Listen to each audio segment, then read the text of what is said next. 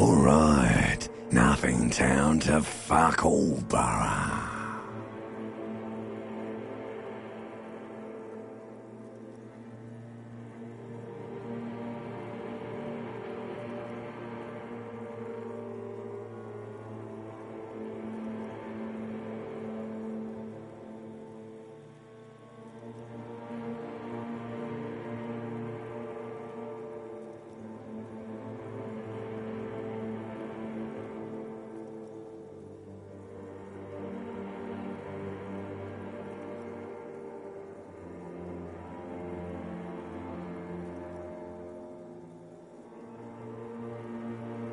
Do you want me to upgrade that to a one-way trip, sir?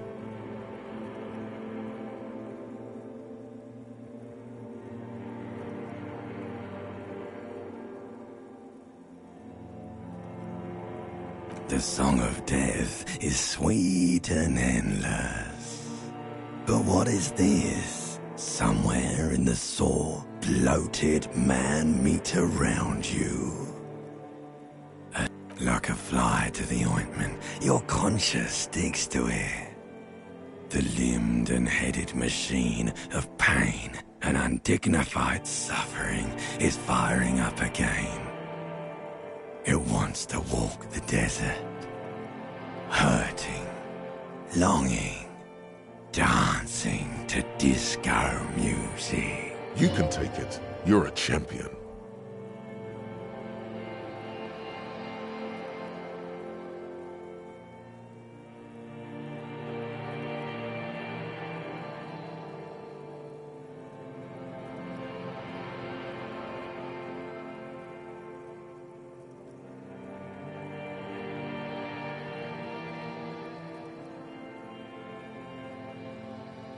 The stench of liquor rises from your mouth, and with it, an ungodly headache.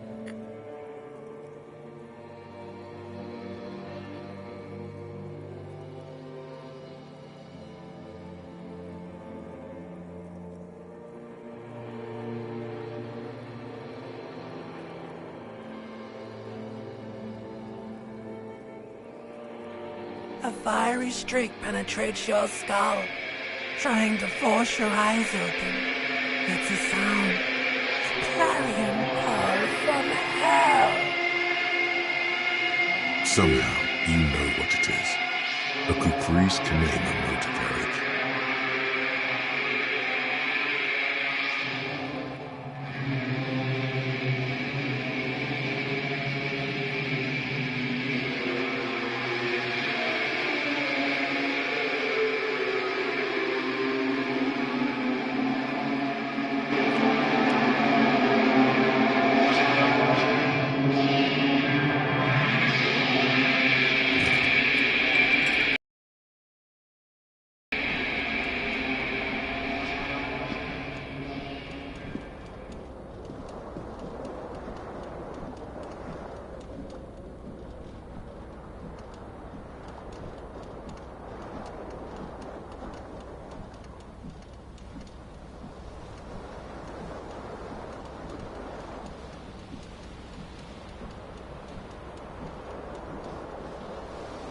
The window stands broken in its frame.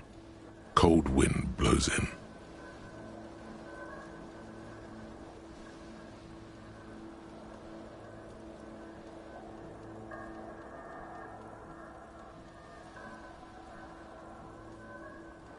The morning light hurts your eyes.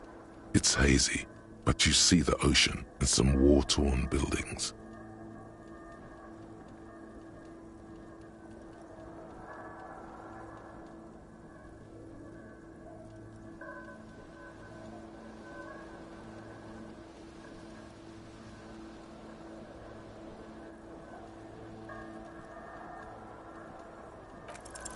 The shards face outward.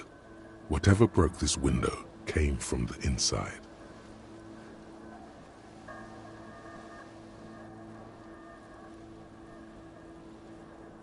A fine web of scarring covers the back of your right hand, but none of it is recent. more likely a projectile than a held object. There are no fragments on the floor from pulling a tool back in after impact.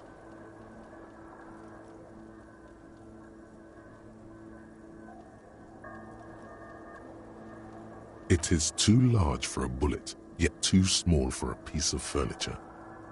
You're looking for something heavy and larger than your fist. Like the green shoe that's on the hat rack in the corner, which, coincidentally, is missing its friend. Congratulations, you smashed the window with your own shoe. Now you only have one. If you're lucky, you can still find the other on the balcony. The window agrees. Its cracked smile is cold and sparkly.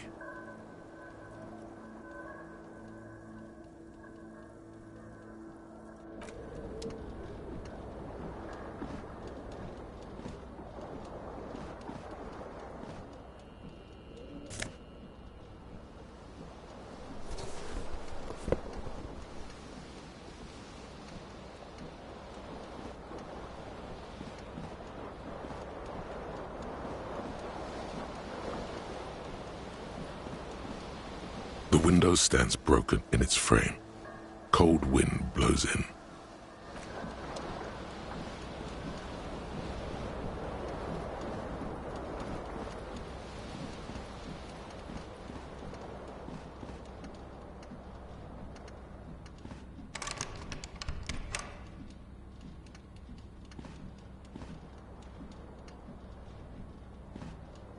A mirror hangs above a bent and broken sink. In a fierce discharge of masculine energy, someone has ripped half the faucet off.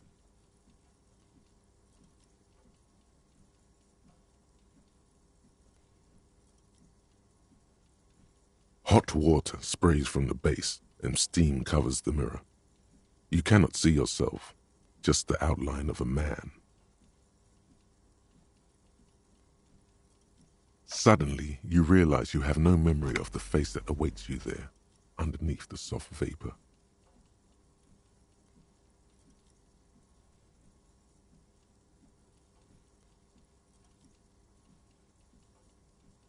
As you slowly reach your hand towards the surface of the mirror.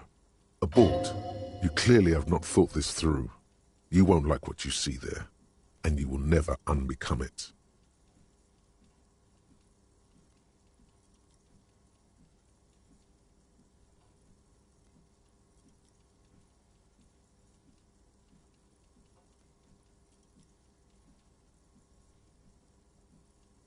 Yeah, there is definitely something wrong with it.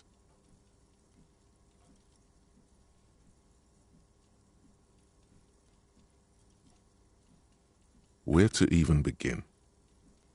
There is the bloatedness, then the swollenness. It's like there's an upholstery of alcohol underneath your skin.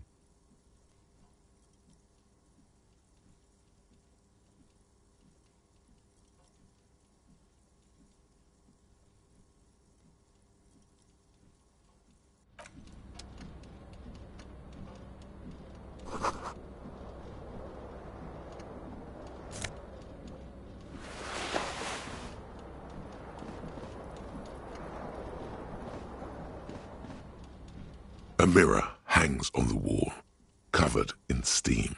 As you slowly abort, you clearly have not thought this through. Behold.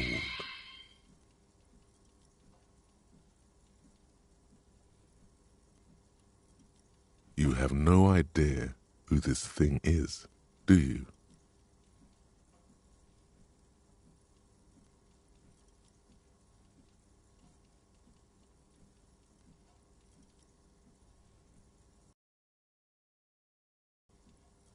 Too late. You clearly have rigor mortis on your face. Or wait, is that an expression? Are you trying to make an expression with that face? Why?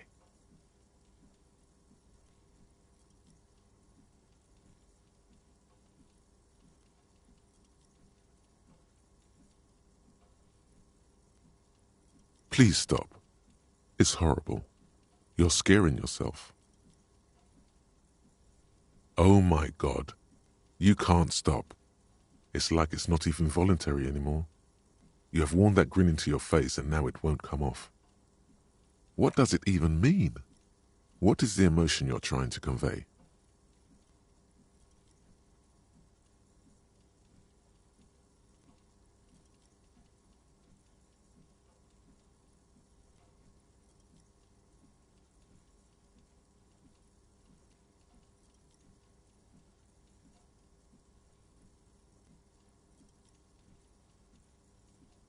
You should check yourself for a pulse, superstar. From here it looks like a cadaverous spasm.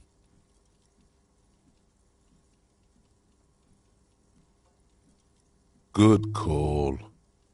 Go ahead and try something if you like. Or, stop staring into the mirror.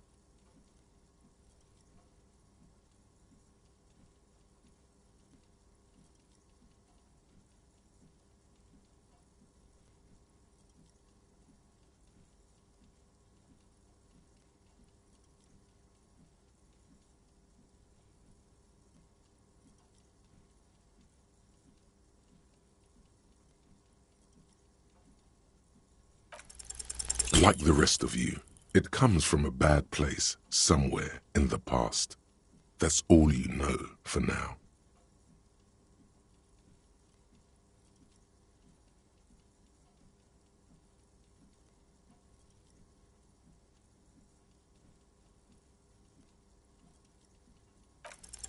It's too late.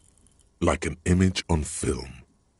The expression belongs to your primary motor cortex. It would take a minor neurological miracle for you to cease producing it.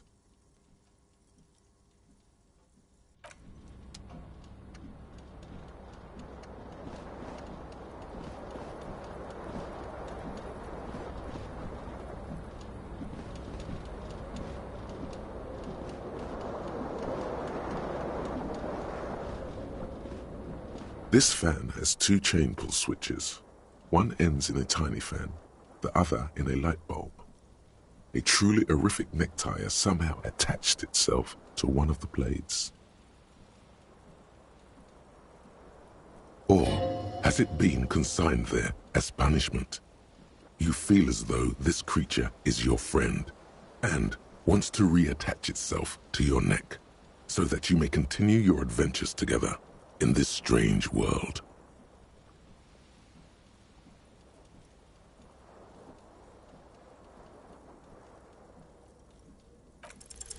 You reach out to grab the tie, but what's this?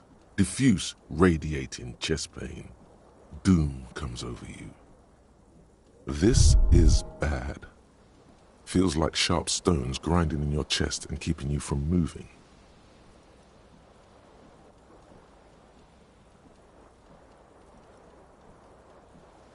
For quite a long time. Still ongoing. Now is a good time to start worrying. Finally, the pressure recedes. You find yourself covered in cold sweat and trying not to move, hoping it will keep you from dying. The blades come squeaking to a halt. It should be easier to reach the tie now. You swoop up and catch the tie. Snap! It's released from the blade. Warning, warning! The necktie is no longer contained. What you have in your hand is a fantastically colorful tie with 4 or 5 different patterns. The knot reminds you of a noose.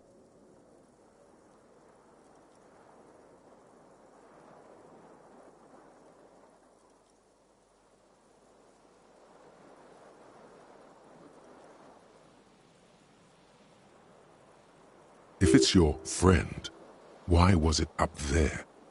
Who ties their friend to a ceiling fan? Maybe this thing is dangerous somehow.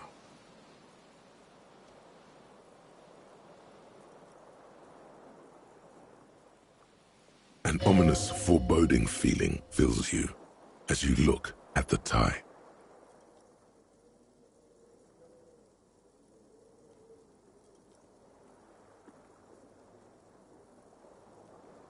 The switch must be broken because nothing happens.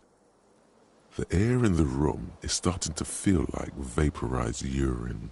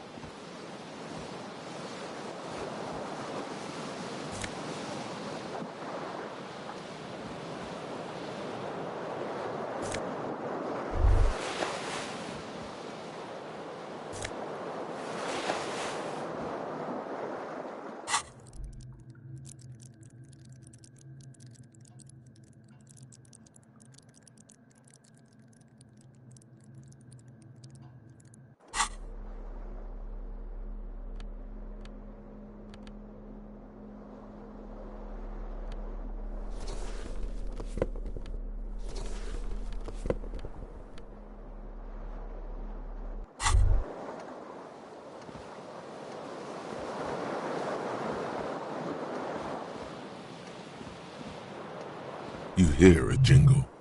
Keys are clinking in the pocket of your flare-cut pants. It says, whirling in rags, on the aluminium keyring. There is a single key on the ring. The number 1 is etched on it. It should open the door.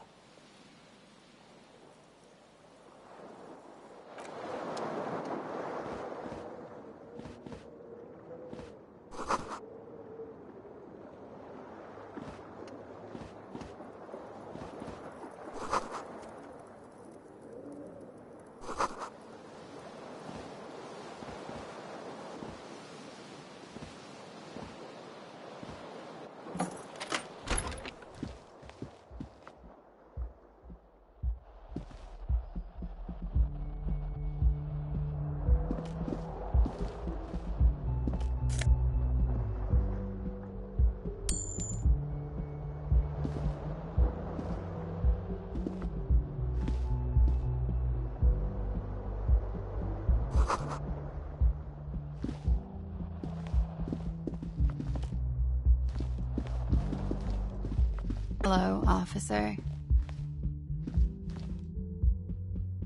The young woman raises a cigarette to her lips.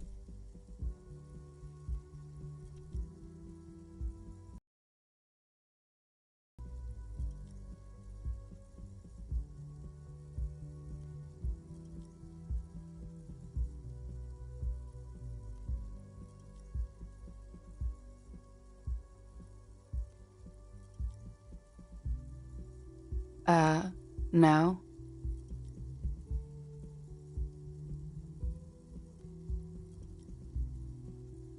There's only one solution to this.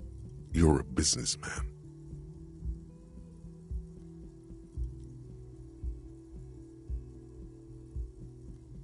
Because you're a police officer, sir.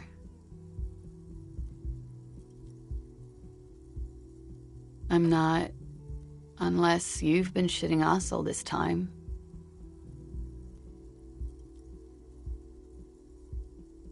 You've been here for 3 days, on official police business, no less. Couldn't say. In truth, so far, mostly drinking. You have no doubt about the drinking. But do you strike yourself as a tight-lipped drunk? She must have heard something.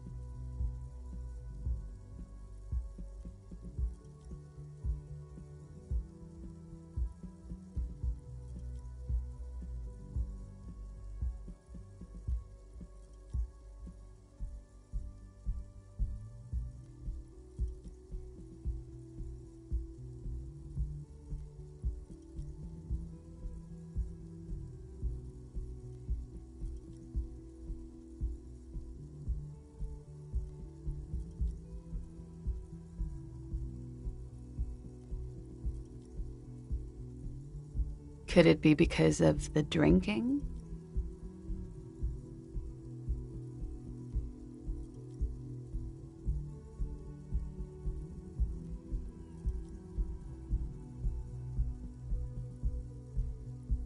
Don't be so harsh on yourself.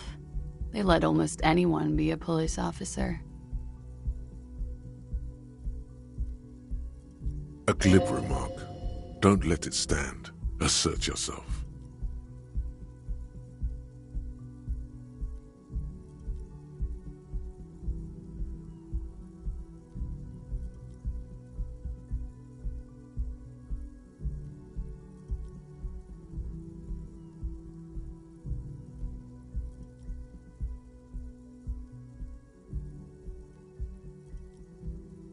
Retreat is not a winning tactic.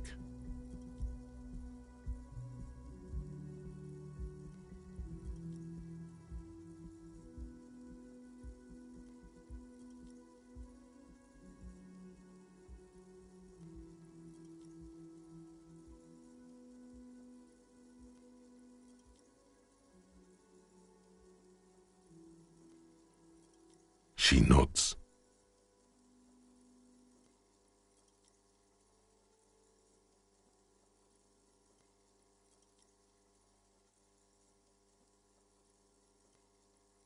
There's a mercenary out back.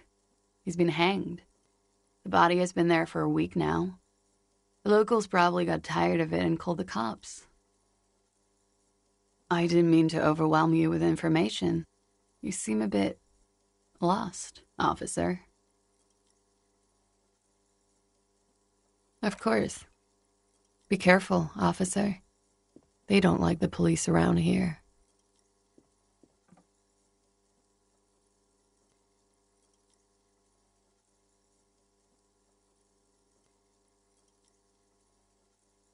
She looks back at you, a light glinting off her eyes. Goodbye.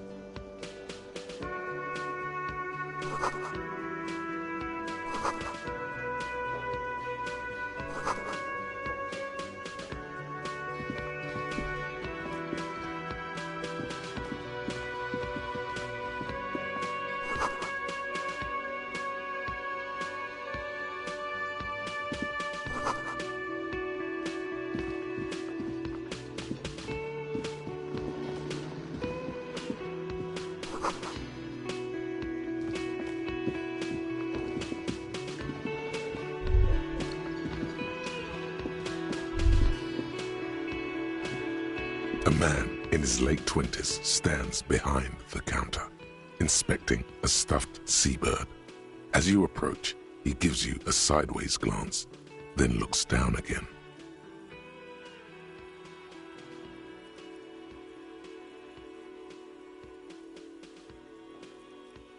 That was disdain in his eyes. Even now he's purposely ignoring you.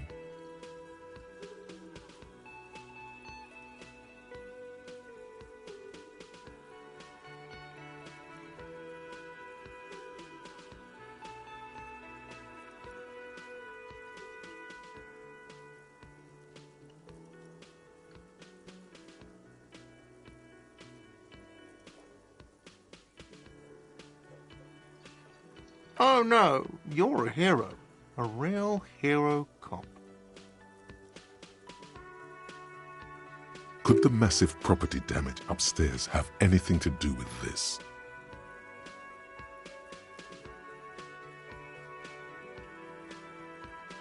Am I? Or did you ride in, take the body down, solve the murder, and not trash my hostel room?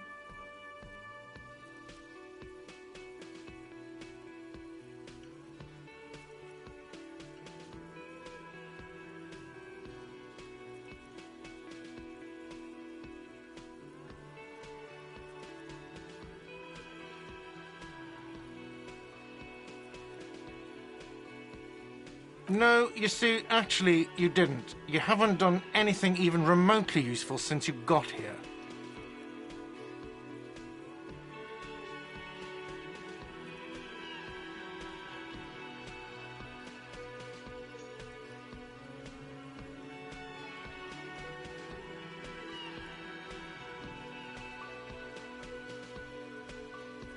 No, I haven't seen you around. I'm not always here.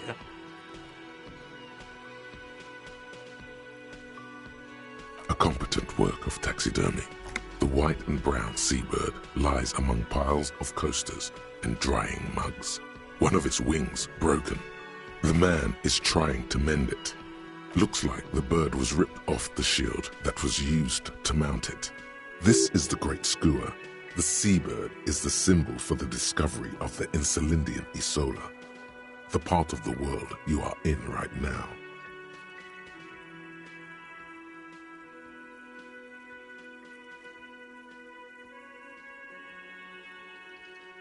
Something about it makes you feel bitter.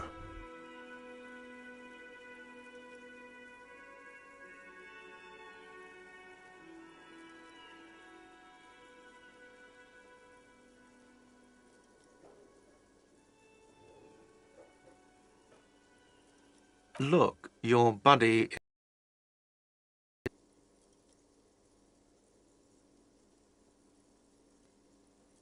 Why don't you go and talk to him, okay?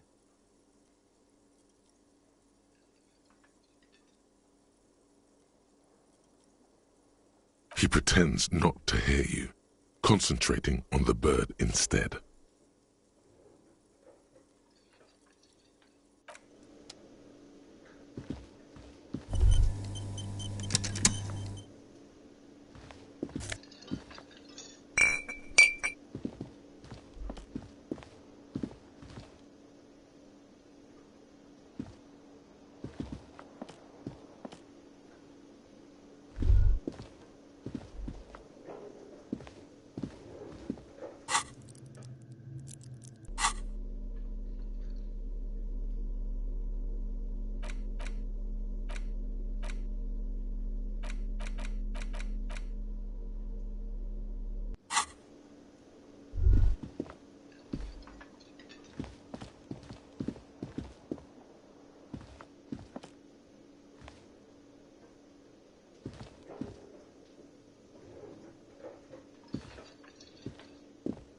A bespectacled man in an orange bomber jacket is tapping his foot on the floor.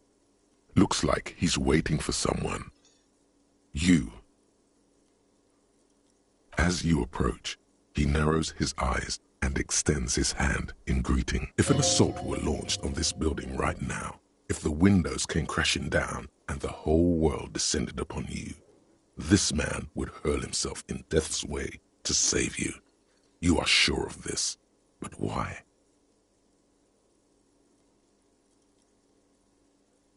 Hello. I'm Kim Kitsuragi, Lieutenant, Precinct 57. You must be from the 41st.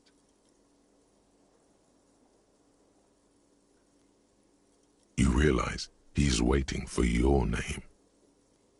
This is your chance to come up with a really good name for yourself. Get creative. Conceptualize.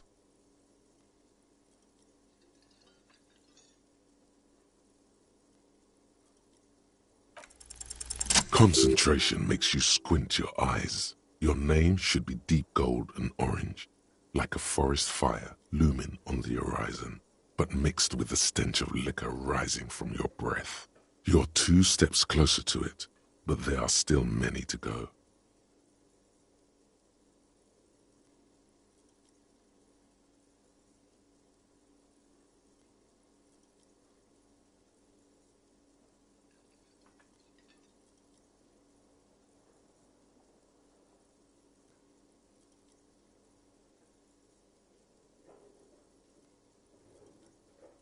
Okay then.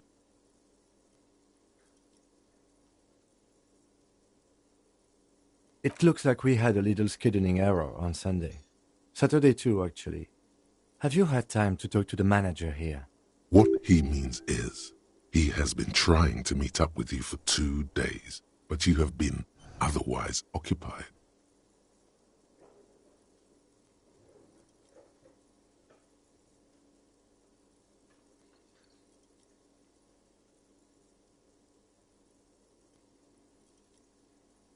If you don't mind, we should talk to him again.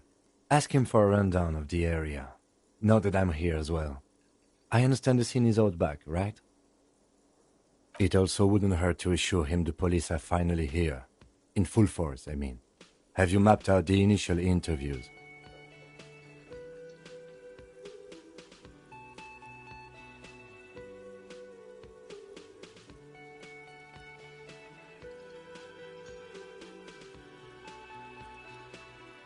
Okay, we'll have time for that after we take a look at the coroner's case.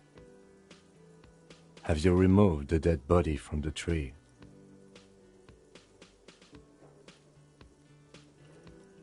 So, the body is still... This is the first time you detect a weariness in the lieutenant's voice. It is obvious he would have preferred for the body to no longer be in the tree. Where it has been hanging for 7 days straight. We should go there as soon as we are done talking to the owner.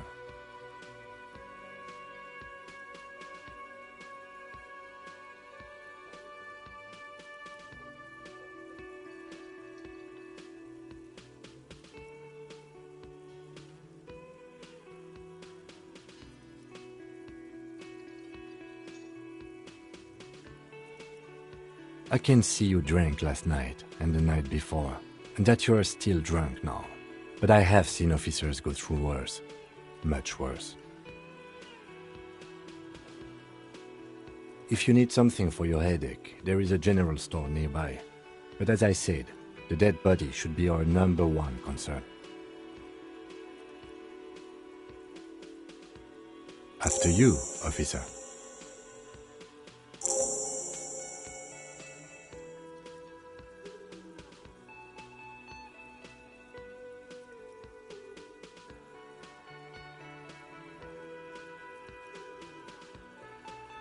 If you're about to embark on an investigation, shouldn't you have a badge?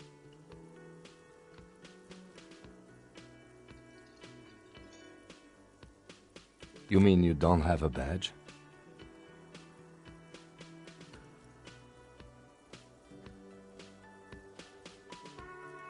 Losing your identification card is a serious matter. My vehicle has a shortwave. You can use it to report your badge missing. I advise you to try to locate it as quickly as possible, but getting the body down... Lieutenant Kitsuragi is now in your party. You can talk to him whenever. That sugary black rum stain on the counter makes you teary-eyed with joy. It's almost touching how syrupy and sticky it is. How long have you been up already?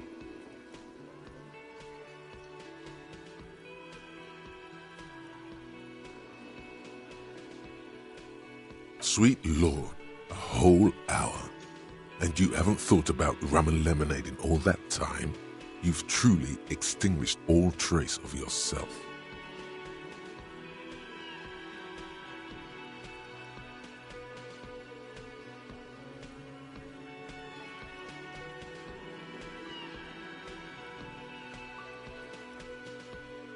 Maybe you haven't turned out well for your drinking.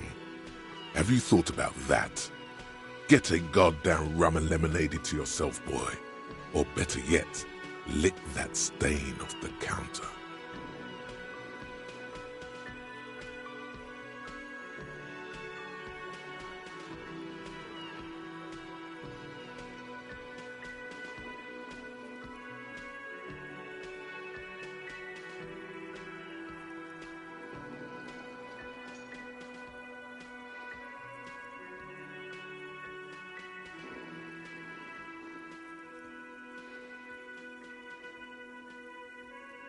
What happened, man?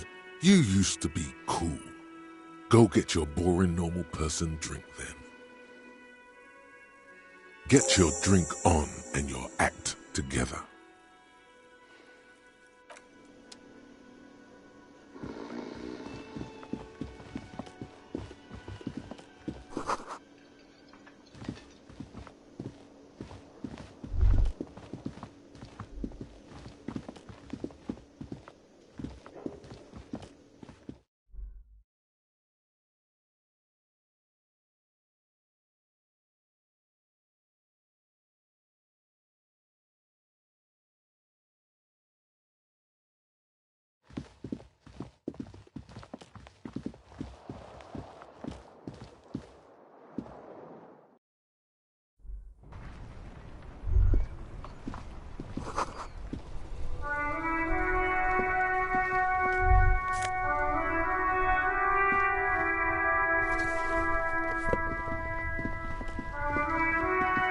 Yes?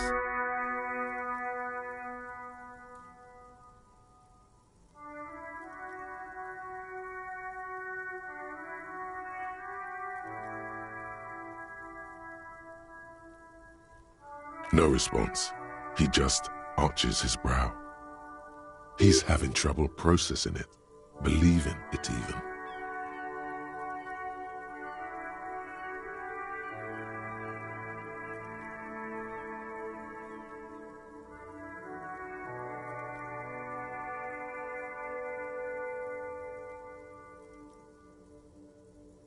A moment passes. The lieutenant glances at the sports watch on his wrist.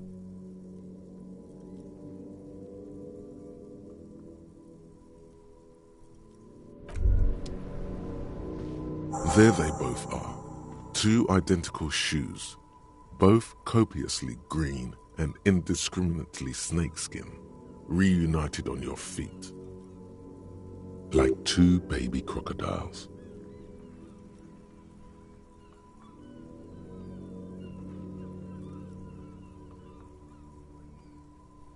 Go ahead, just as long as you don't discard those crocodile babies.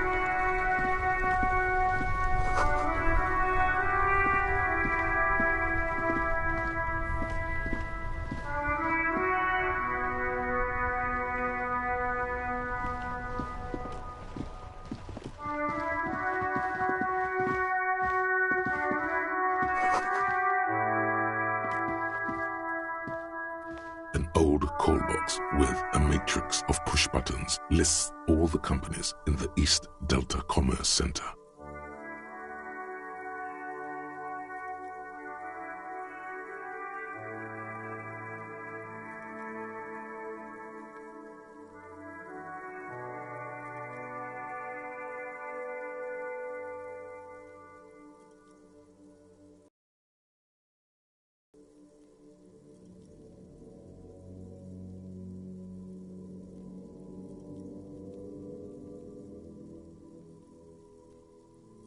This button looks new, but someone has removed the name card. Nothing happens when you try to ring it. Huh. This button looks new. It's probably not connected yet.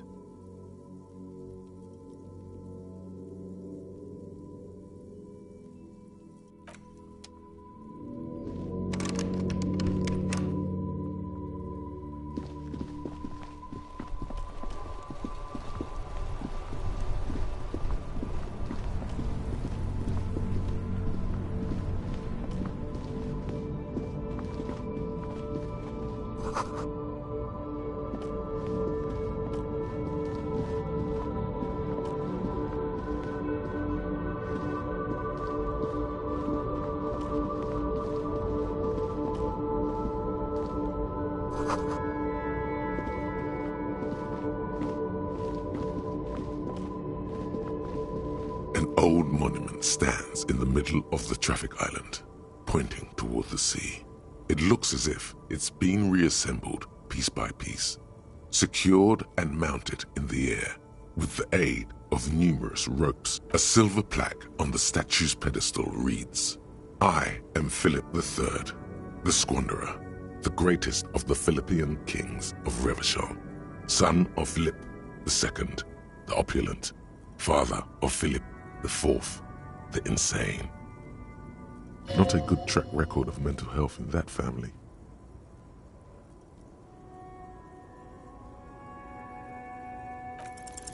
Even by the standards of the Philippian kings, old sumptuous Philip was known for his profligacy.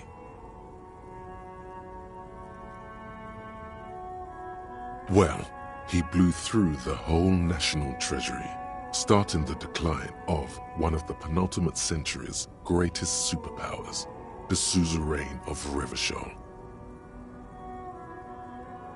His own maladministration foreshadowed the fall of the monarchy during the anti-centennial revolution, an end to his family line and the monarchy on the Insulindian Isola.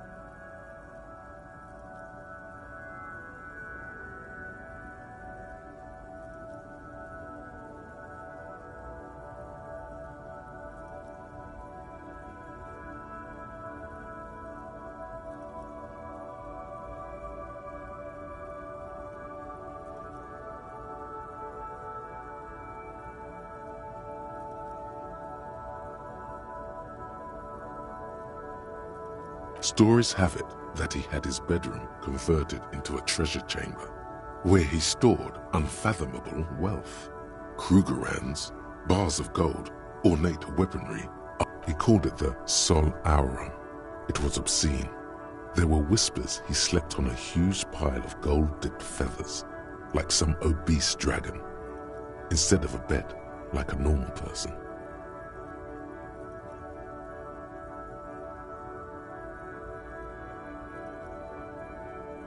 The man certainly knew how to live.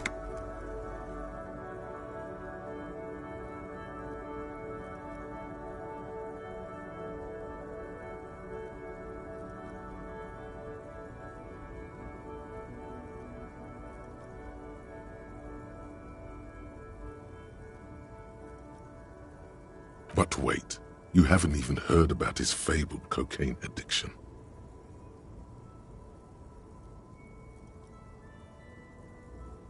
You see, old Philippe wasn't just good at squandering the national treasury on gold and ceremonial weaponry, he was also a prodigious snorter of nose candy.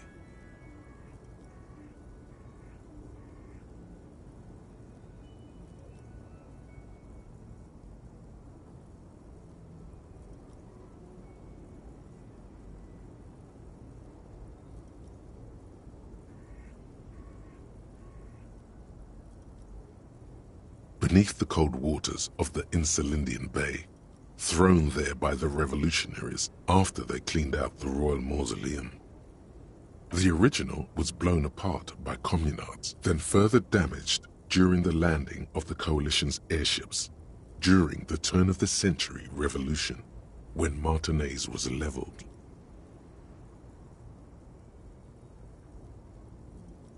Most historians think the coalition's hasty landing may have ultimately saved the statue. If the communards had more time, they would have reduced it up to even finer pieces.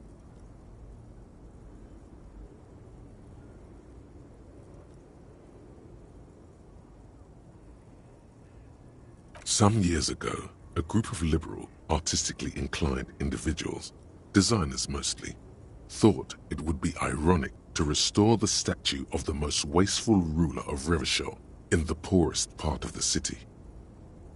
The statue is supposed to capture the moment it was blown apart, like an instant frozen in time, a rare butterfly trapped in amber, floating on a sea of shit.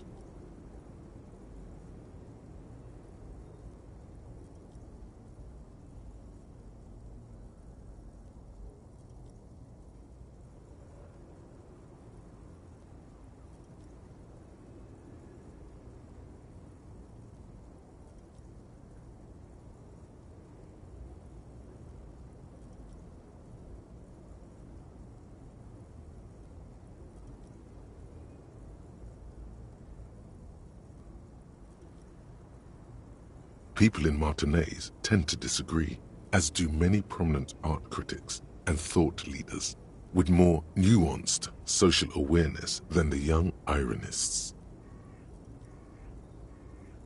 Philip III, the Squanderer, however, with his bronze face up in the air, doesn't seem concerned about what the hoi polloi think of him in death.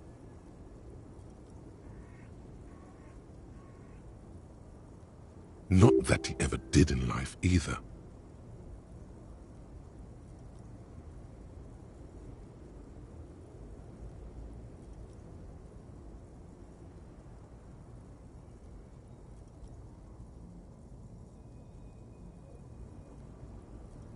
A silver plaque on the statue's pedestal reads, "I am Philip III, the Squanderer."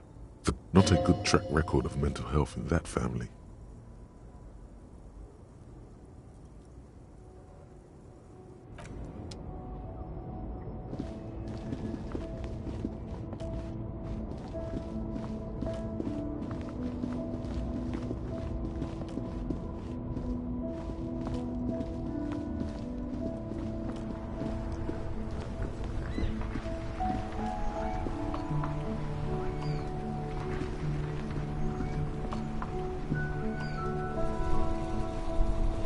Before you stands a motor carriage.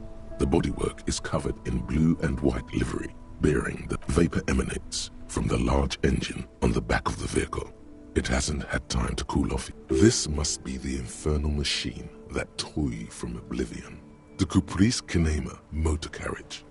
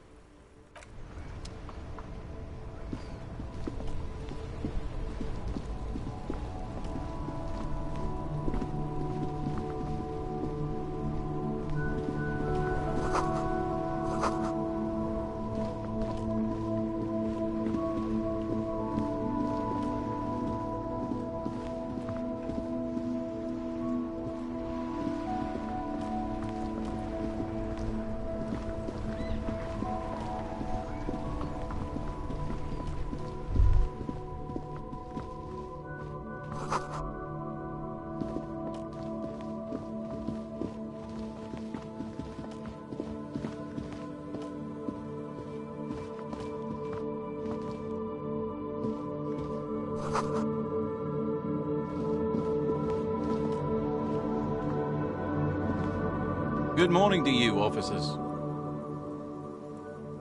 A burly man hangs out by the waterlock, carving up a generous serving of salami with an old hunter's knife. His eyes are fixed on a man stranded on the other side of the waterlock and on an enormous billboard that has fallen down into the canal between them.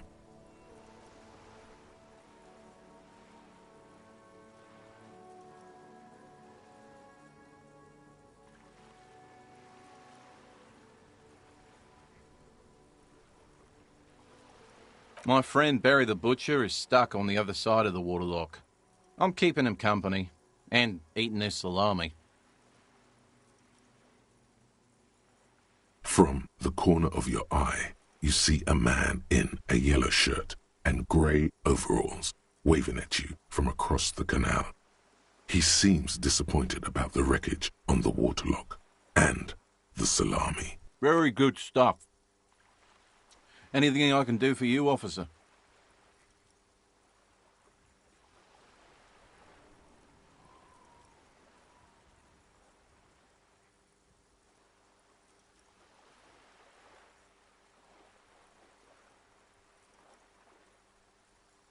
I wasn't here to witness it, but those look like tire tracks on that sign.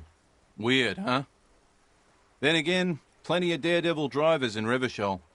The words "daredevil driver" sound ominous to you.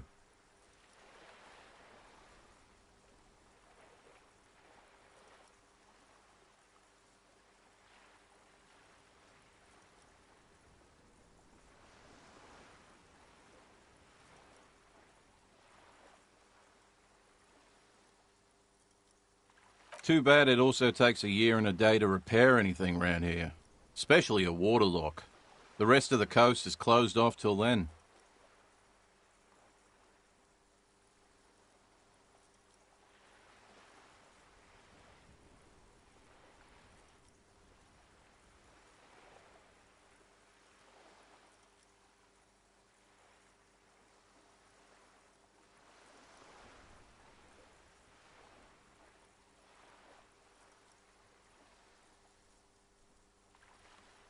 Well, there's the fishing village, an abandoned fish market, a bizarro church.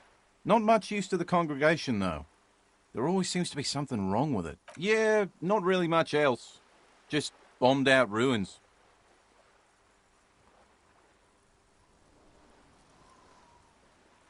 Sure thing.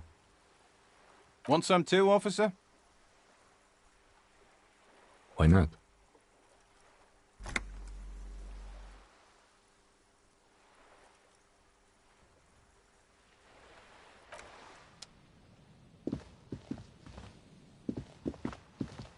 A couple of indicator lights are missing from this control panel. Loose wires dangle from the now vacant holes. In the middle is a lever. Beneath it, a small metal plaque. This panel usually closes the waterlock, turning it into a bridge that lets you cross the canal. But there's a crashed salmon and butter sign in the way. Pulling the lever probably won't do anything. You pull the lever all the way up until the metal clicks against the contact pins. You hear a soft cluck. Nothing happens. Nothing happens.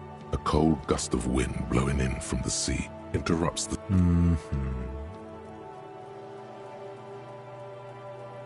A spring brings the lever back to its original position. You still need to close the waterlock to get across the canal. Some other way.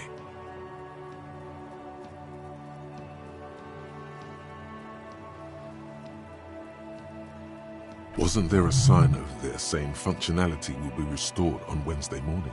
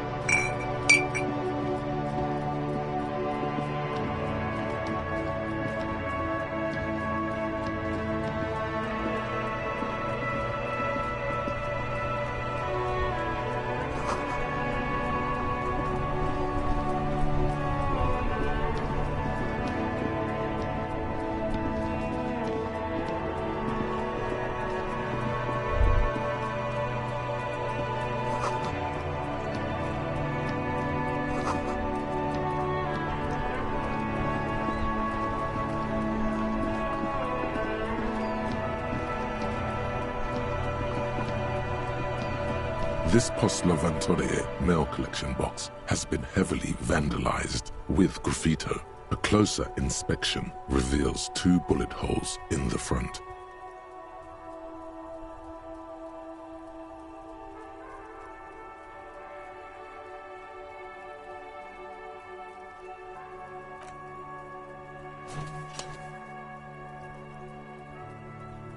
The box seems happy. Eat shit pig, fucked by the coon, and St. G with a crown have been scribbled on it. Jenny is a whore, and best set mailbox also.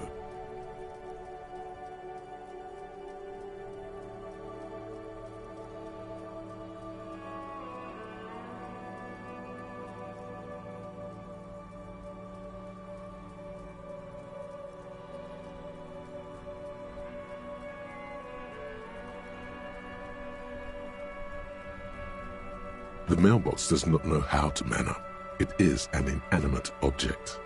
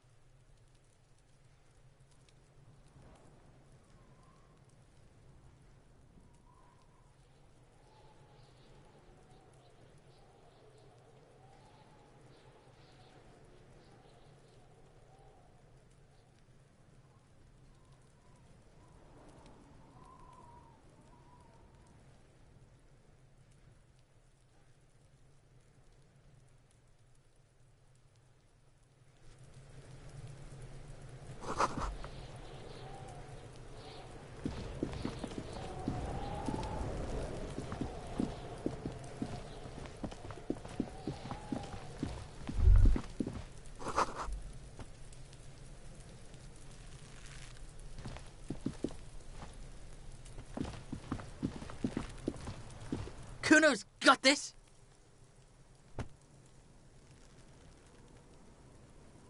If there ever was such a thing as an ugly kid, then this is it. He's almost exquisite in his ugliness, like a gremlin.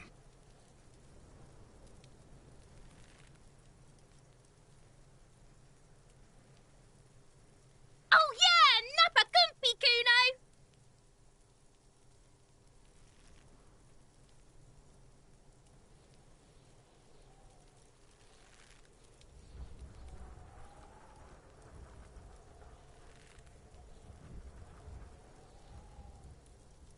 Right in the dick, Kuno! Get him right in the dick! Love it in the dick. The boy is sweating profusely. His eyes are like two black holes and his jaw is twitching as if trying to break free from the empire of his body.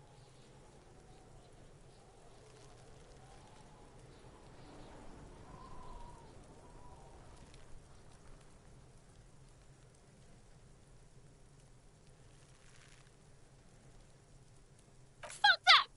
Kuno, yeah! Right in the mouthhole! They pay you no heed or pretend not to notice you. Shits himself. The rake, Kuno! You should throw the rake at him, Kuno! The fuck? Does Kuno know what a rake is? Kuno's not a gardener.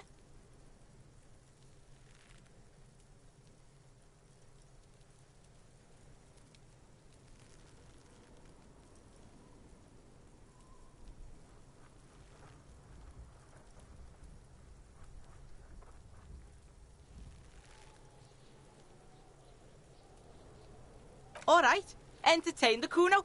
Show me what you got. What you got there? What you got, huh? Show me what you got.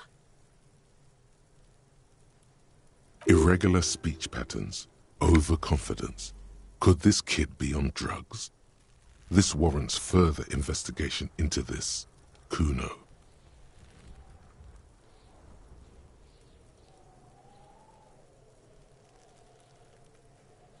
Kuno's Kuno, pig?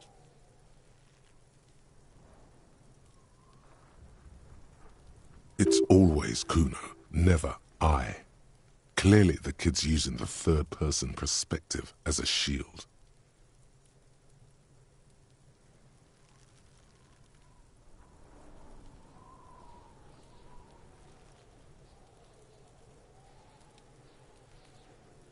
Kuno doesn't do that smart shit. Don't throw that bullshit at Kuno. Kuno knows you're lying.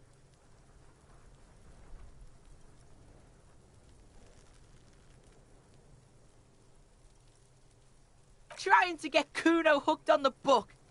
The boy knows he has an addictive personality. Admirable insight for his age. Watch out, Kuno! He's trying to fiddle you! He's gonna put his hands on you!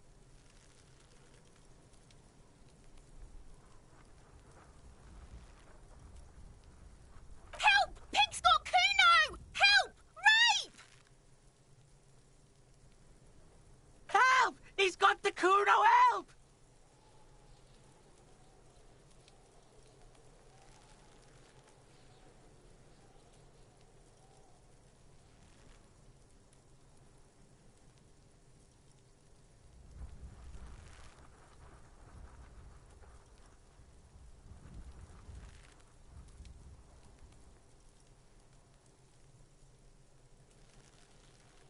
Help! He's digging his dick out! Escalate, Kuno! His dick is out! You're... Pigs in here, Kuno! Somebody, please! How did we get here? How did this happen? This makes no sense. There may still be a way out. Just appeal to his reason.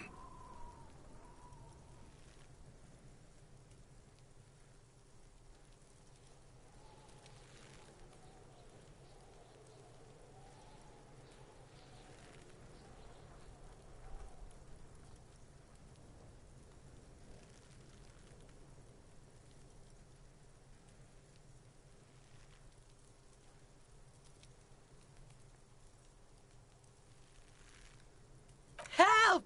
Misters, help!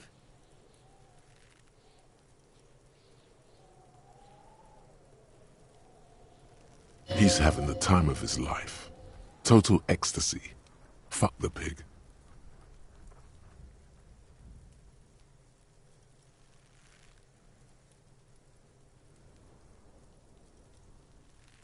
He's flashing Kuno! He's showing his genitals! If you don't help Kuno now, it'll be too late!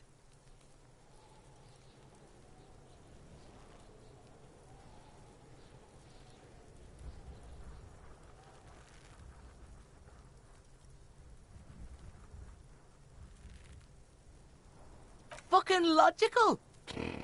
Help! The logical pig is fiddling Kuno!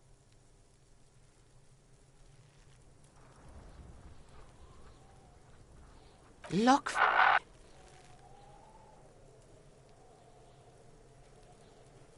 For emphasis, a ghost is saying this. A shit-eating psychopathic ghost with an ace up his sleeve.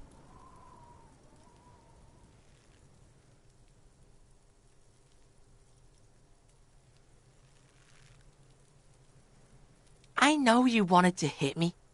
You got that I'm gonna fuck that Kuno up look that Kuno's dad gets. The murder look. The rage look.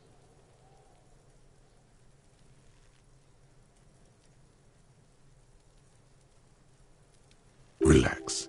He can't read your mind. He doesn't know you were thinking that.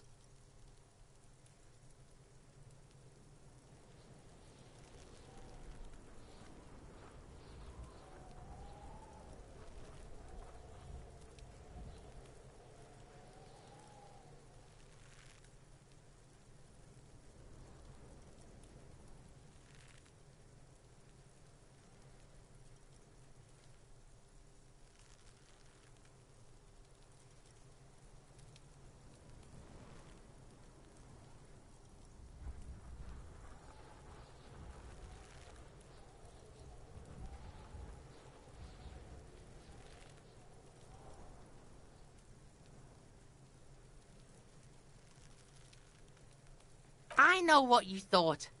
I'm gonna fuck that Kuno up. I'm gonna shut that shit down. You know what? You should've, because now... You're nothing. You're a joke to Kuno. Kuno laughs at you. King Kuno!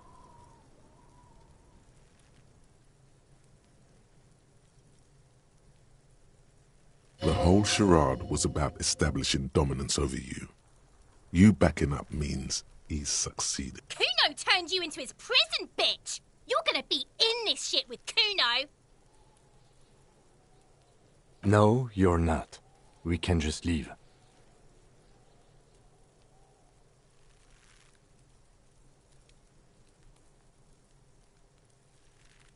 Bitch, you're gonna be in this shit with Kuno forever!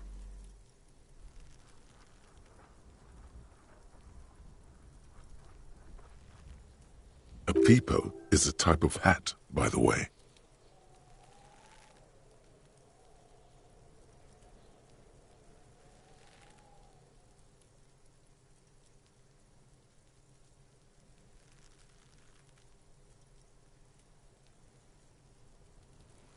Okay, Kuno is kind to his bitch.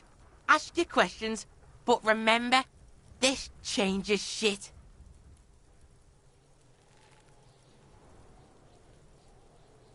Click, click, click, click!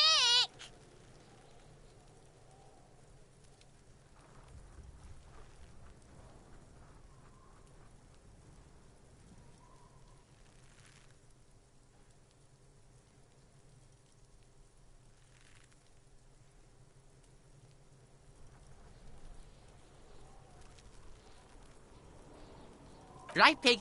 This is where Kuno plays with his little wooden choo-choo. What do you want with it?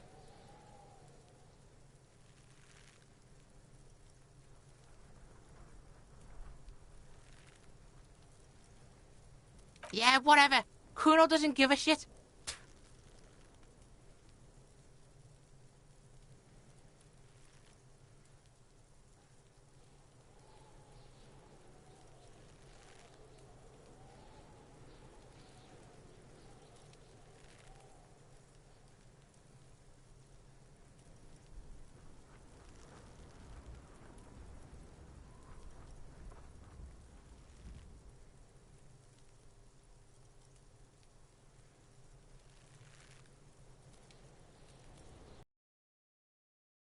about, pig? What's your question? Don't tell the pig shit, Kuno!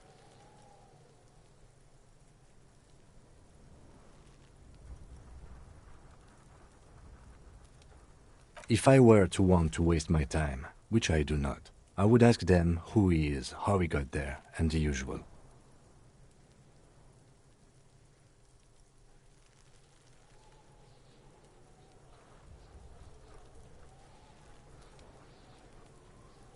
The usual being, have you seen anything out of the ordinary? Or have you seen anything suspicious?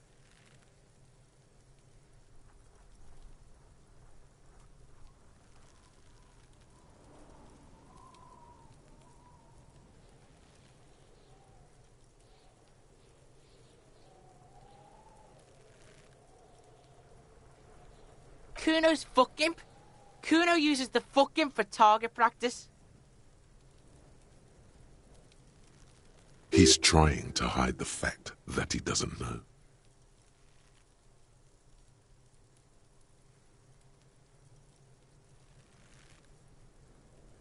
Kuno knows what you meant. Kuno's not a snitch, that's all. Trying to make Kuno sing into the popo phone.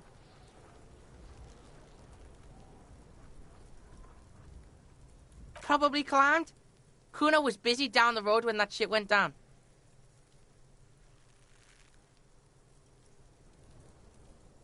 You heard Kuno. Kuno wasn't even in Martinez. Kuno wasn't in Revachol. Kuno wasn't regional. I don't know. Some fucking...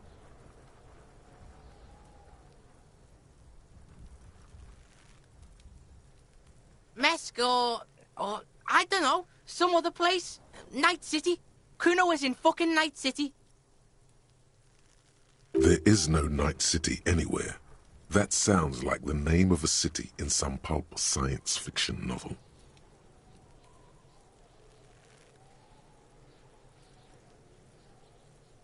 Why you gotta be riding Kuno's ass?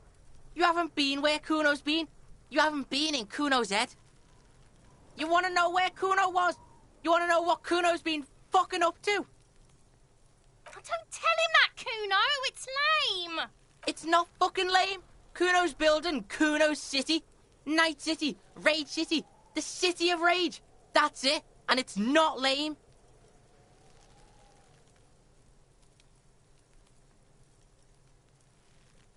Lame! That's the name of Kuno's City, bitch. Get the fuck off Kuno's back. This shit ain't about... It's impossible to deduce what it is about, at least for the moment. If it's important, it'll come up later. Focus on the case.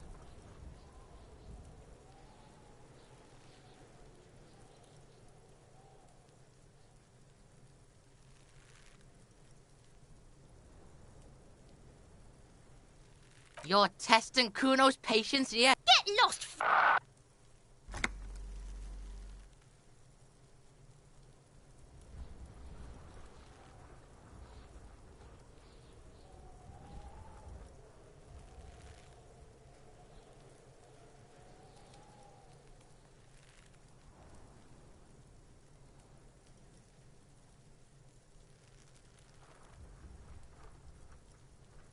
Kuno doesn't fucking care.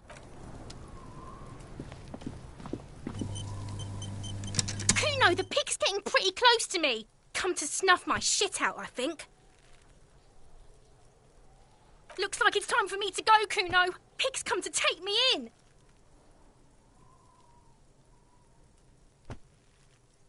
I'm going away for a long, long time, Kuno. Going away for life. What's going on there? Fuck are you trying to pull, pig?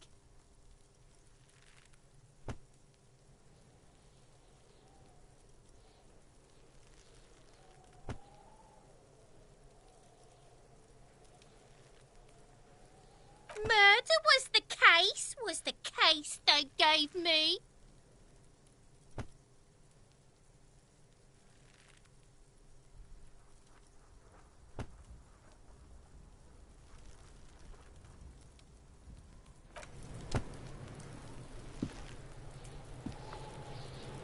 I'll die before I squeal, pig.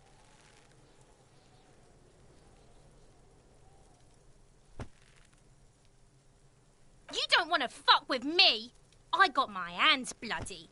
I'm not here, pig. You're not seeing this. You can still see the top of her hat from behind the fence. I'll die before I squeal, pig. What's this kid shit? Fucking mind games. I'd rather die than squeal. Get the fuck out of here, face. You got done. Talk to... I'll die before I squeal, pig. I come from the woods, good Davidu. You don't want to go there. Don't be traumatizing here. I'll die before I squeal, pig.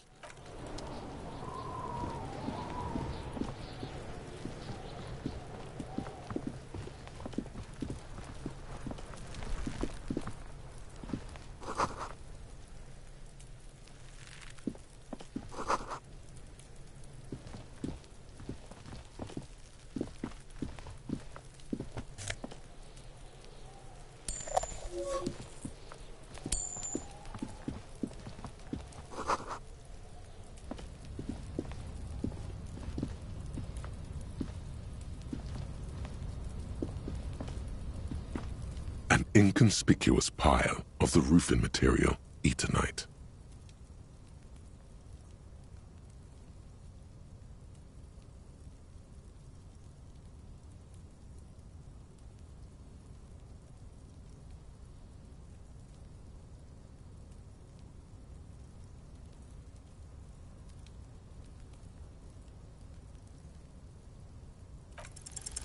Because there's a secret door hidden behind the panels of Eternite. That's why they're too orderly. There it is. You see a shabby little door.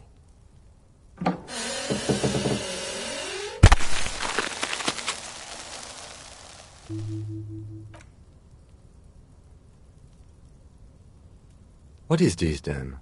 A tool shed? Let's investigate.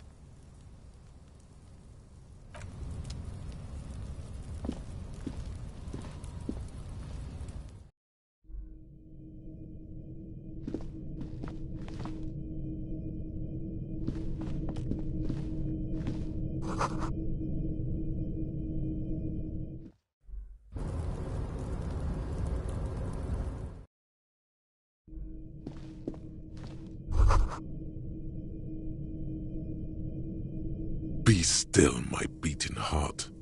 It's amphetamine, sweet amphetamine. The lieutenant isn't studying the powder in the mirror. He's studying you. There's a good, vague way to ask where he stands on drug use. Professionally, I mean.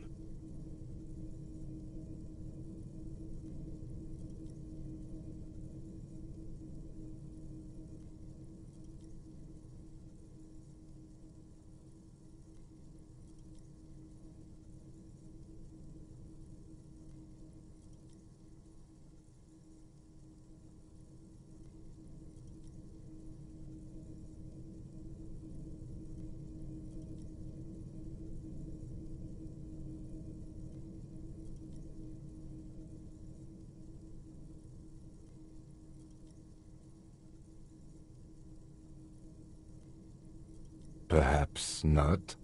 This is below our pay grade, detective. However,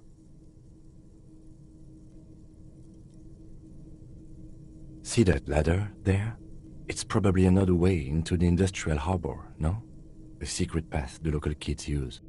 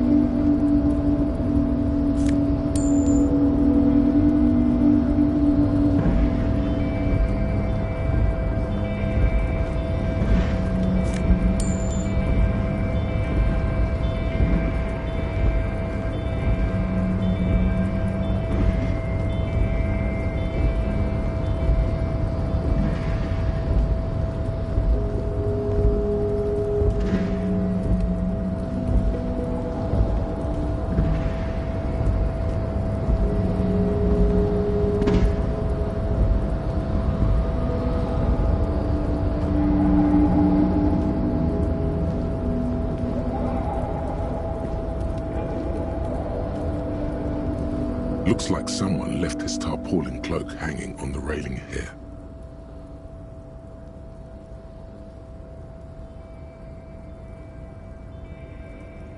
Yes, it's probably yours. It bears the RCM insignia, and you have a habit of being careless with your equipment. You could probably make the jump. You look like you've done some track and field in your day.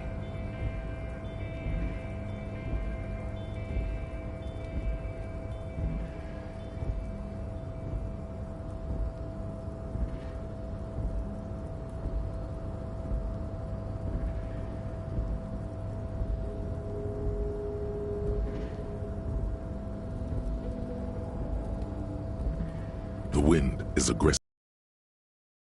The lieutenant looks at the enormous crane towering in the distance over the container yard. The look in his eyes is a mix of the engineer-like interest and the wonder of a 6-year-old seeing a horse for the first time.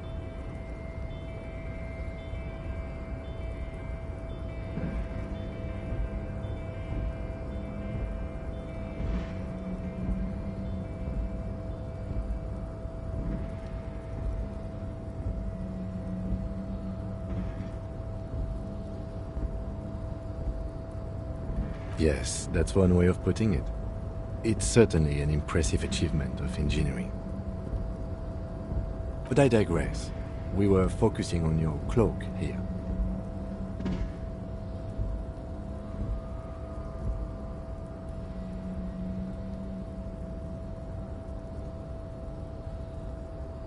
The cloak? I do think it's yours, yes. As to whether you should go for it? Well, it doesn't seem too dangerous. 2-meter stops. Whenever you're ready to do it, I'll be... The cloak looks like a bag of goodies floating in the wind. Who knows what its pockets may hide?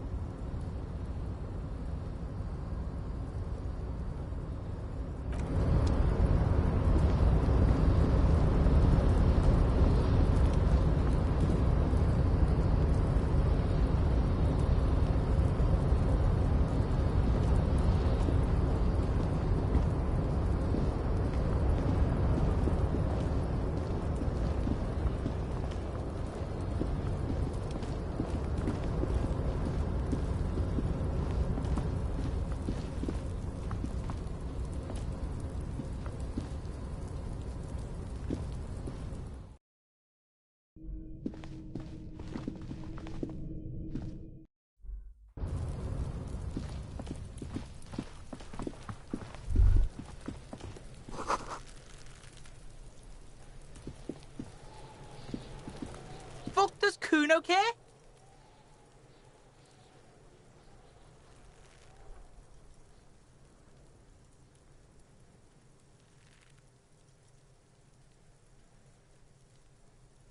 You found Kuno's secret door to Kuno's secret shack. It was closed for 5,000 years. How the fuck did you get in? Shit. Get the fuck out of here. You can't do that. You can't do that, Kuno. He's trying to fuck at you again. Pigs can't displace. Can't do that teleport shit. How did you like it in there, pig old boy? Kuno's got a lot of cool shit there, right?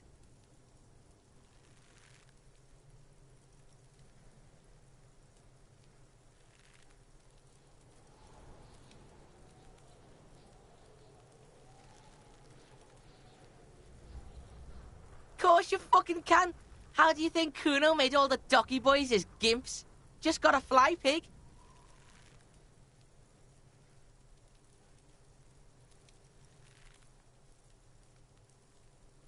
Not for you, pig. Kuno can't wait to see you get all scared and shit your pants. Kuno can't wait to see you shit your fat pants. That's all there is to it then. Don't be a pansy. Just jump.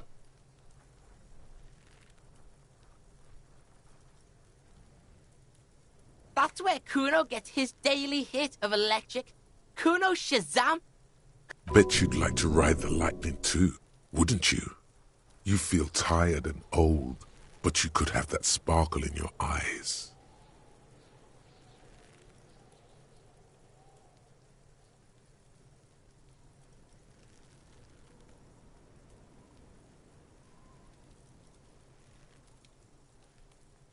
It's a vitamin, pig.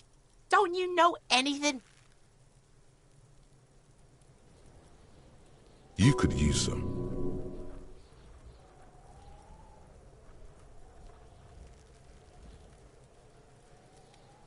Yeah, it's the mag. You fucking need that shit to stay on top of your game. Kuno goes through like a tube a day, rips mag like a motherfucker, and you could use a bottle. Oh, don't teach him, Kuno. He's gonna use it against you, Kuno.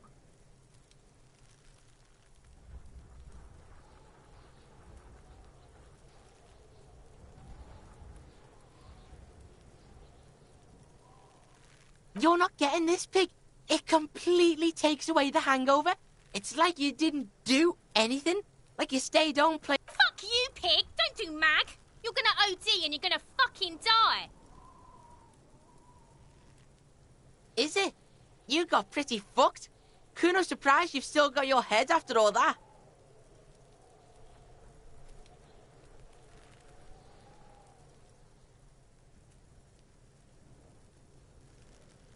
Whatever, piggy.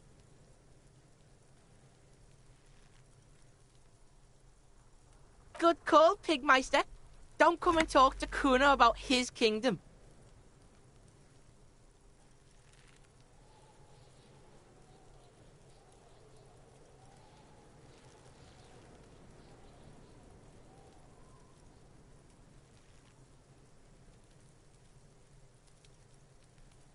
Kuno doesn't... The corpse looks at you with bulging white eyes. The face around them does not look human. It's swollen and ready to burst. His lips are fish-like and his tongue like a ball gag in his mouth.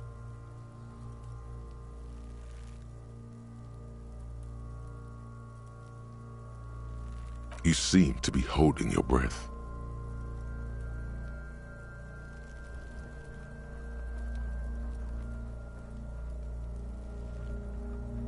A cargo belt twists his neck at an unnatural angle.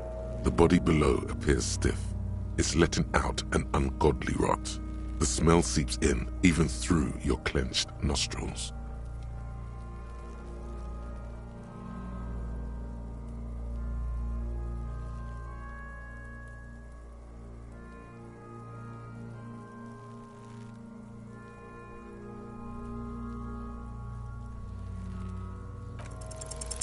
The smell is repulsive. It pushes in from your mouth, more instant and more familiar than anything you'd expected, more fever than odor. It fills your mind, flushing you from within.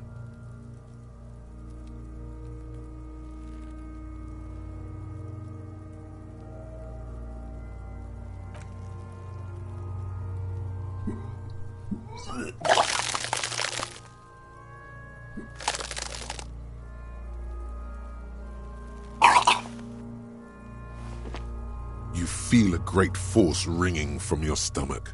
Your body curls and pushes it out, burst by burst, until a pool of vomit lies under your feet, and your throat stings from the stomach acid.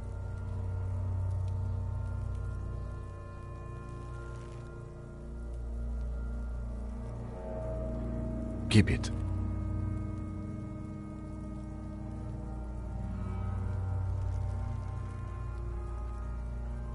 The hangover is clearly making this worse for you. You could use some ammonia to clear your head.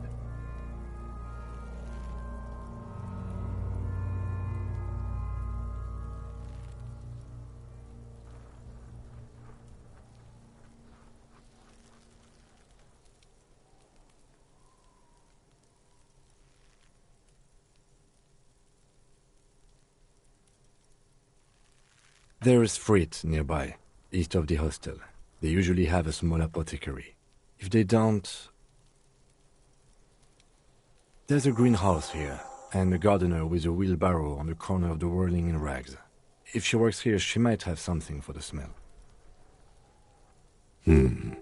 Pretty clever. Acquiring ammonia will provide a modifier to the white check. Modifiers make checks easier and allow you to retry them.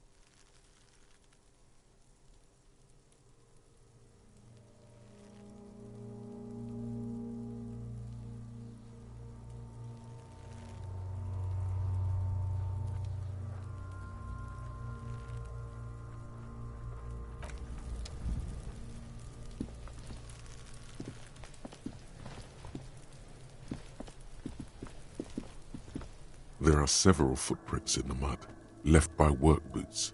Anywhere from 6 to 12 pairs have walked here.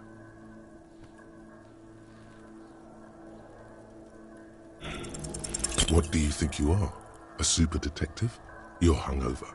These are just dents in the mud. No pattern emerges for the time being.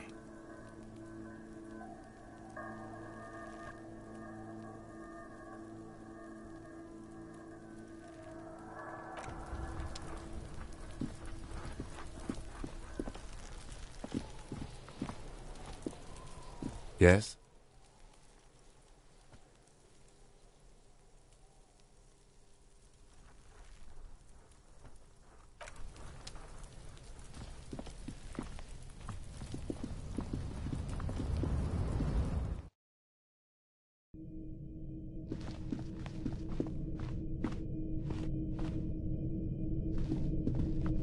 Yes?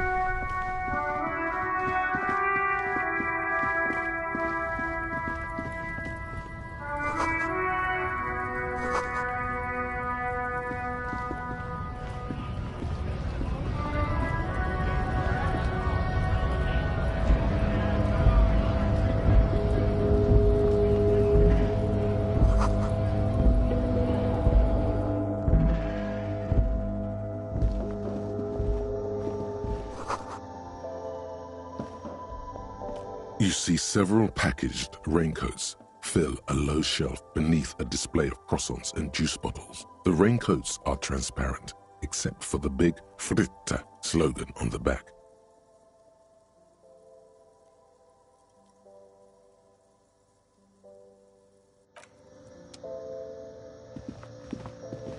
The tear machine stands in the corner.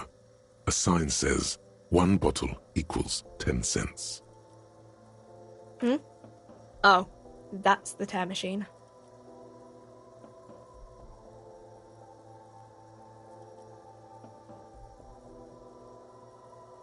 It's a machine for tear. You know, you find tear outside, like bottles or whatever, and put it in the machine. Then you need a bag, I guess. We used to have some, but we gave them all out, so... Feel free to use it if you find a bag, though. I'm sure there are some out there, somewhere.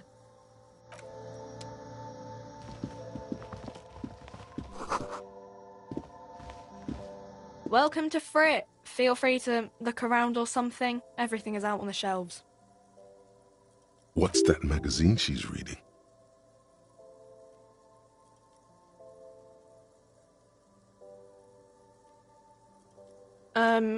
Okay. I'm not really supposed to be chatting to anyone, but...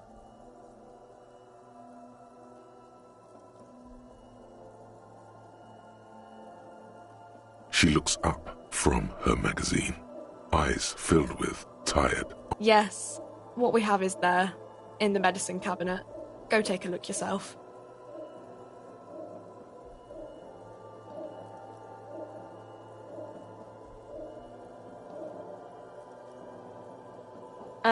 I don't really know anything.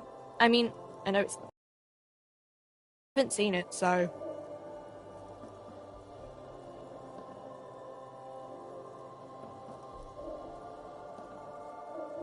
Uh-huh.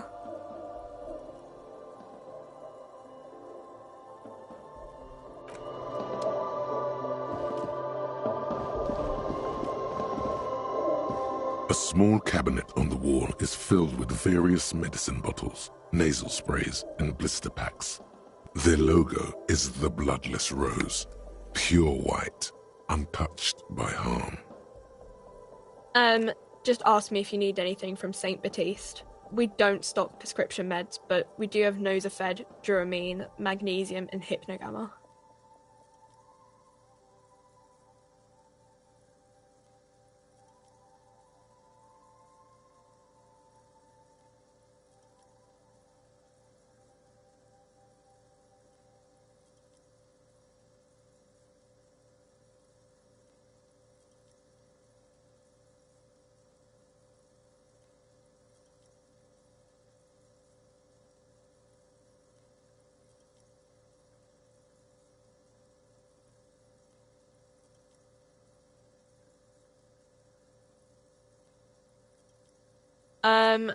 I don't know. Let's see. Nosafed is a nasal spray. Duramine is a really good painkiller. Magnesium is a dietary supplement. I don't really know what Hypnogamma is. I guess it makes you feel less shit. It's recommended to use after lots of partying, studying, or exercising. Uh-huh.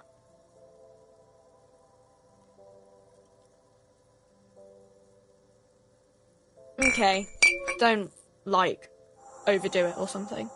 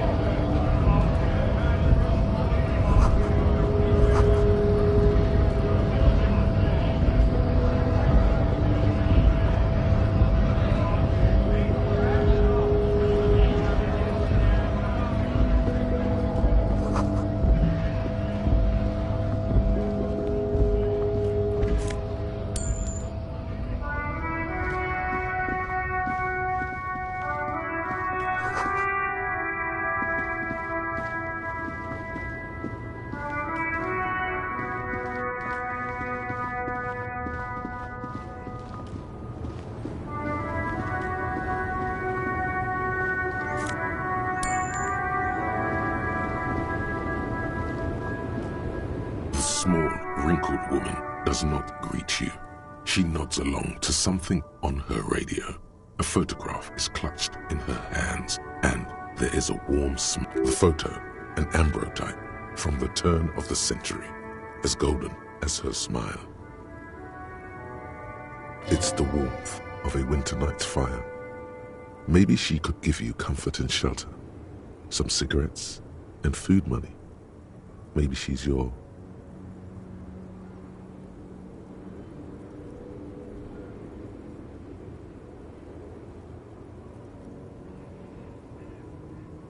No response. Wherever this woman is, your words fail to reach her. Nothing. Her smile just keeps widening. Wait.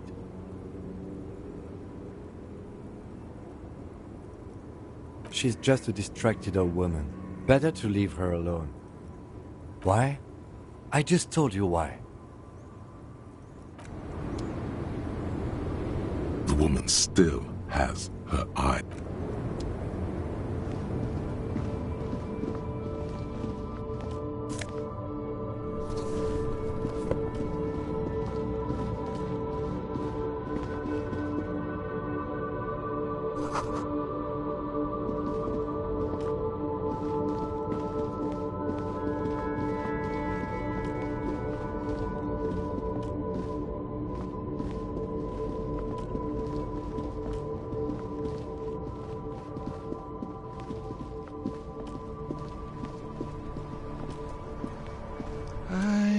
gander and a hunter and a gatherer feel like... A simple little cadence. He seems to be making it up as he goes.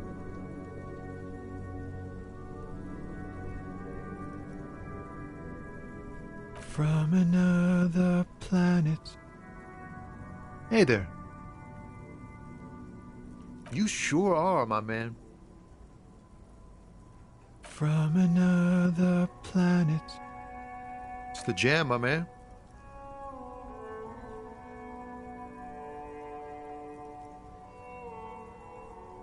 It's a traffic jam for the ages.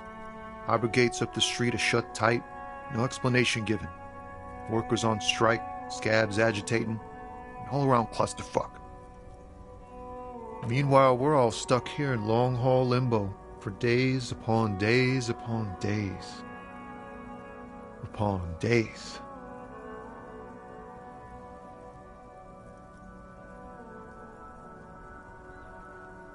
Feels like forever. Like I was born on this here roundabout and this was all I ever knew. Just me and the metal and the tires, the oil and the fumes of mazout.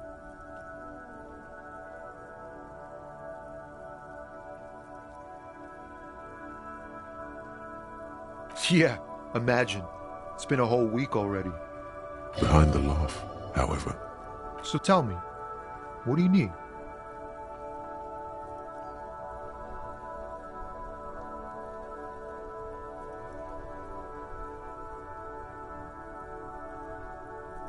It's like, whatever's going on over at the docks. Workers got a blockade set up, making demands, no way in or out.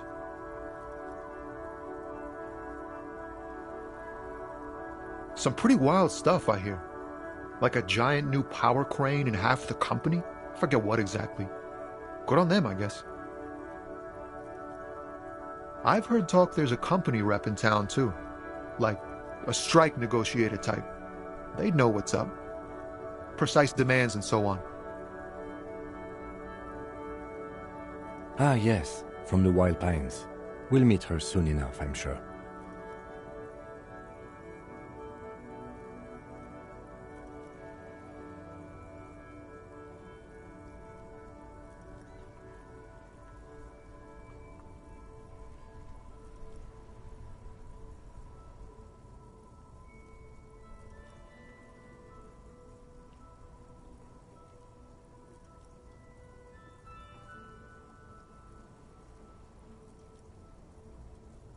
They want to keep that money flowing in, my man. Ka-ching. He doesn't blame them, but he's not on their side. That's for sure. Anything else?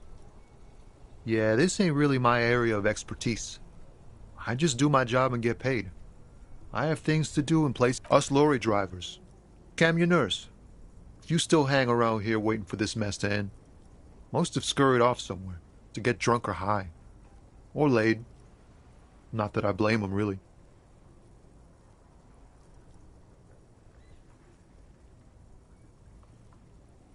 Not my thing. Chasing transient pleasures is a drag these days. I prefer the examined life now. Thinking, reflecting, observing.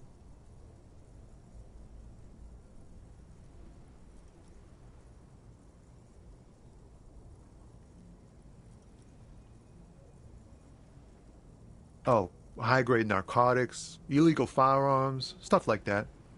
Time to arrest him. Relax. He's merely joking.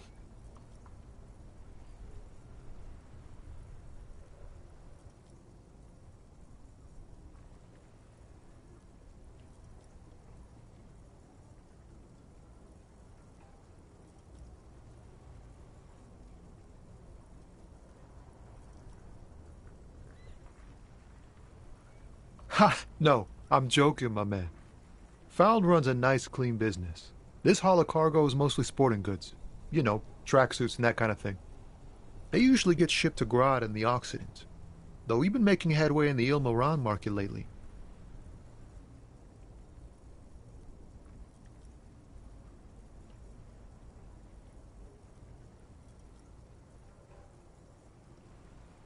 We're pals and all, but I can't just freely hand out the merchandise. The bosses won't be happy. This rockin' beauty. Sure is. Like a rash you can't get rid of. You interested in heavy-duty cargo machinery? A motor lorry, also called a camion, on Caillou and neighboring islands. This one looks roughed up enough to be some sort of found rust bucket. Maybe the A6.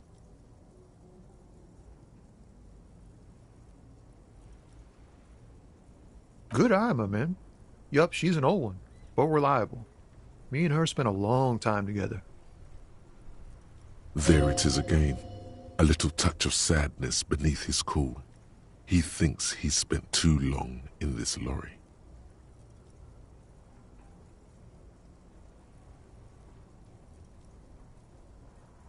The man taps his fingers rhythmically against his arm.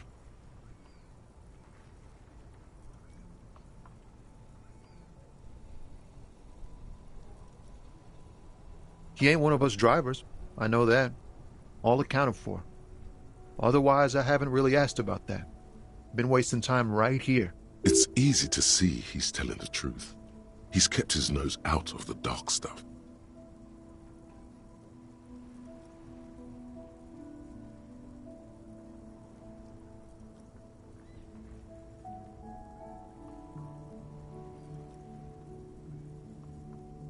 Analyzing the fundamental structural and psychological conditions of being stranded in the midst of a sea of motor lorries and their sad, despondent chauffeurs.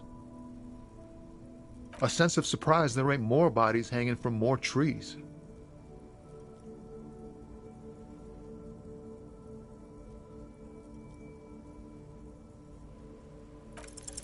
In his eyes, an half-familiar longing, flecks of brown and gold.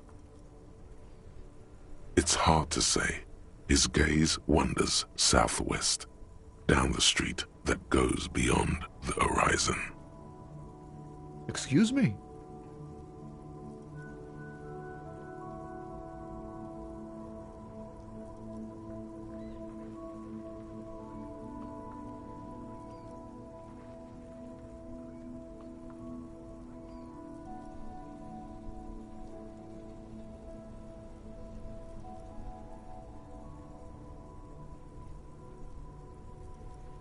Man, I don't know what to say. Not much anyone can do. I miss my family. They're all I have. My wife, second kid on the way, waiting all the way in Diora. And here I am stuck in this shit, so far from home.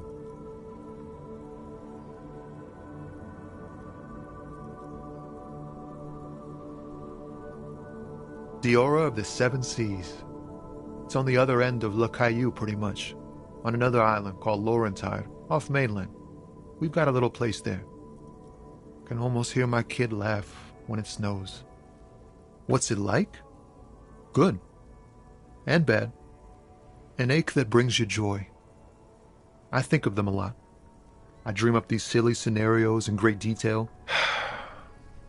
What about you, Copman? You missing someone? Is that what it is? This feeling?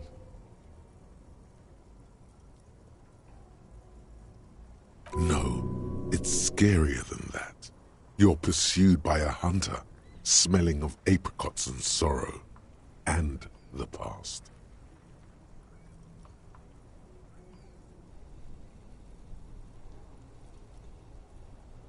I feel for you, my friend. It's bad enough to know who you miss. Missing like that doesn't feel like it has much of an upside. But, thanks for this. It's nice to talk to someone, and I know it wasn't easy to ask. I hope you find your way through your own troubles.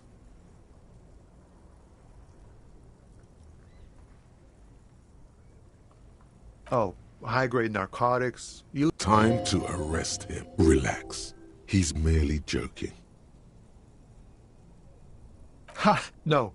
They usually get shipped to Grodd in the Occident. Though we're pals and all, but I can't just freely hand out the merchandise.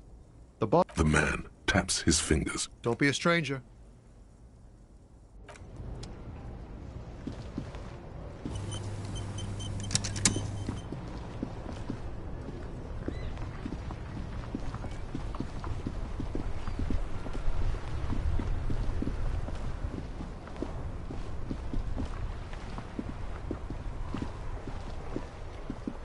worn and beaten wooden planks of the bench do not look overly comforting.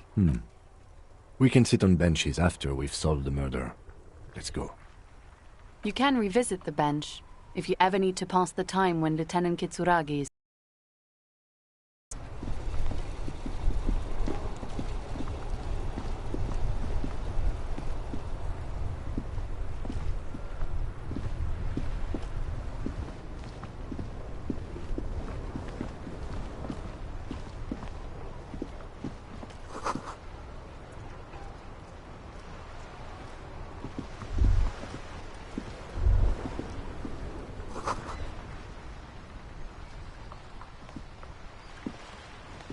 Life doesn't need to be a struggle.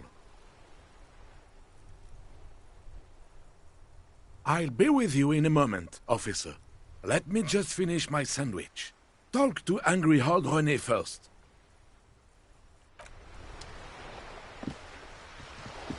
Have you no shame? Whining about your back every time you bring out the measuring tape. René, you're a man with a fork in a world of soup. Please, let's just try to enjoy the game. I'm trying to, but you keep breaking my concentration. You're old. I can see. These manly men are playing balls. This is a ball game. Grab a ball and play it. Don't ask questions. Shoot first. Ask questions never. No, you got this. There's the ball. You're the game.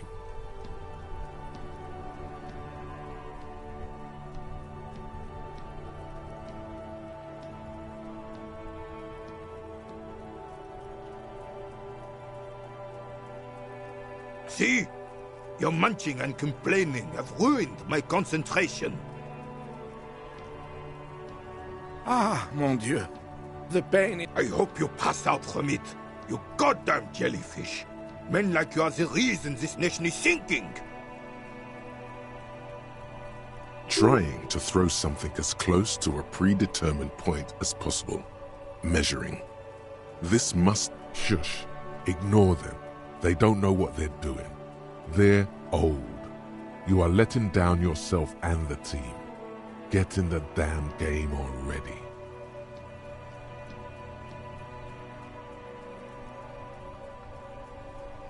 Doesn't matter what team. Pick a team. Any team.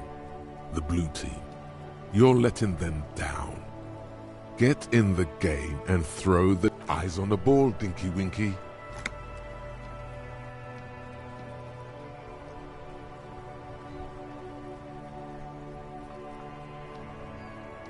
See? Ah, I hope you... Trying. Shush. Eyes on the ball, Dinky Winky.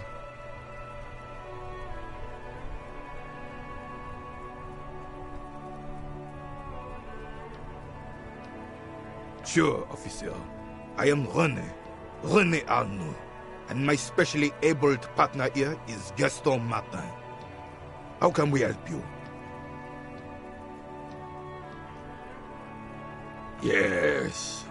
The terrain here provides an interesting variety to a familiar game.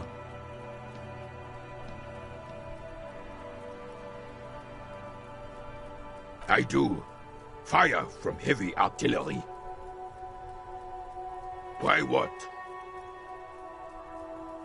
Because that's what happens when communards hijack your country, execute your supreme leadership, and turn your capital into a slaughterhouse. You use heavy ordnance to clean up your home.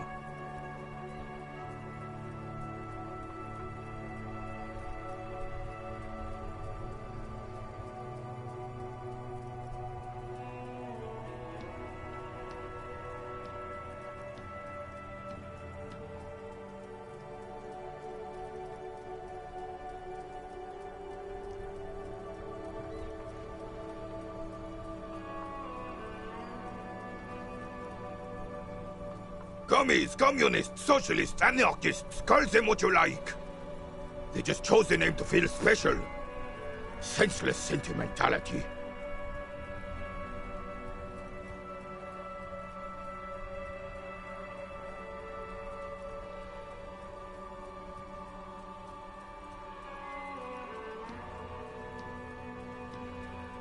Sadly, no.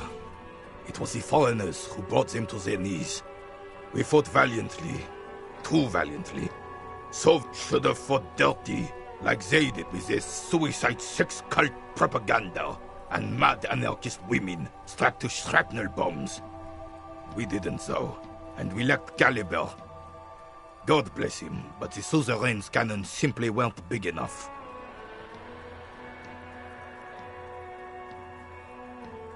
It was probably a bit more complicated than that.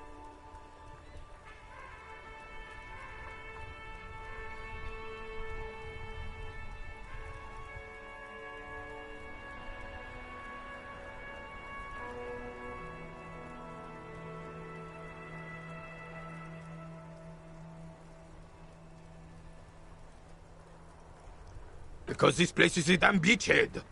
Had to soften the commies up first. Yes, the military coordinated amphibious landing to take back Revachol. Martinez was used as one of the 3 footholds in Revachol during Operation Deathblow in 08. The other 2 are off in Stella Maris and the Delta.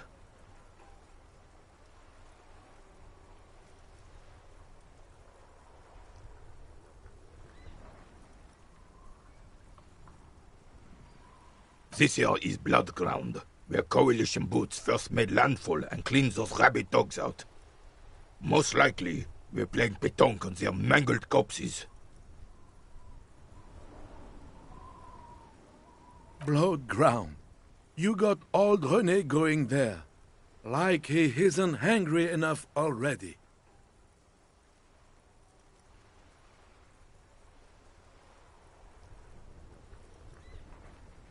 Damn right, son. They laid the fire of hell on the city before they stormed it. And it worked, too. The rest of the city got cleaned up, but Martinez they keep as a monument. And now the Union Socialists are practically running the place.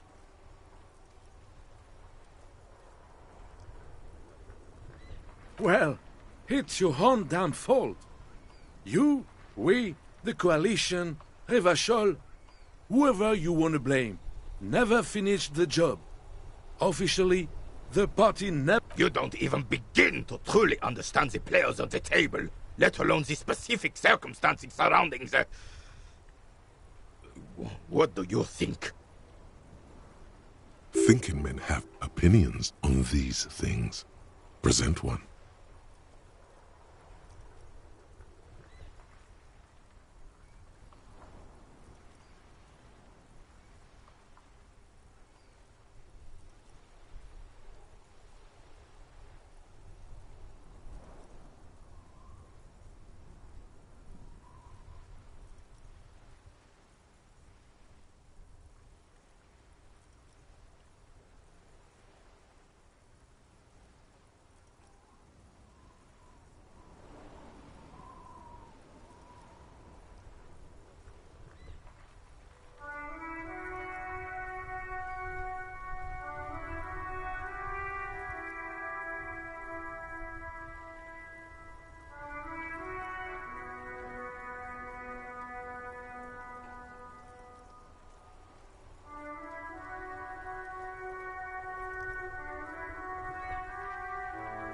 No, they don't.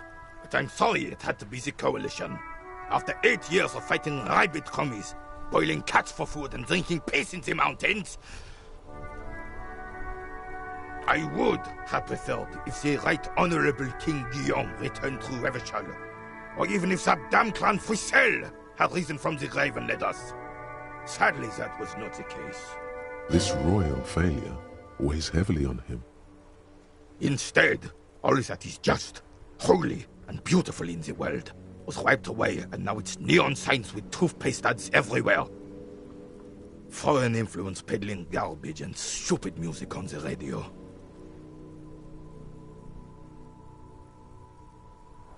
This is just what the commies wanted. This was their plan all along. This is what they wanted to replace the role of the suzerain with.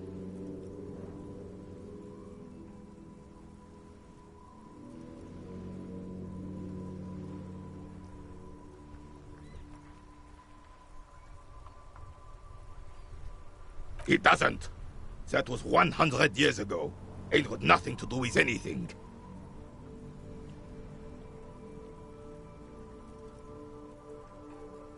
Damn Frisell. He was a king we couldn't protect.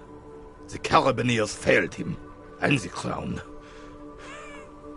He died in the hands of the Hyperlay, in a very public execution.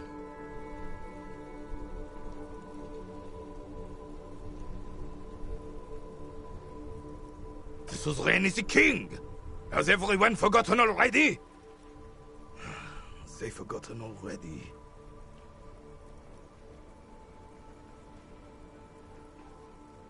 It's no use talking to you. You were still in Daddy's balls when it happened. When we took our last stand against the filth and rode the cavalry straight into gunfire.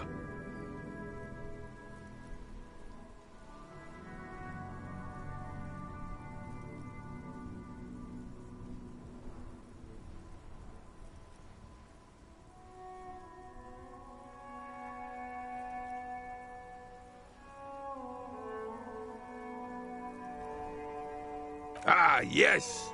King Philip III, on his steed. Oh, absolutely. At the mercy of a cocaine-snorting tyrant who emptied the treasury so... A superpower, feared and respected.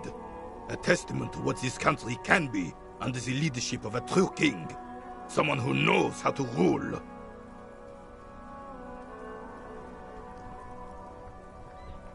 Right.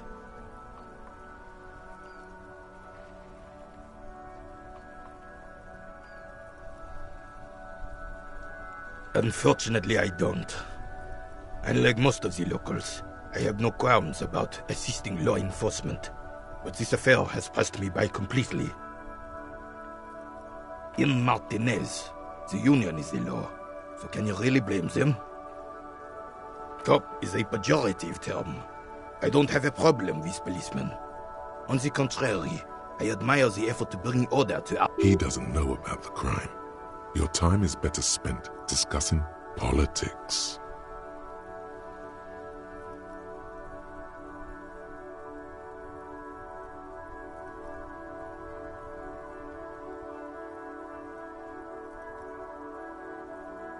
If I knew, I would not be afraid to tell you.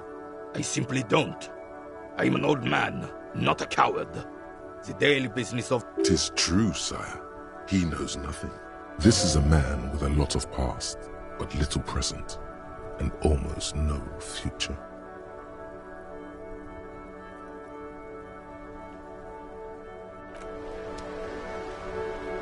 Vigilance officer, what can this old Carabineer do for you?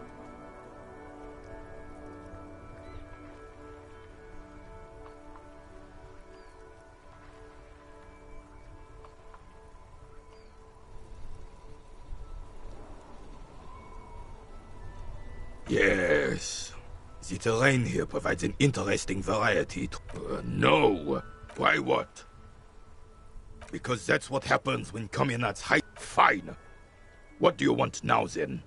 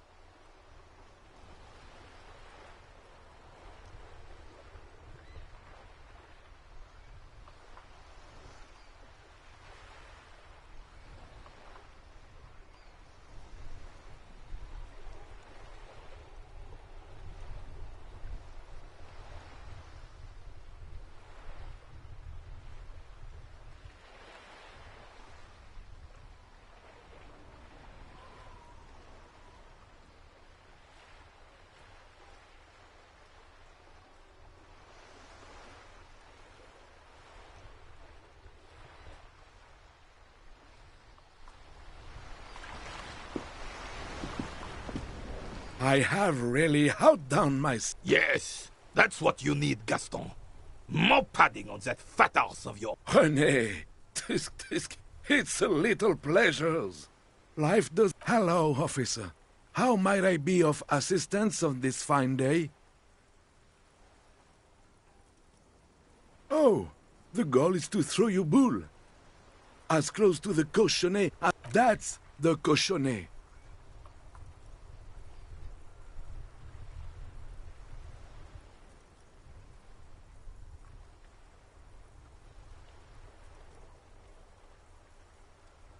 You'll put that knowledge to good use in 50 years. I don't like where this is going, officer. Don't you think we should do something else now?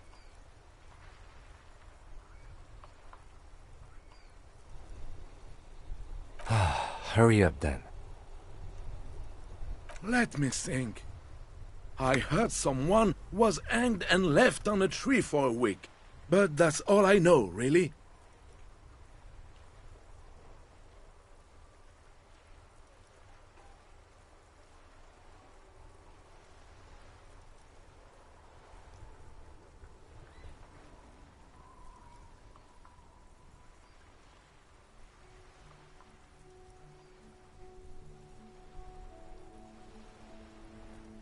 Of course, officer. I hope I can. I'm sorry, officer, but I really don't share food.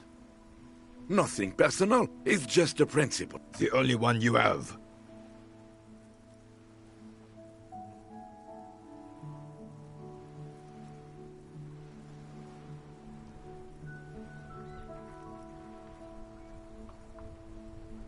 Believe me, officer, I wish I could help you, but I need this sandwich to keep my blood sugar stable.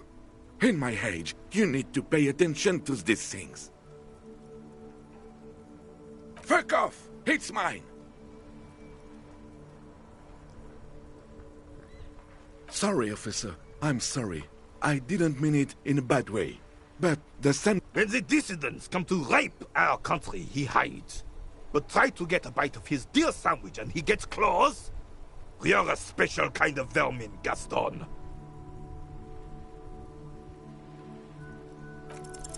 A man so principled about his sandwich calls for a principled approach. Time to get political.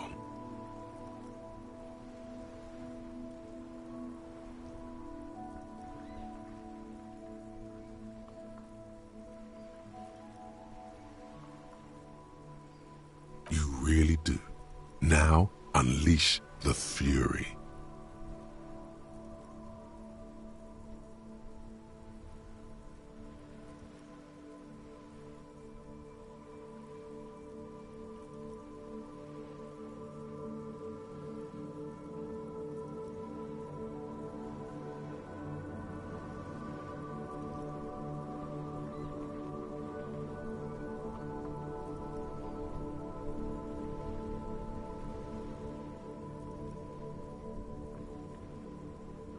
What the hell are you talking about? What foreign anarchist?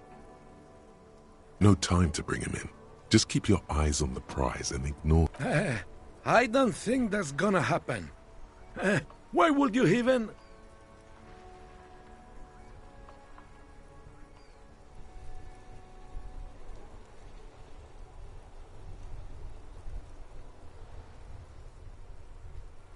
He won't kill. As long as there's food in his fat belly, he'll lick any boots that's kicking it to him.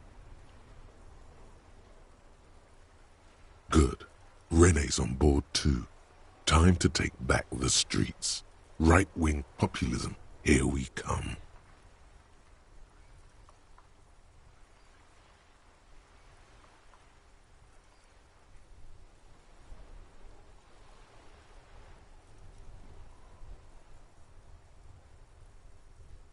Now you are talking sense, son.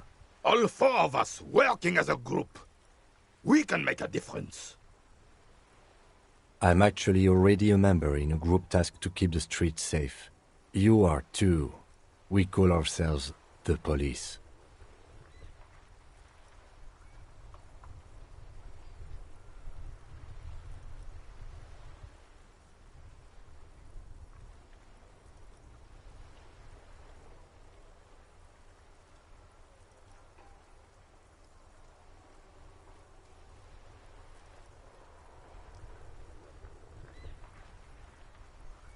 Are you sure? 'Cause right now, it looks like you are organizing a vigilante group.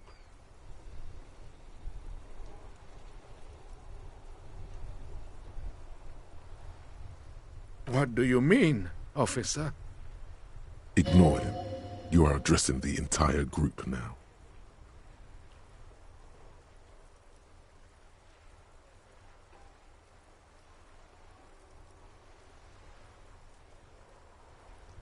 Agreed. What about the whole group?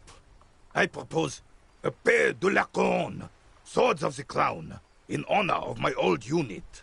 I'm sure we can come up with something with a bit more oomph than that.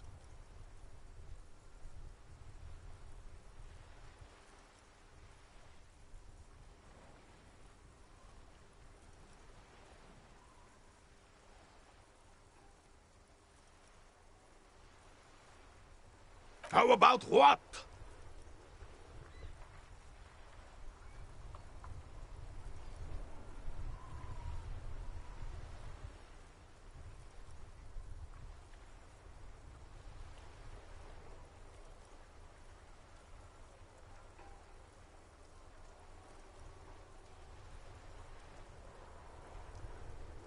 It's dignified.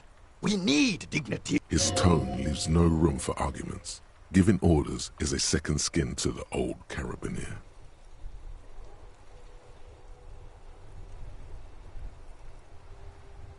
All right, all right. I have a bad feeling about this.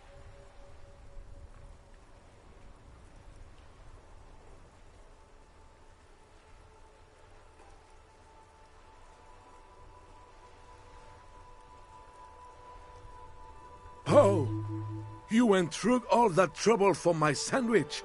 I'm flattered, officer, but my answer is no. Now, how else can I help you?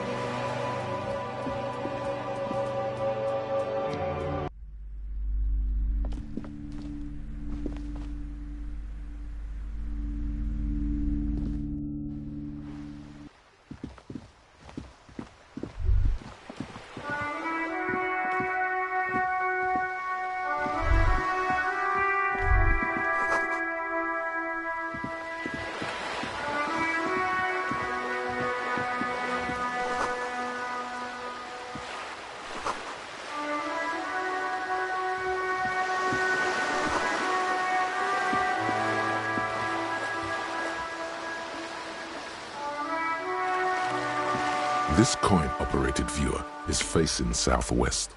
Its coin slot is full of fossilized bubblegum, rendering the machine permanently inaccessible.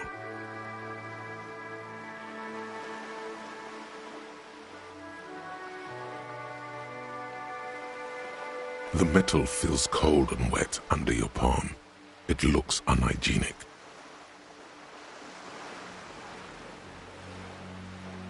A thick layer of graffito covers the lenses. You spell out the word Onuk, written on the other side, with N and C script. That's Kuno on the lens. Under the graffito, a sea of blues and greys appear. Behind the water lies a coast, studded with concrete and reeds. On it, a church on stilts, lanky weather-worn wooden planks, an X-shaped cross topping its tower.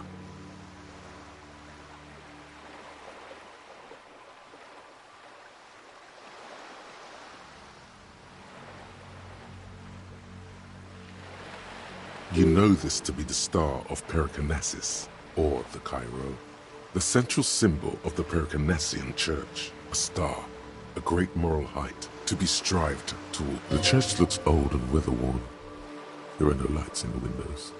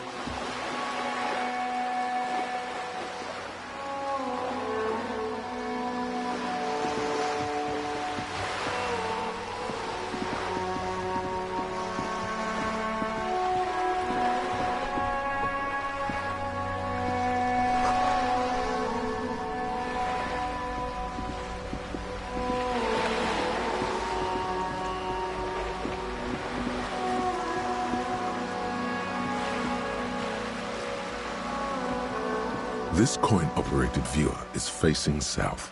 The instruction manual says to insert 25 centimes and pull the handle while looking inside. Then, why place a tourist attraction in the middle of such poverty?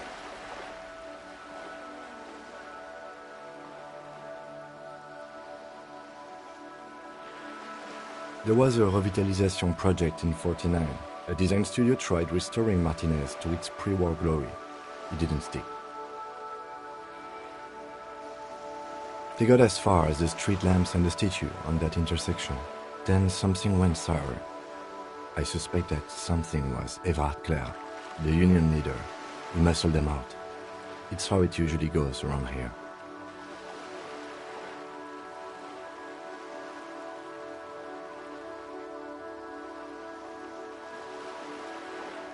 The lieutenant adjusts his collar. It's frisky outside.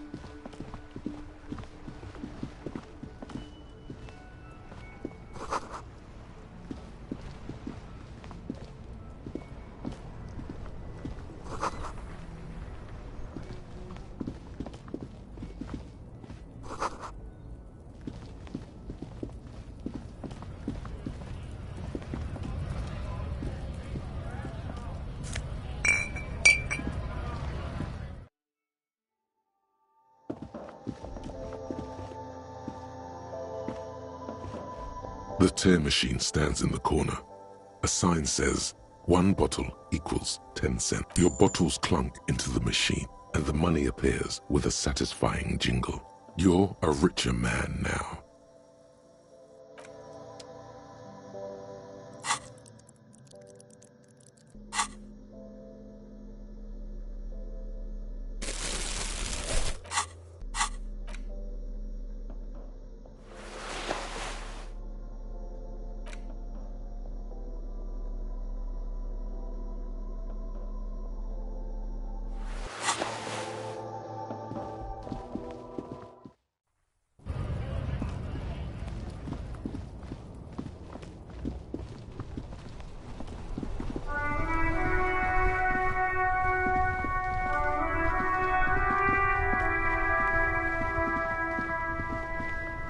Inside, you see a set of steering levers, a radio microphone, a pull-out toolbox, and the soft glow of the fuel preheater gauge.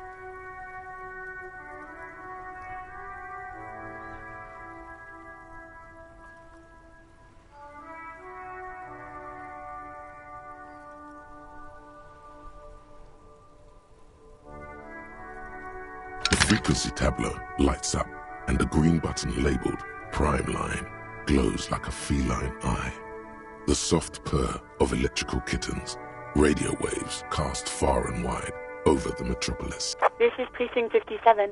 Hello, Lieutenant. Hello, Alice. Please assist our colleague from the 41st Precinct here. I'm putting him on.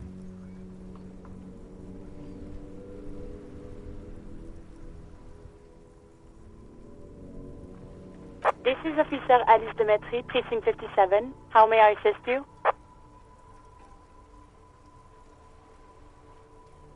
Just a second, officer.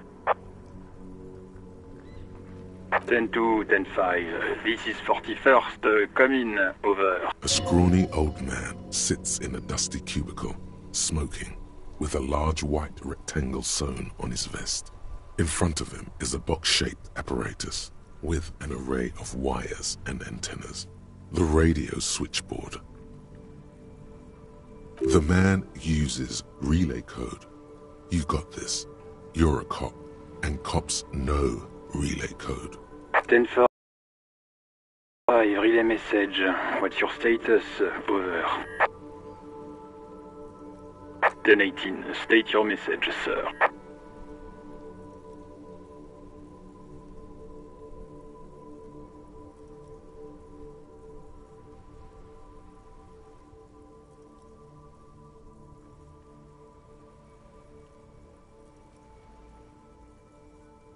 Ten-9, over.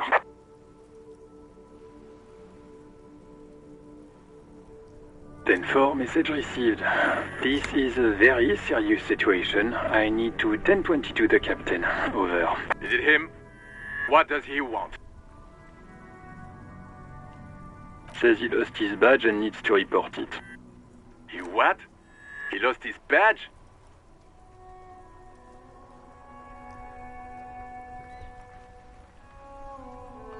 Who lost his badge? Dick fucking Mullen. Who do you think? It's Officer Dick Mullen from the bestseller Dick Mullen and the Lost Identity.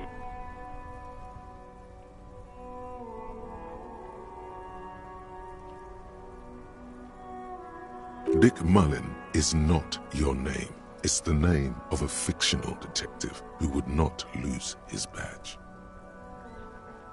Defend yourself. Immediately. They're laughing at you.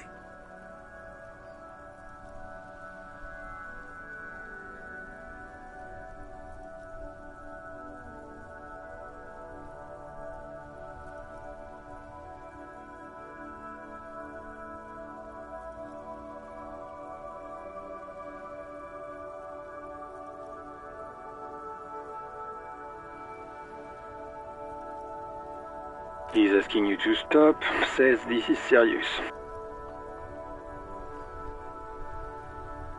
Of course it's serious. He lost his fucking badge.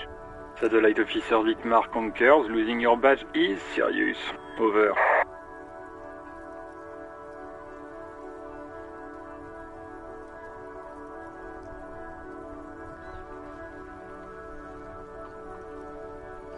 He says this has probably happened to other policemen before him and laughs sarcastically. Oh goddamn it!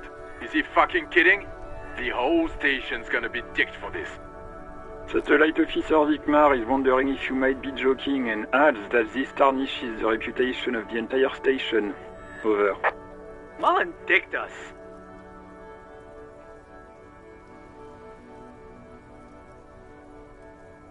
Ten-4, I hear you, officer. I'm just going to make a note here that you are in pursuit of your misplaced badge. Over.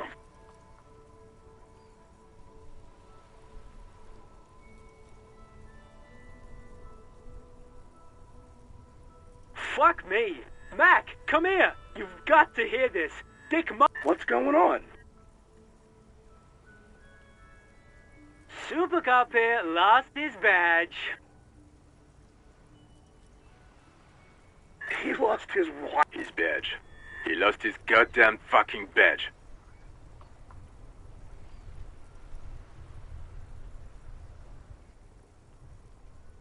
Ten-9, come again. I didn't get that. Over. New heights even for Captain Sober. Ask him. Ask him if he's lost his gun, too. Sergeant Orson wants to know if you lost your gun, too. Check your pockets. Check your... Holy fuck. You don't know where it is, do you?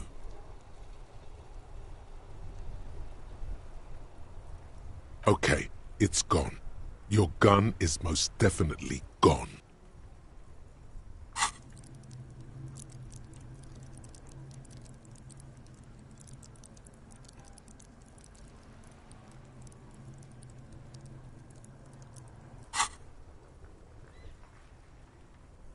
Don't sweat it, Bratan.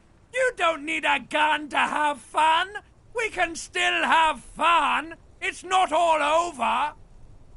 10-9, come in, officer. Did you get my question? We were wondering about your gun. Over.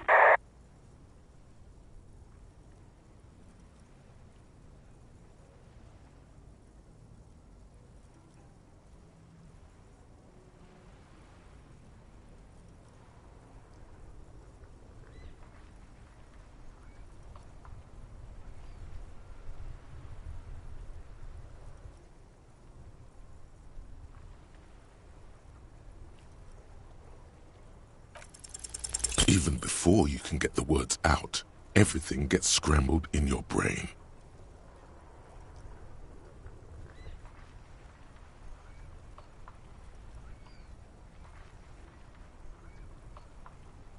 He says he didn't lose his gun.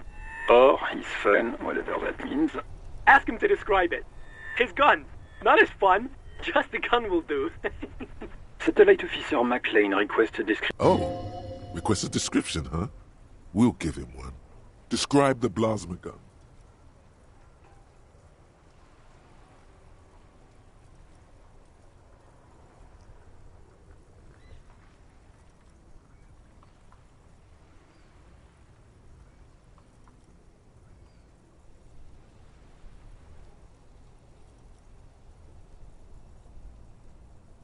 It's a single-shot kill A9.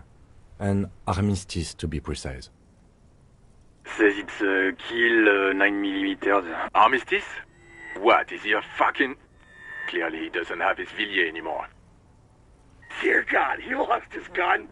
Oh my, This isn't really a laughing matter. Mac can face a giant of Coco Noor by himself. But Disco here... Oh, I can't. Fuck. He lost his... I'm not going to. Ask him. Sergeant Orson here is wondering if you are still in possession of your genitalia. Over.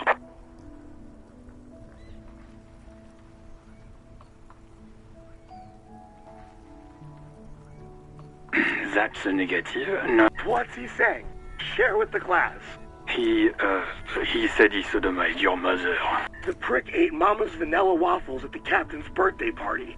Some nerve he's got. Sure her vanilla waffles were the only thing he... Shut up, Chester. This isn't funny. This is my mom. Tell him to apologize right now. Sergeant Orson requests that you apologize for the claims you made about his mother. Over.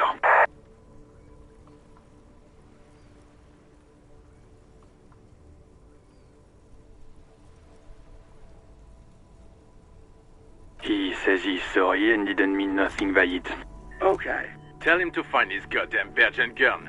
That's the only thing that matters here. Satellite Officer...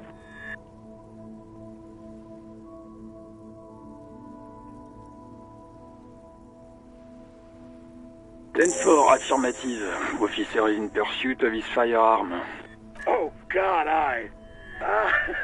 Officer, do you need further assistance? Over.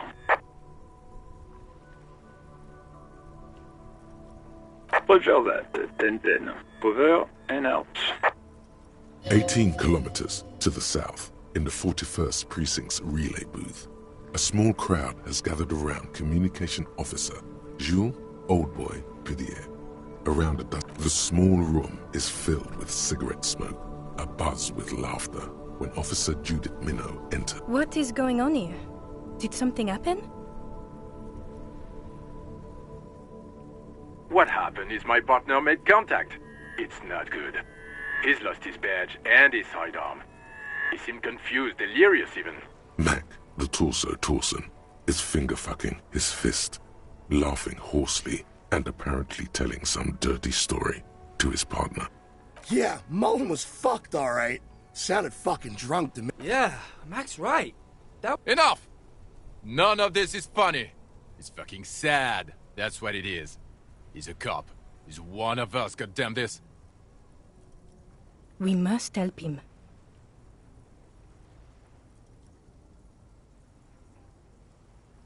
Yeah? How do you fucking plan to do that, huh? Get him off the drink? Go jogging with him in the morning and get him on carrot juice? He's a lost man. I just know we can't give up on him when he's at his weakest. He wouldn't. Mac, man the door.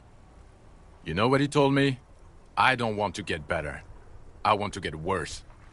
Those were his words. This shit does not leave this room. Not a word of this to the captain. Or anyone else. I guess I can hold off the report for a few days.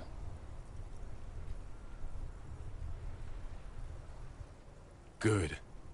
Okay, everybody. Nothing but a prank call here. We all got our laughs. Now get back to work.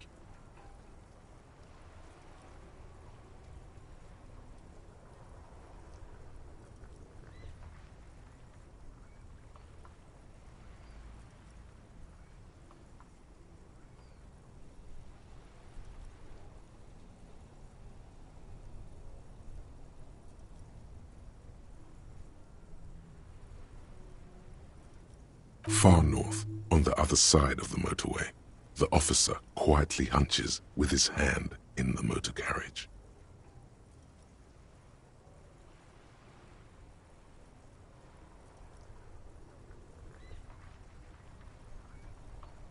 A metallic drawer slides out from under the seat and clicks into place. The tools... Take what you need, officer. It's going to be a long case. I'm not protective of my tools, like some men are. He's clearly a little protective of his tools. But what can you do? Work is work.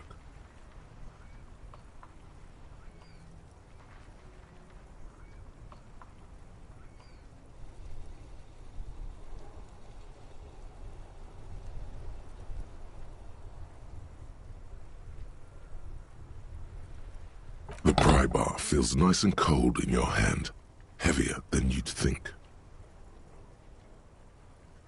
Useful for opening all sorts of doors and lids. The handles are long and sleek. Snap, snap, go the cutters in your hand. It's robust, weatherproof, and well-made. Police issue, blue.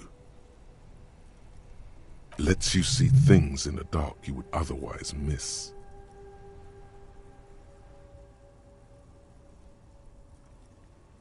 The pull-out toolbox slides back into its nest. Preheater gauge casts a warm glow on the steering levers and the radio on its hook.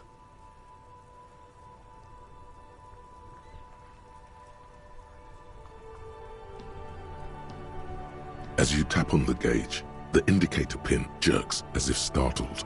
It's in the large orange sector, indicating the engine is warm. Next to the gauge is... There's no use pressing the heat button. Ignition key. Translation. We're not going anywhere right now. Alternative translation.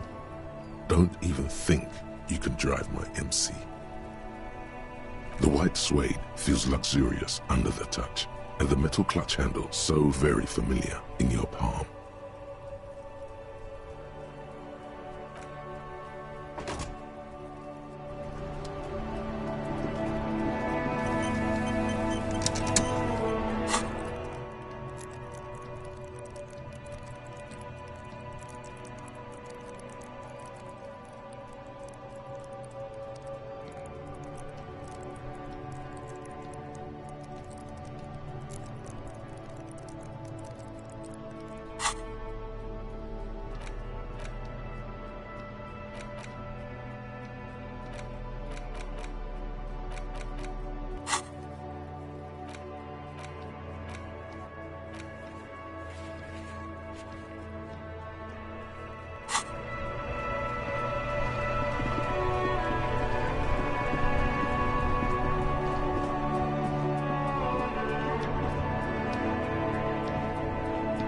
The RCM in Martinez. What can I help you with?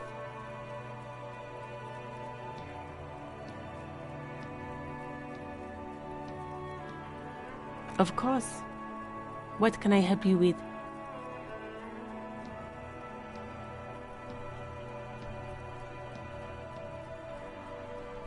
Of course.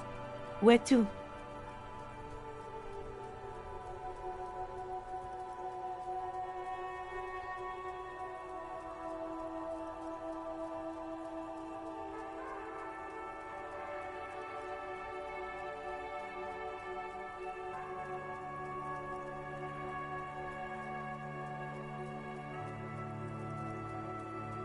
There's the pier, the Cape Side apartment buildings, some more tenements. Not a lot, really.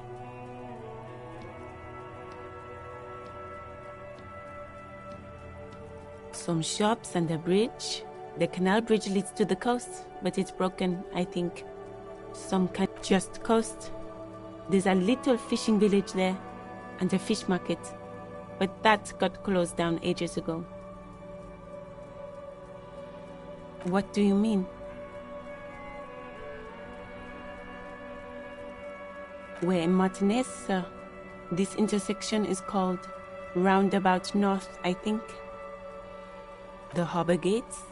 Some kind of commotion, I think. I don't follow the look. It's just water. No, actually, I think they call it the Martinez Inlet. There are some islands in the bay, but they're hard to reach. No problem. Excuse me? She's uncomfortable. Maybe you should drop this line of questioning. Oh, well, I didn't write it there. I'm just sitting here. Okay.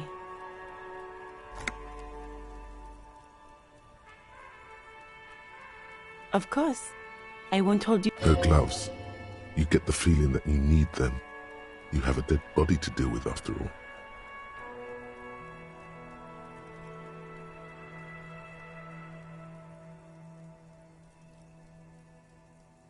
Sure, keep them. I have another pair.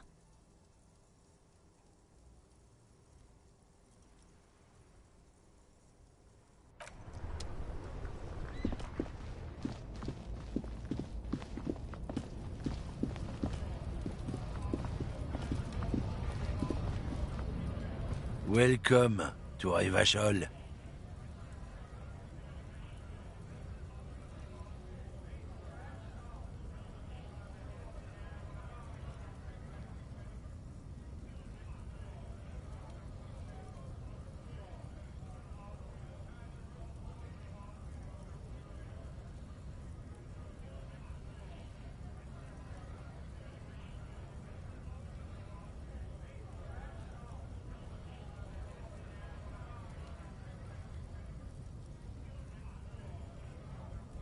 Don't you welcome to Revachol me.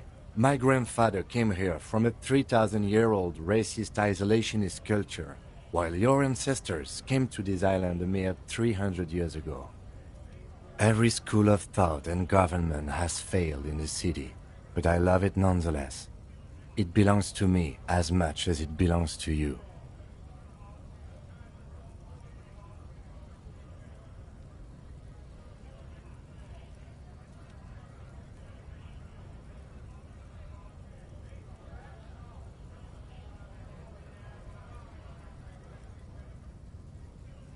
It's men like you who keep Revachol divided, making it that much harder for everyone to climb out of this post-war limbo. What he means is, fixation on the Revacholian nation makes it harder for Revachol to actually attain self-determination.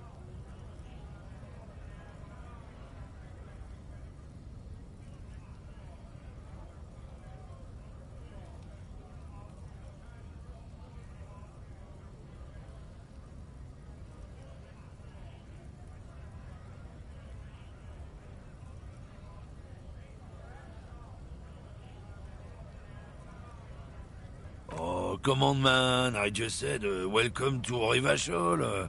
It's a lorry driver thing. I know exactly what you meant. You think my kind doesn't belong here, that I should watch myself. But you see, I'm an officer of the RCM. It's actually my job to make sure you behave. I would advise you to... Silence. The air between them becomes tense. Your partner needs backup. Now's your moment to shine.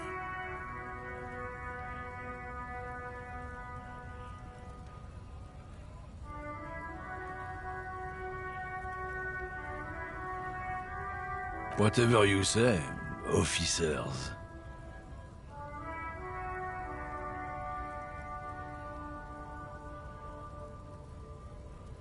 Oh, not much anymore. I'm here to pick up some cargo, but the dock workers are on strike, so it's a sit and wait on your ass situation. Apples?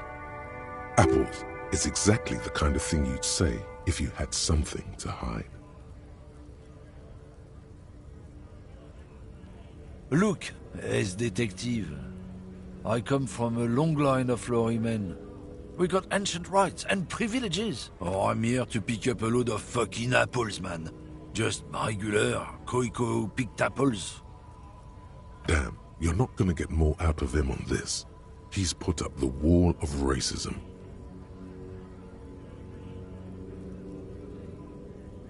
Oh yeah, they're a big deal.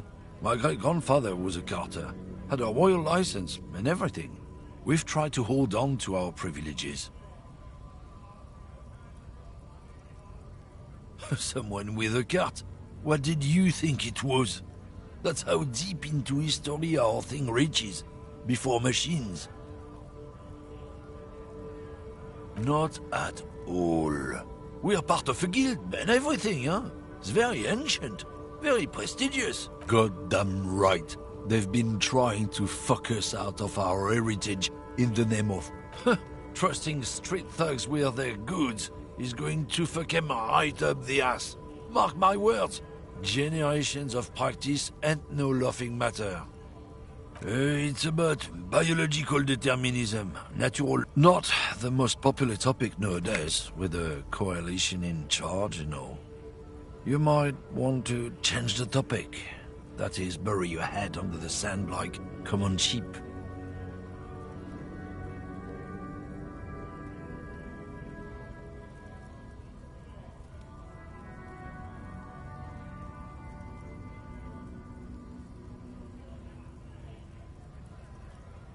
Suit yourself, officer.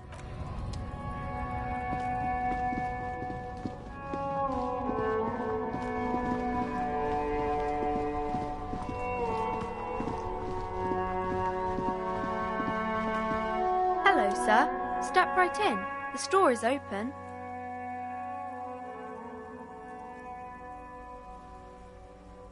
Are you interested in a new and exciting book?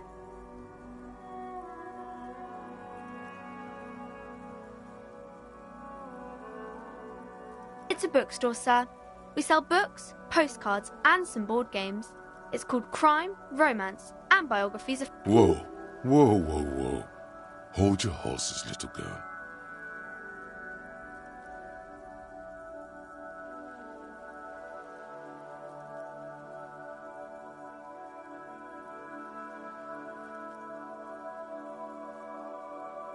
You're fooling nobody.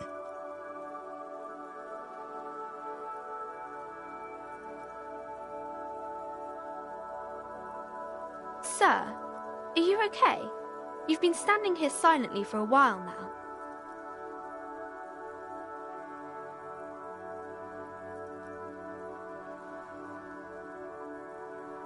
Okay, sir. I'll try to answer any questions you have.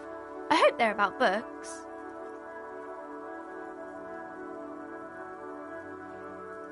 My name is Annette, sir. My mum, her name is Plaisance. She owns the store. She's inside minding the register or organising the stock. Feel free to step in and browse our wares. I'm signalling that the store is open. Otherwise people might not know. They'd miss out on the crime, romance and biographies of... A sudden gush of wind turns the pages of the books on the counters. She covers her face, smiling. But she's cold.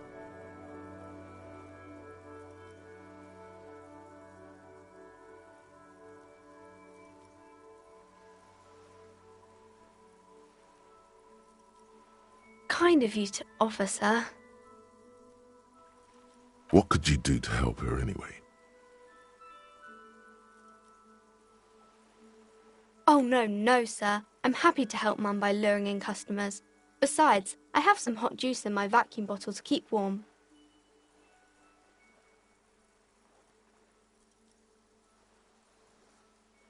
I do my studies at home at the moment. I have to help Mum keep this place running.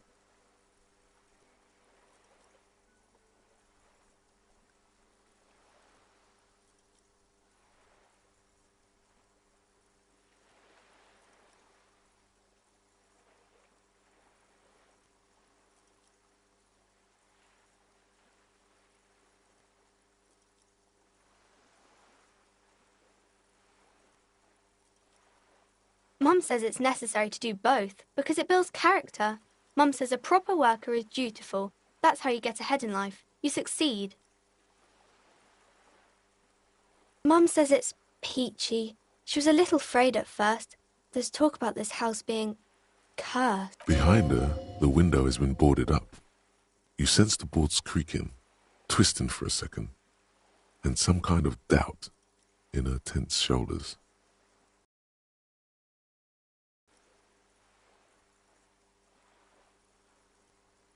Mm-hmm.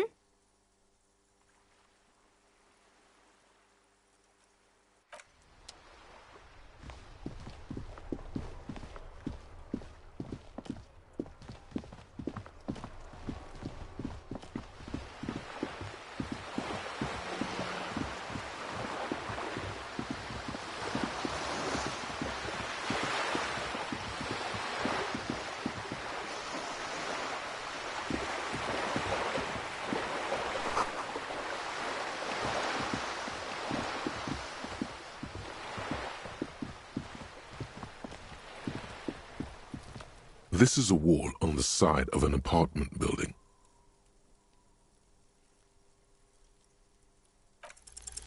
You have no clue. It's just a wall. So many walls all over Martinez, weather-worn, cracked, their paint peeling.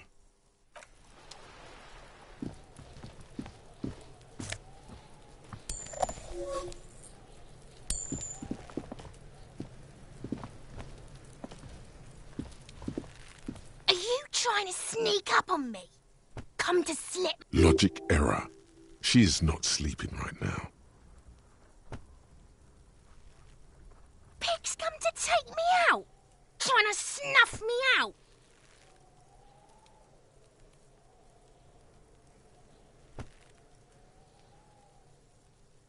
Don't get fucking clever with me, pig.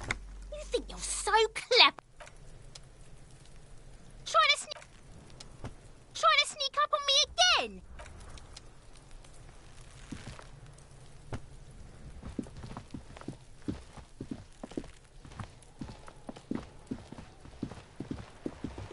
Just an ordinary wall. Nothing to see here.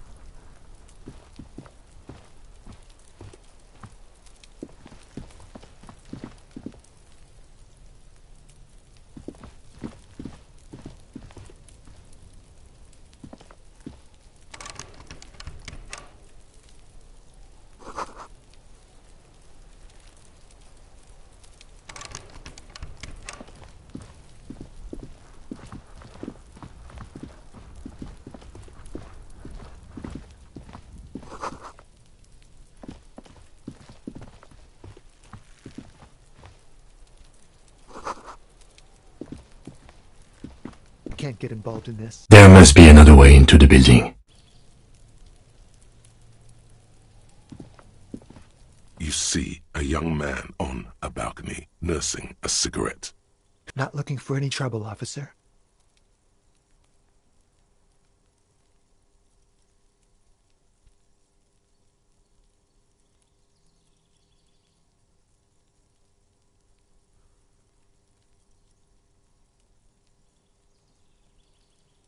I don't want to be seen talking to the gendarmerie, if that's okay. I just want to finish my cigarette. Don't let him go. This could be your witness. The balcony has a great view of the whole thing.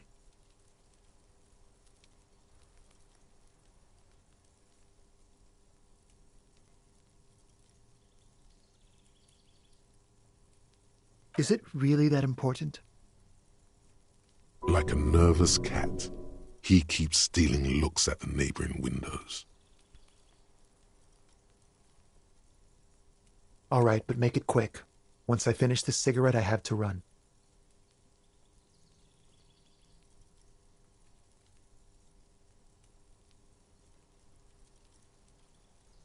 My name? My name is Martin Martinez. That's definitely not his real name. No, of course not. Could you please lower your voice? Ask him again.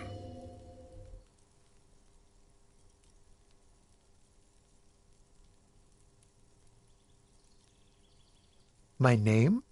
My name is Martin. That's definitely not. No, of course not. Ask him again. And I really need to finish this cigarette. But he hasn't left yet.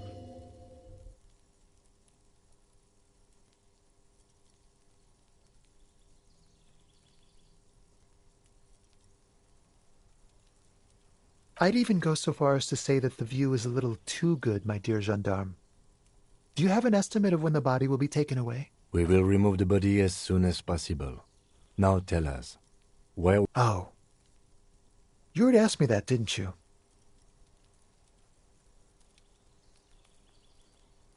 Wait, is someone else investigating the lynching?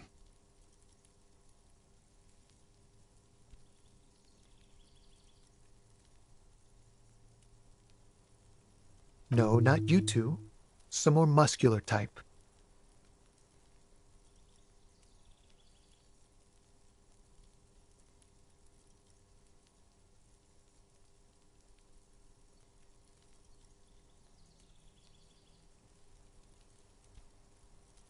And when did you speak to this more muscular gentleman? Last week? I don't know. Look.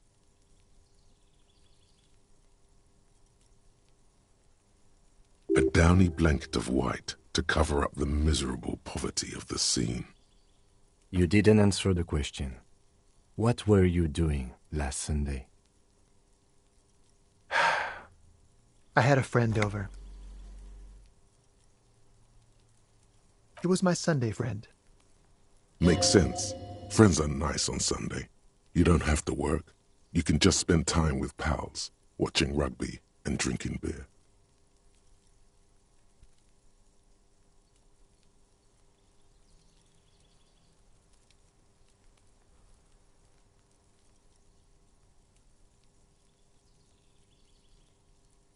He doesn't reply, gesturing no with his cigarette. Under the grey sky, snow continues to pile on the neighboring windowsills.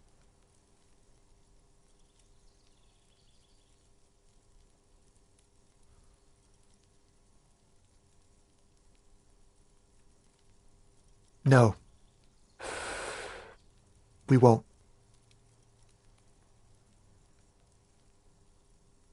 Now, if you'll excuse me, I really need to get going.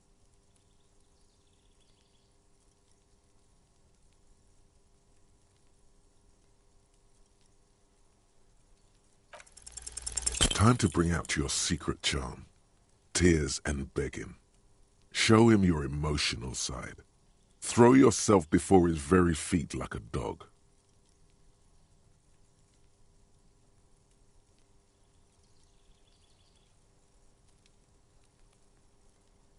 No, for God's sake, I don't want you to cry.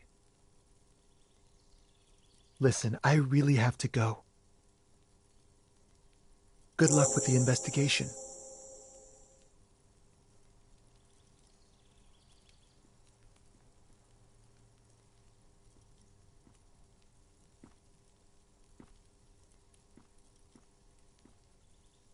He's gone. No point in running. Tenements like these often have multiple exits. If he doesn't want to talk to us, then he'll know how to hide himself. He could be a witness. Him or his Sunday friend. Either way, we need to look into that muscular type who's asking. There has to be a way of getting inside the building. Once we found a way in,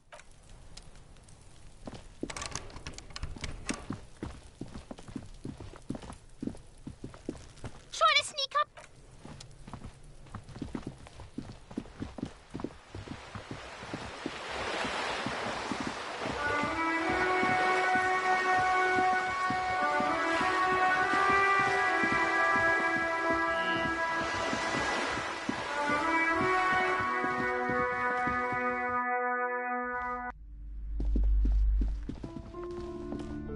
You see a set of tattered curtains blocking the way to another room. A strange cage-like trinket. Excuse me, officer. The back room is strictly for employees only.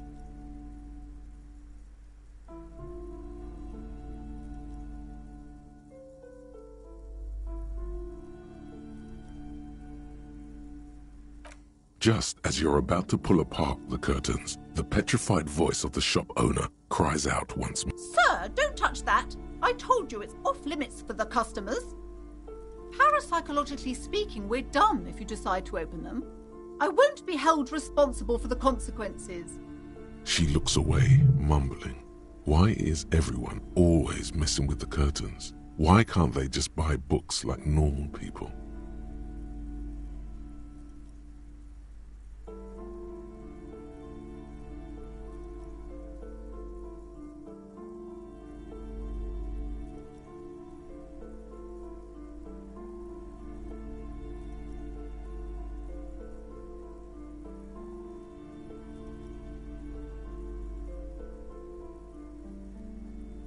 No!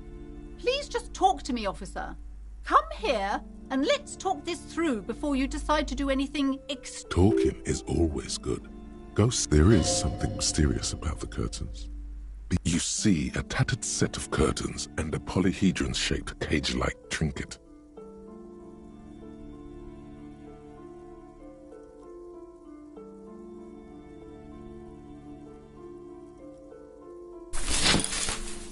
You see a dimly lit room full of dusty furniture and trash.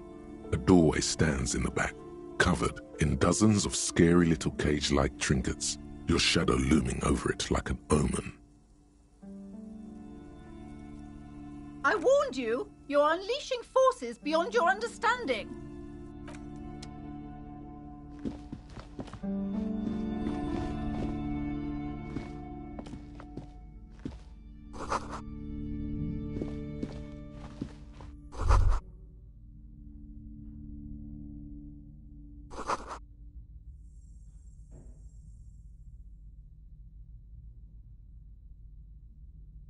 A heavy door with a missing handle stands before you, covered in dozens, if not hundreds, of little oddly shaped trinkets and charms. It appears to be locked.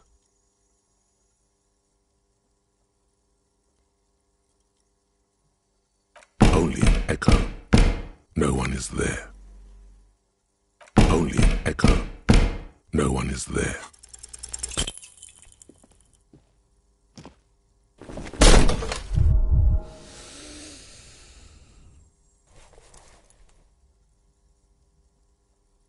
Ow. Dear, was it to just run through the door? Don't you know that things like that hurt?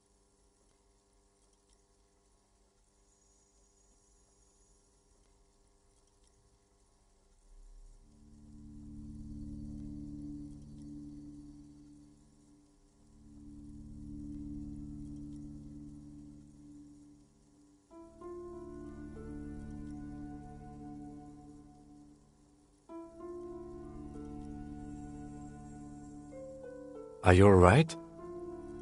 These looked pretty intense and painful, I must admit. What is going on there? Are you really trying to break down the back door? I warn you, don't tempt the spirits, officer. Don't tempt the spirits, or you'll damage the holy wards on the door. It barely looks like you've done any damage to the door, however. It's still locked and closed. Only an echo. No one is there.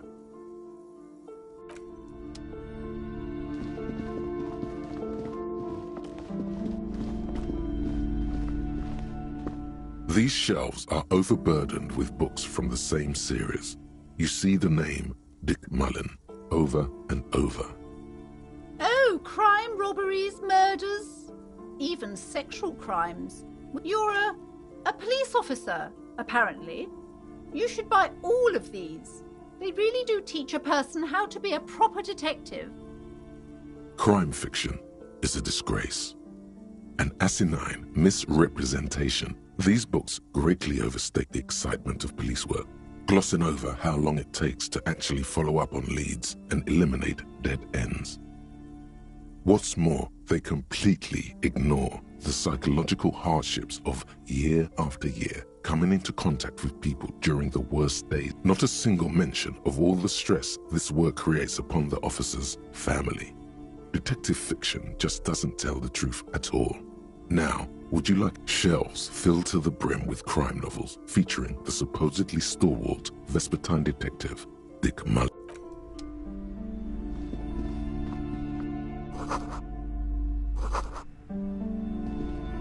The plaque on the shelf reads, Biographies of Famous People. You see a large variety of names, none of which ring a bell. Browsing through all the books with all their names makes your head spin. None of these seem. Suddenly, a particularly odd title catches your eye. It reads, High Speed Love, The Tragic True High Speed Love chronicles the romance between two of the finest tip-top top. Next to Irv's life story, you see a slim biography of an Occidental rock star called The. Next to that, Revacholian radio personality Guillaume Bevy. I really must insist you buy one of the books. Reading them is not for free. Do still browse, though, but not too long. I'm sorry, I did not mean to rush you. You are browsing. Go ahead. Take your time. Time is commerce. I would say... The Greatest Innocence. Yes, most certainly. It's an important educational tool, delving into the depths of history, a very influential historical figure. But surely I don't have to tell you that. You're a law officer, and law officers have at least... The book is also very daring. The author aims to re-examine the universal understandings of the innocentic system, creating a fresh vantage point and a shift in the tired order of things.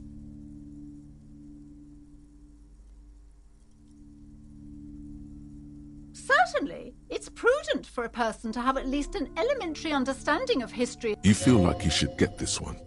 Definitely. It's important somehow. There's something personal inside.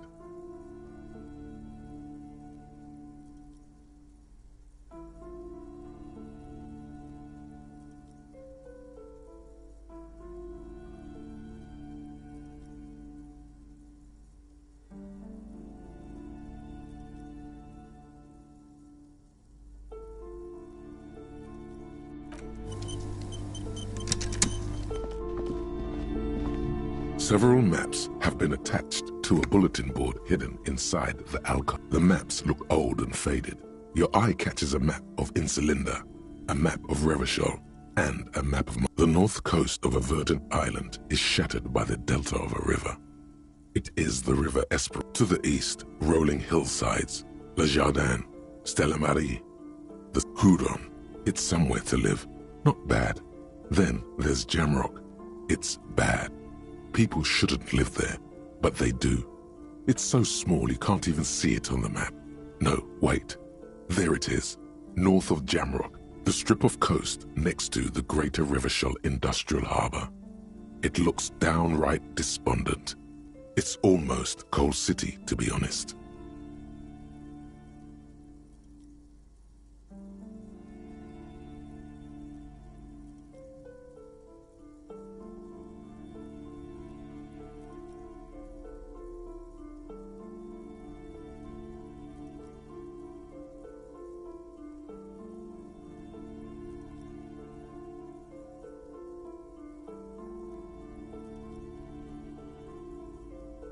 No, this is somewhere to be. This is all you have. But it's still something. Streets and sodium lights, the sky, the world, you're still alive.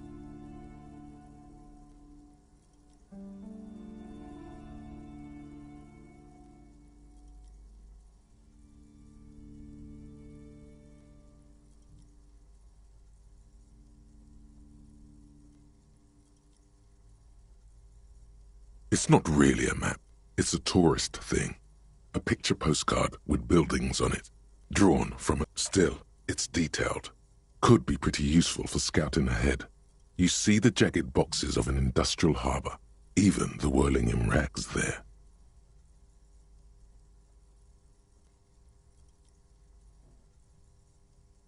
I'm sorry, officer. The map of Martinez is the only one available. The other two are not for sale anymore. And besides, they're quite valuable, though they might not look it. The map of Martinez is 90 cents, though.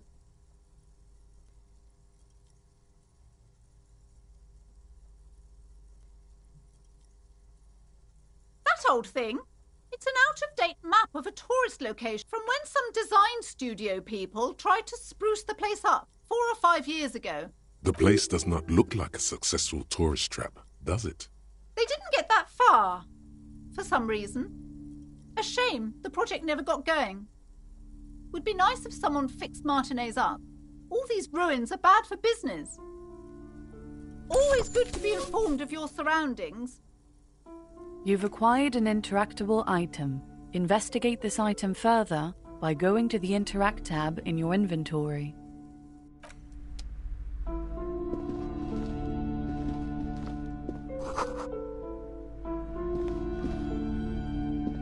This bookstore is not strictly about crime, romance, and biographies of fame. Sir, please, no browsing in that shelf. That wisdom is... I can't have you end up, like, opening a police store next door and stealing my customers. Oh, no. Amidst the various books, you find one written by someone named Matthias W. Dundas. It's about wholeness. These 3 things are very important to the working class mind.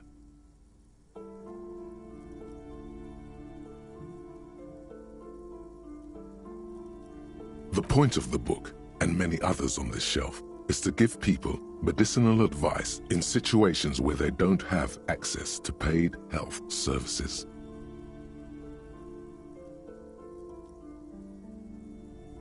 It serves platitudes, while also telling everyone that traditional medicine, the kind people don't have access to and which costs more than this book, is garbage and would only give you cancer anyway, without even curing your cold or anything.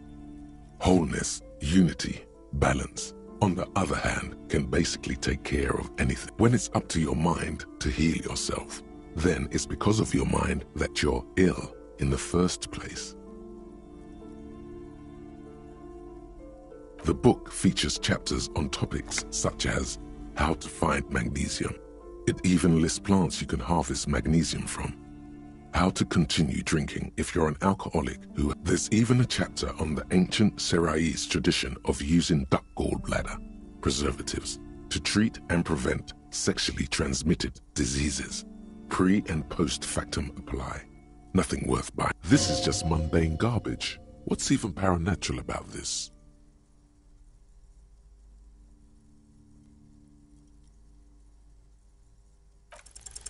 The throbbing in your head increases with every passing moment you gaze at this shelf. Suddenly, as if out of nowhere, a small green book becomes apparent. The title of it reads, Medicinal Purposes of the Pear. The book contains very little explanation on the matter.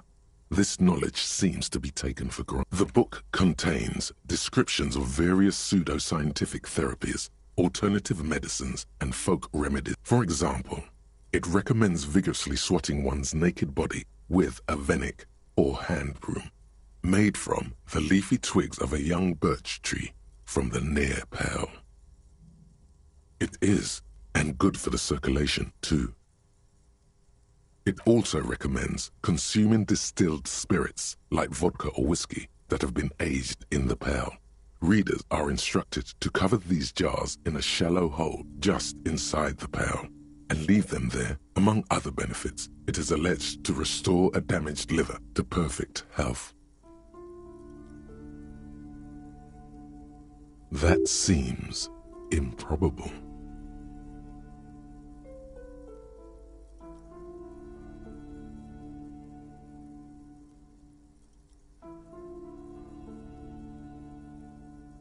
Is it any more improbable than anything else that human beings put their faith in?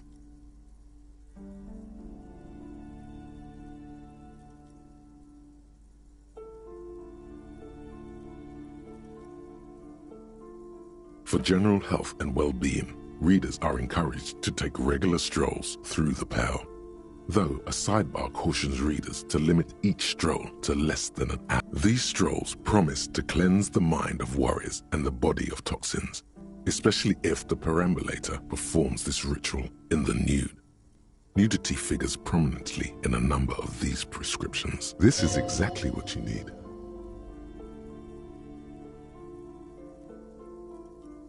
There's an entire section devoted to cures for men who are struggling to perform their marital obligations.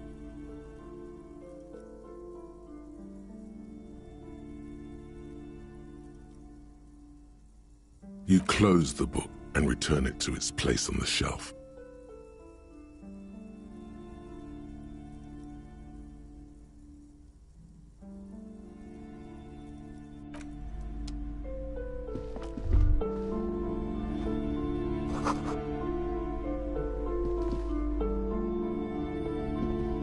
Shelves full of biographies of famous people, whoever they are.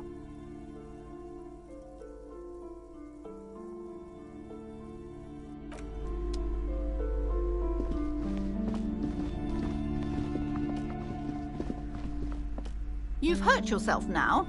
I told you not to mess around back there. What are you even trying to accomplish, you fool?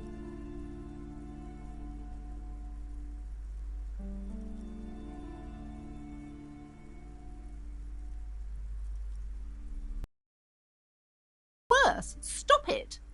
Be compelled to look at the books. Go to them.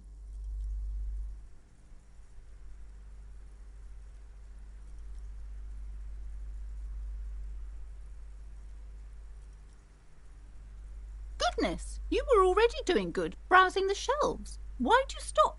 Don't you feel compelled? Go, go. Get back there. The books await you.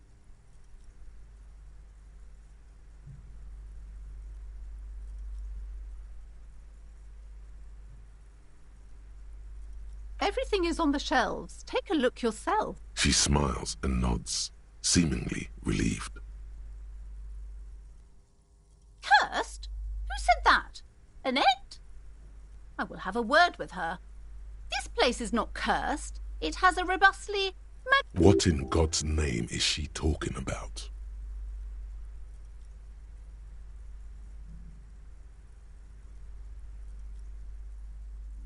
Annette, yes, my daughter. I hope she wasn't slacking off again with her nose in science fiction. Tell me, was she at her post doing her job like a proper girl?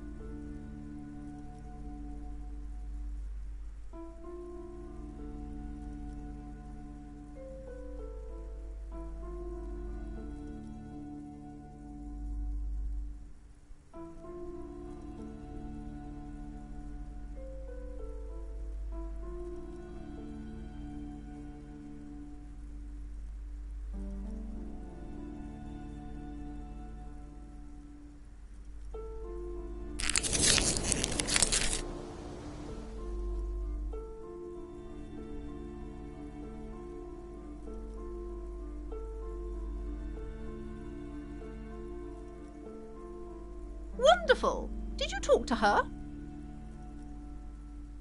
Great! On a scale of 1 to 10, how compelled were you to buy books after talking? Her opinion of her daughter depends on how well she lured you into the store.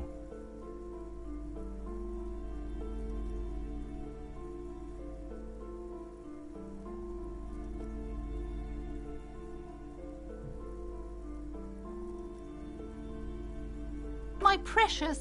Her dedication brings joy to my heart. If you have children, I hope they turn out as great as my Annette.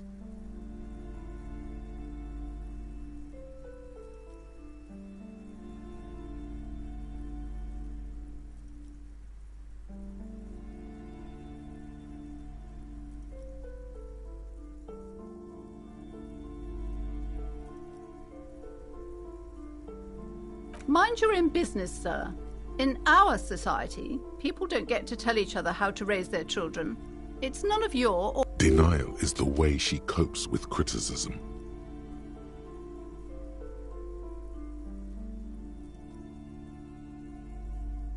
You must be kidding. There's nothing like that happening. Good, sir. What does a young child do with money anyway? No, I save it for her as a fund. Such criminal behavior would not happen in more developed countries.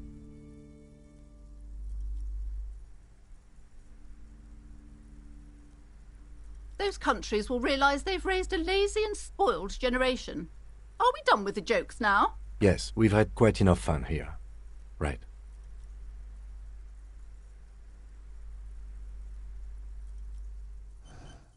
The woman before you scans the store, her shoulders rigid and tense.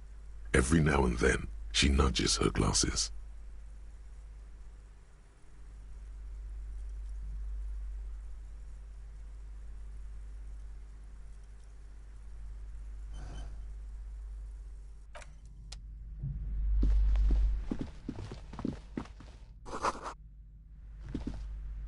The display rack is brimming with worn paperbacks featuring an extremely muscular, sword-wielding barbarian on the cover. Nearly all the titles contain the word Heimdall somewhere.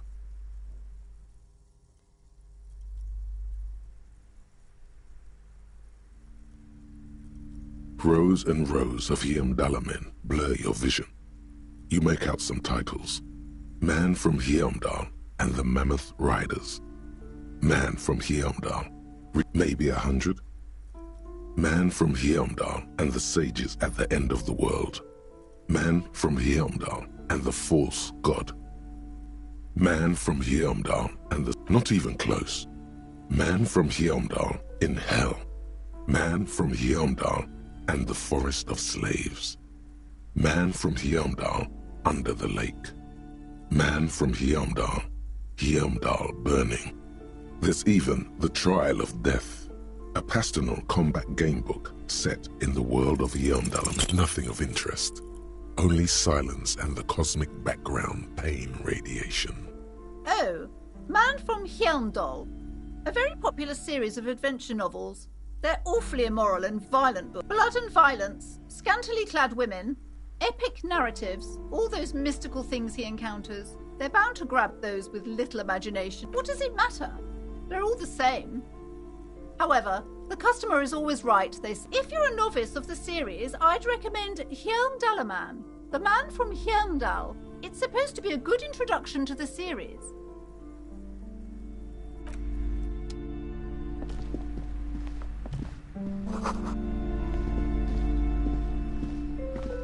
A small mountain of colorful board game boxes. There are numerous types of games for all ages. A lot of shelf space seems to be taken up by Wirral-related merchandise. An endless variety of source books, lore books, and codices litter the table. There's also a large hardbound tome with intricate cover art. Books in a board game section? Who wants to read books? A towering mountain of colorful board game boxes and Wirral codices.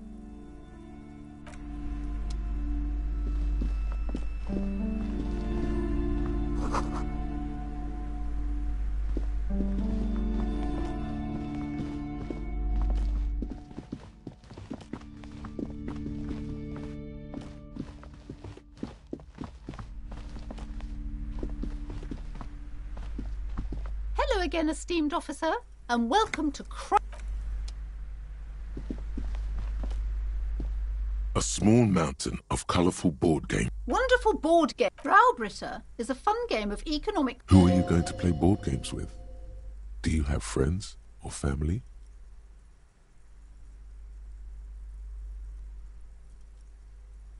Are you actually friends? Or just colleagues thrown together by circumstance?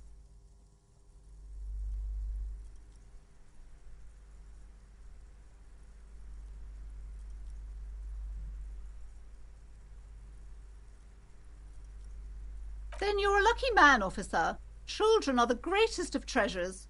For playing with friends, I'd recommend Suzerainty. It's a civilization building game where you build a civilization, then set off to brutally colonize and repress other civilizations.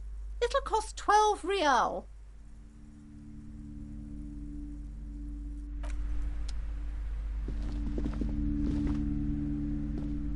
Hello again, esteemed officer, and welcome to... Goodness, you were already doing good, browsing the shelves. She smiles and nods, seemingly relieved. Oh yes, how's my precious doing? The woman before you scans the Cursed? What in God's name is she talking about?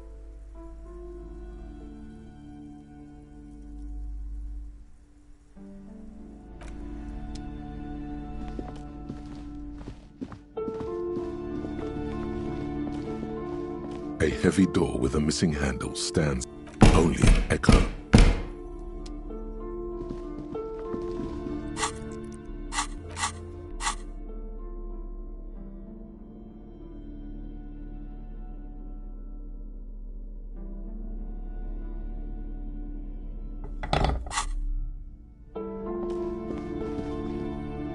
A heavy door with a missing handle stands before you, covered in dozens, if not hundreds.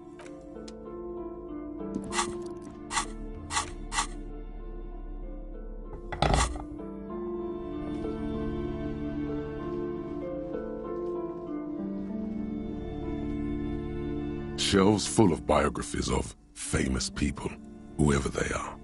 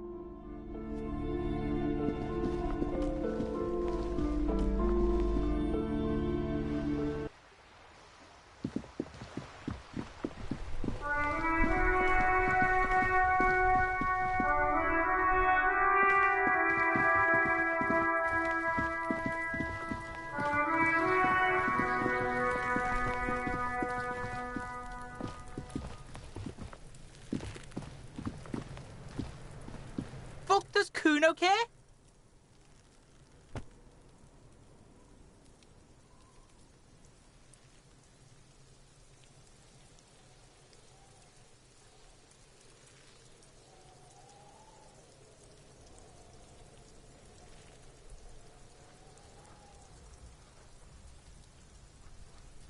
Yeah? The Kingdom of Kuno? The fuck do you want with it?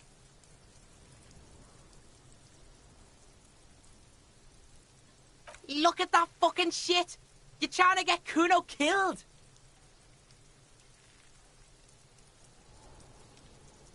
Fuck does Kuno know? Kuno's not a fucking acrobat. The lieutenant takes a quick note in his notebook. It's a trap, Kuno! Don't climb it, Kuno!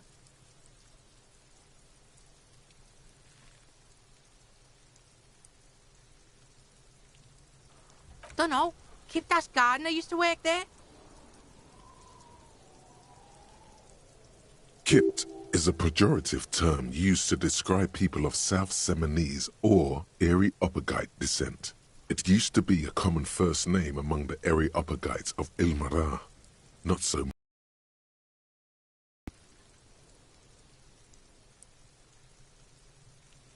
Yeah, that's what Kuno said. She couldn't handle the heat, so she took off. Kuno can take it. Shit's nothing to Kuno. Look, Kuno doesn't explain shit. Kuno just says shit. Yeah, her. What was she doing in the greenhouse in March anyway? What kind of gardening is done in March? Yes, it seems suspicious. You don't like things being like that. Suspicious.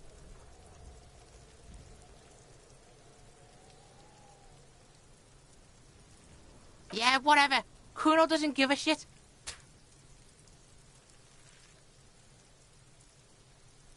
Yeah, like a fucking volcano. Yeah. You're lucky you didn't die there.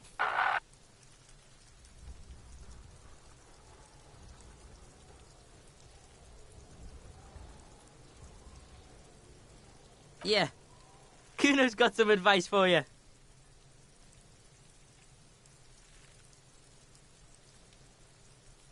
What are you? Like 80, right? Maybe you should stop embarrassing yourself in front of a fucking kid. Perhaps you could compress this negative energy and turn it into some sort of a Kuno-fied non-vomiter.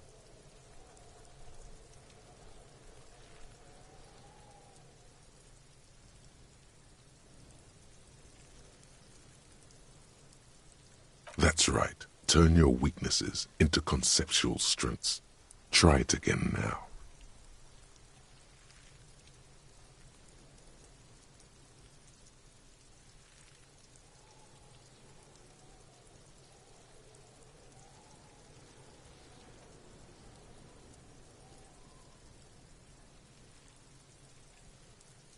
Kuno doesn't fucking...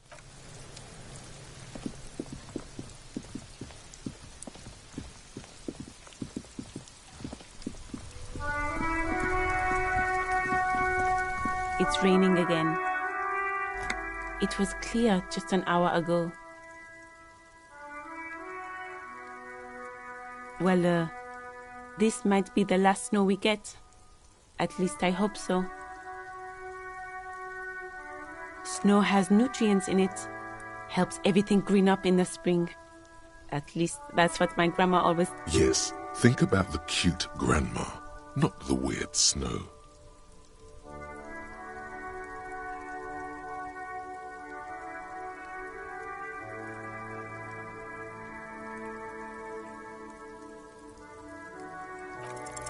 Stop looking at her. Look around. What do you see?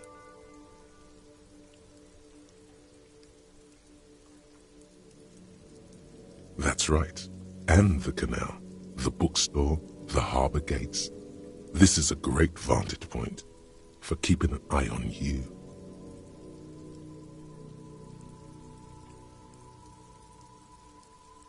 No, of course not. I don't understand what this is about.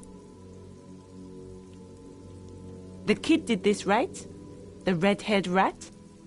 Can't say a sentence without or kipped. He's always giving me trouble. Maybe you shouldn't be. I mean, you do your job, but that kid is beyond help. You've been resting here for quite a while, haven't you? Yes, I'm tired. I understand.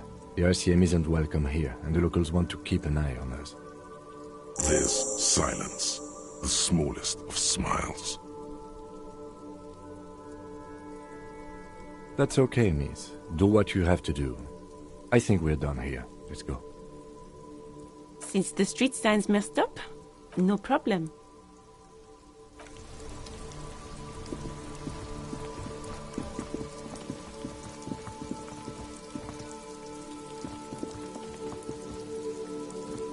An old call box with a matrix of push buttons lists all the companies in the East Delta Commerce Center.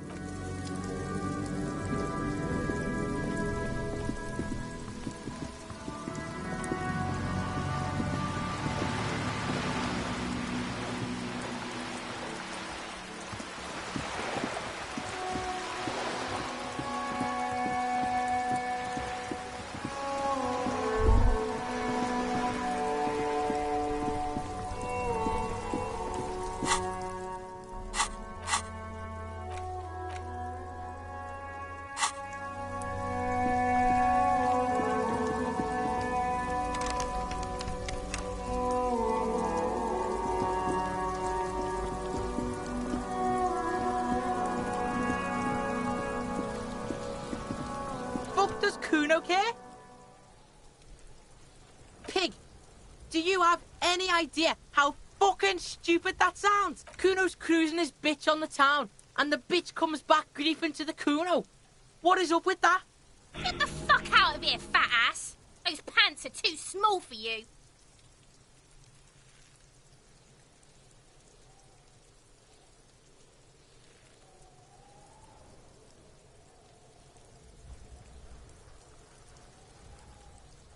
Kuno doesn't...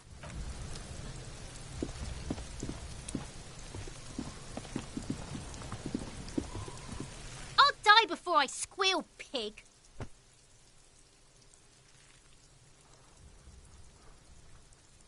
Stay away from me, pig! You don't...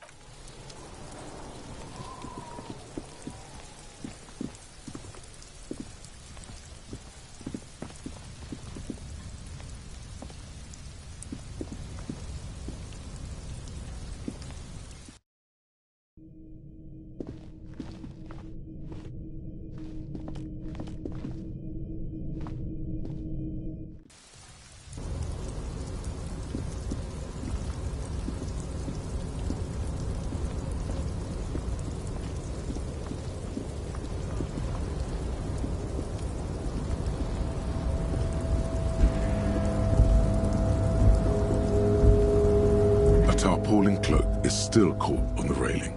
No one has claimed it for their own.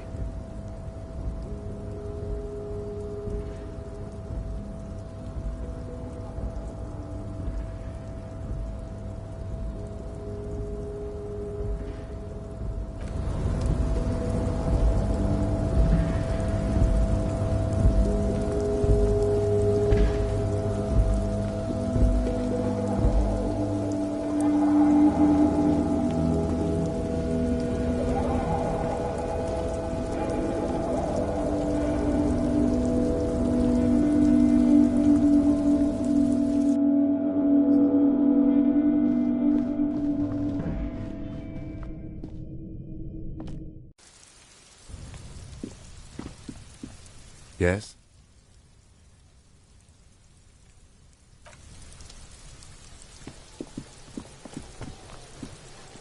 There he still is, looking right through you with his white eyes. The body below is entirely dedicated to that corpse smell.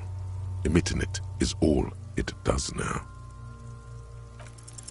The ammonia only makes it worse. The combination forces tears out of your ducts. You manage to keep it in. The second time, not so much. When the vomiting is done, your cheeks are wet with tears.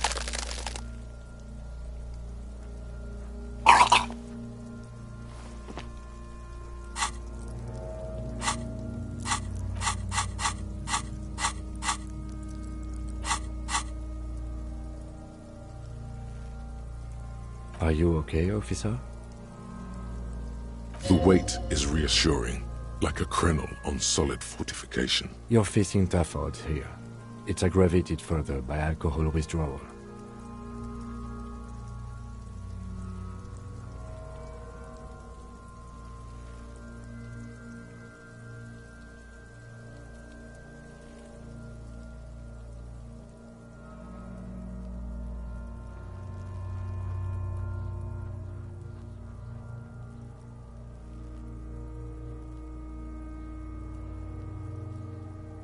I've seen captains puke their guts out.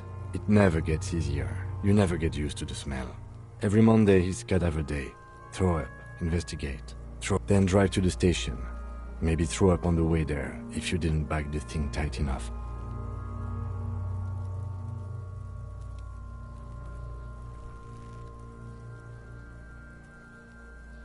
Monday, make sure you bring your handkerchief.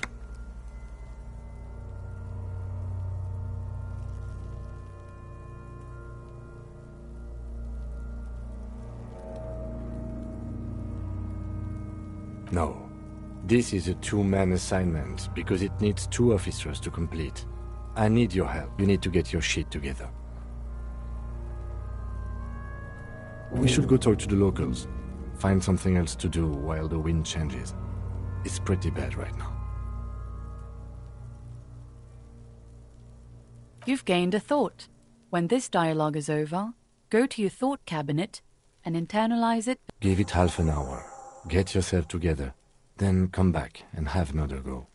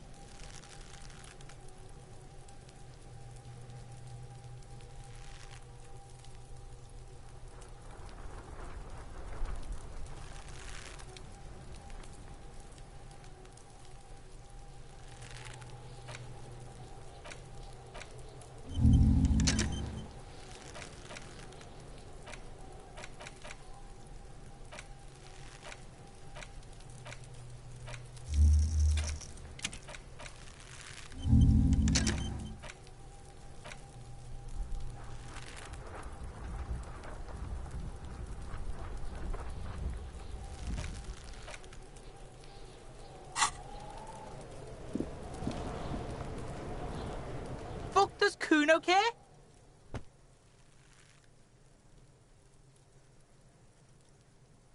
Kuno does...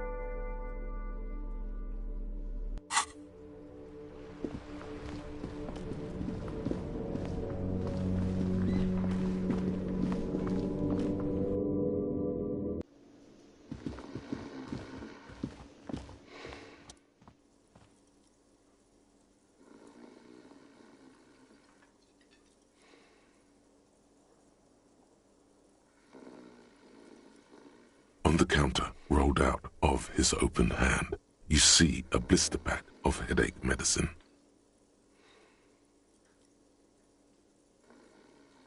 The man does not mind. You probably need them more than he does. You've just picked up some magnesium. This item is stored in the bottom left corner of the screen above your character portrait. Use magnesium to heal your morale if you have morale damage.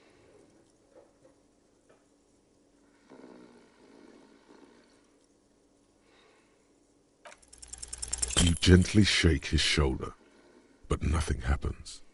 This man could probably sleep soundly in a ship's engine room.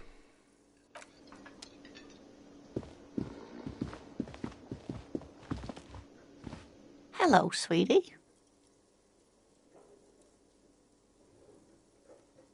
Wait, who's Sweetie?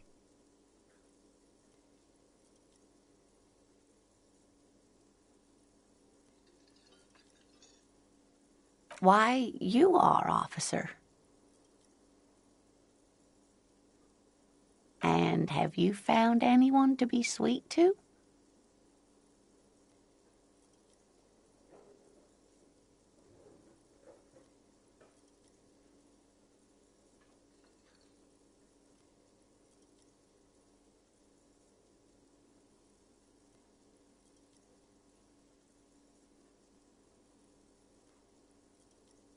I'm sorry if I was being overly familiar. You must forgive me.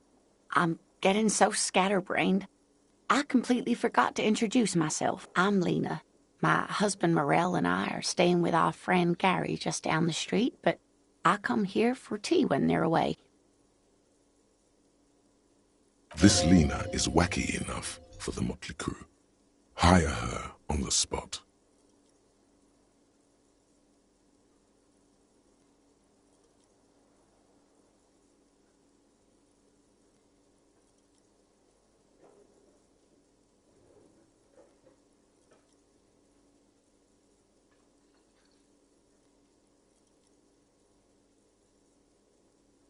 Yes, dear.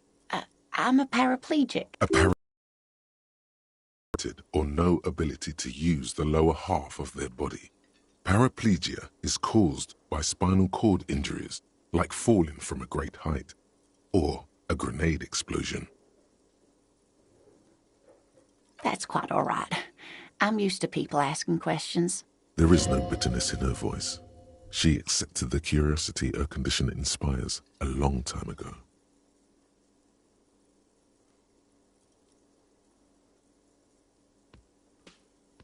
Yes, officer. You look rather dazed.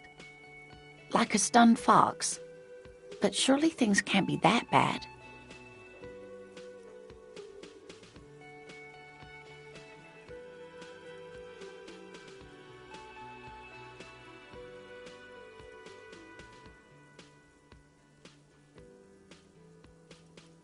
Oh my. You know where we are, right?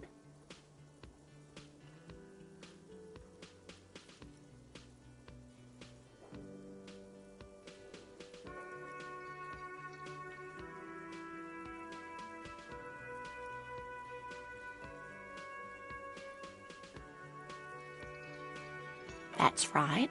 And where is the Whirling in Rags cafeteria itself located? Yes, indeed. We are in the fine city of Revachol.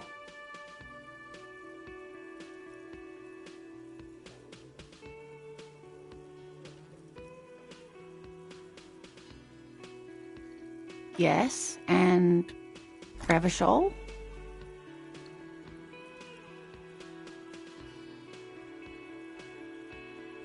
How would I even begin to tell you? Revachol is the most beautiful city in the world. I haven't seen very many other cities personally, but everyone says so. Revachol is a rare jewel. This city used to rule the world, though it has seen better days. Speaking of history, you know what year it is, yes? That's right, dear. How splendid. Here, take this pen. Knowledge should always be rewarded. Her relief is palpable. She was getting pretty worried about you there, but now she relaxes her shoulders. I can tell that this is taxing for you, so I'll just ask one more question. What regime are we living under? What mode of government?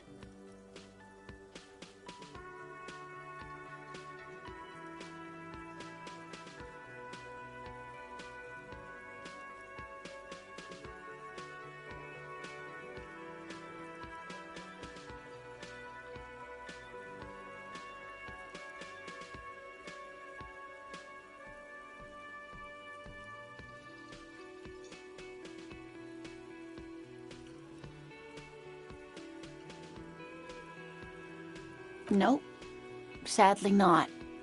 Revachol is what's called a zone of control, under an alliance of foreign powers called the Coalition. We have no government of our own, and what democracy we have is market-driven. Meaning, buying is voting.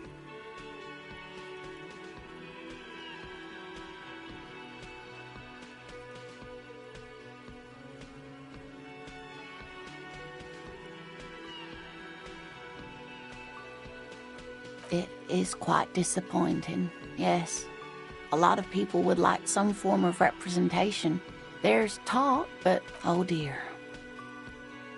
And you were doing so well.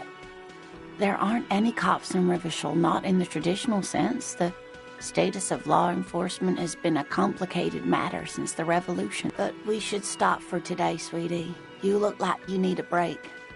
Besides, I'm not the best person to explain the big things to anyone. She's scared now. She's realized you really are brain damaged.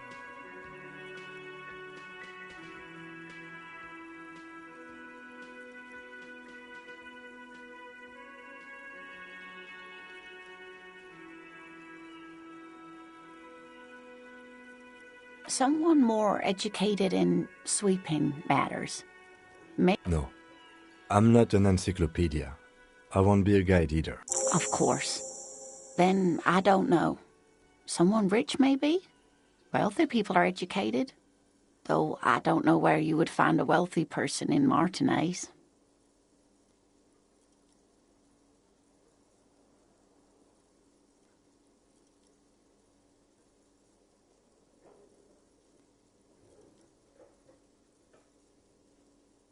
Of course, dear. Good luck with your case.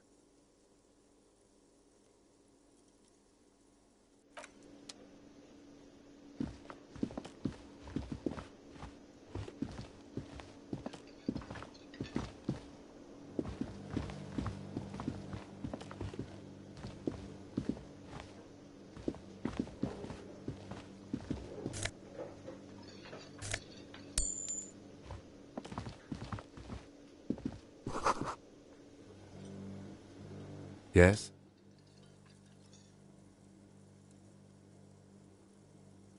What do you want to know?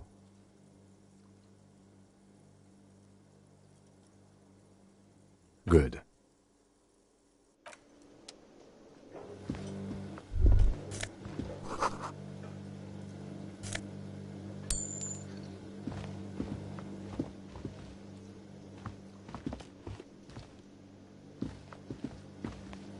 A thin man is smoking below an exhaust hood, occasionally sipping from his mug. This must be. As you step in, he nods toward the table and says something in a completely foreign language. The only words you can make. Okay, it's definitely not his name. Whatever you do, please don't call him Goranci Quebec. Please. It's not funny.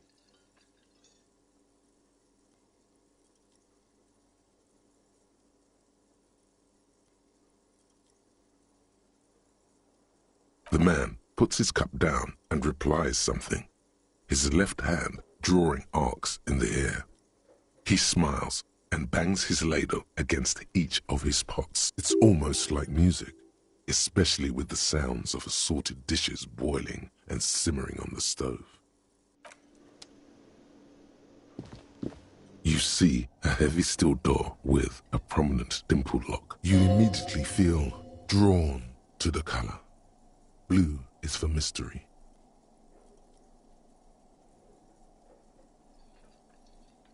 The door does not budge. The cobalt blue surface feels rough to touch. The stainless steel door. You do? It's a door in the back of the kitchen. Why do you care where it leads?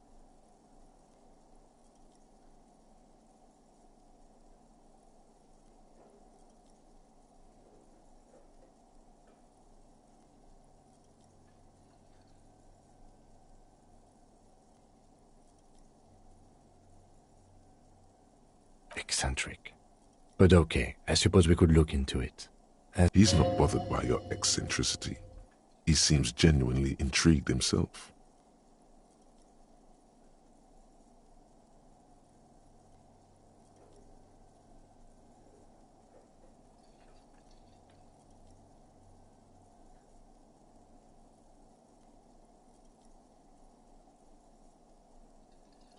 Hardly. Anyway, Gart is the person to ask about this. The cafeteria manager.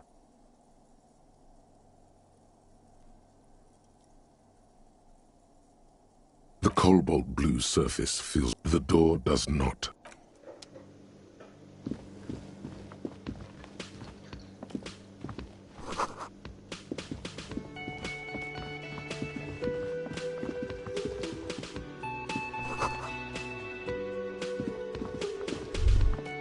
You should totally sing karaoke here, the first chance you get.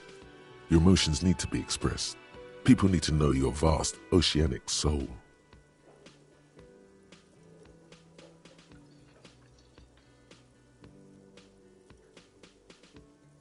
Utterly. And it needs to be through a PA system, by other people.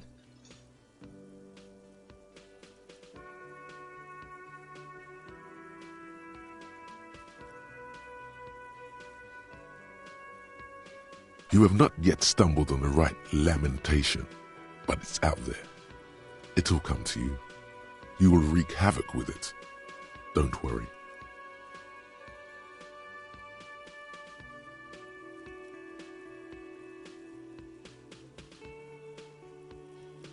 Serves them right. Wipe that smirk off their face with your sad, tragic song. Who's laughing now? You have to find something tragic to sing first, though.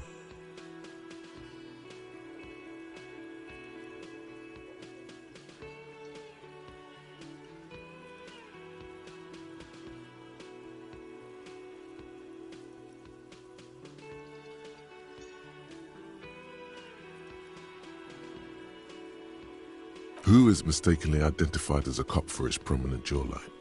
Yes, sounds likely. You should probably go on stage and pose for a moment when you're done with this thought. See if it works.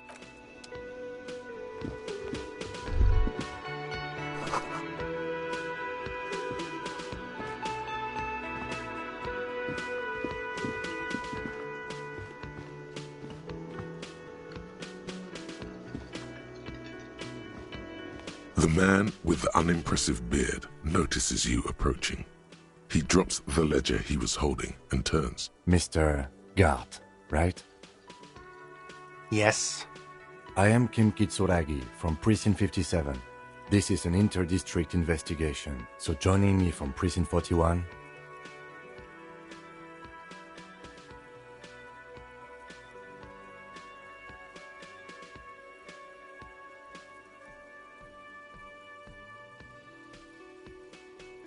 Right. Now, I know it took us a while to arrive at the scene. It also took you a while to call us and report the dead body. No, I only just got here. It was probably Sylvie who called you. She usually works the bar here. I'm only temporarily... Do you have her number? As a matter of fact, I do.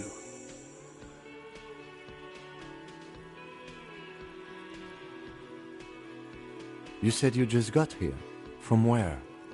What, of Martinez? No, I live in Jamrock.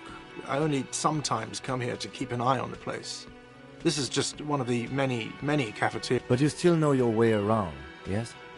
In case we need directions. Yes, I know where some things are, but as I said, I don't live here. I didn't imply that. Detective, He probably means this is where you step in and ask your questions.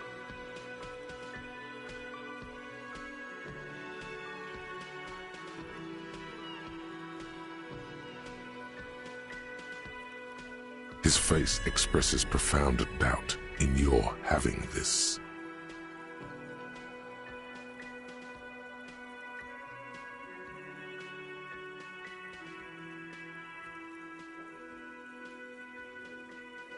She went away because none of your business.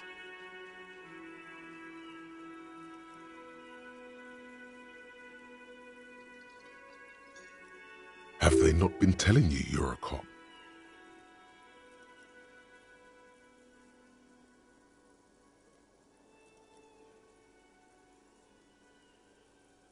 Extra fine. I don't know who killed him. I'm not the police. That's your job. What are you, crazy? Of course I didn't kill him. No, I'm not the bartender. He's very animated all of a sudden. This is clearly a touchy subject for him.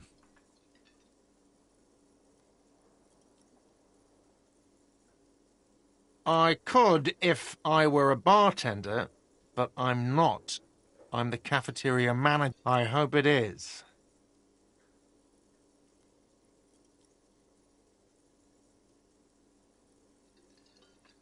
Let's go.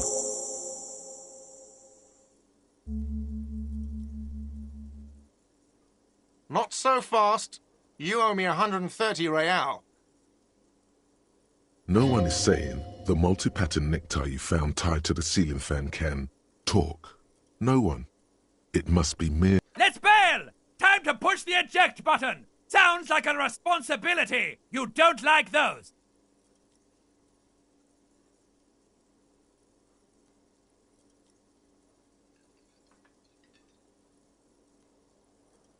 Oh, excuse me. You owe me 130 real.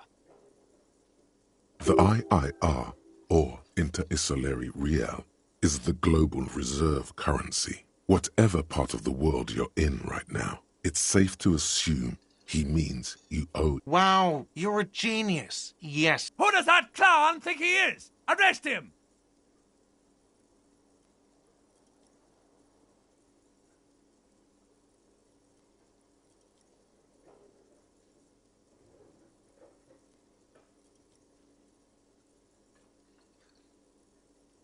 What are you, a philosopher?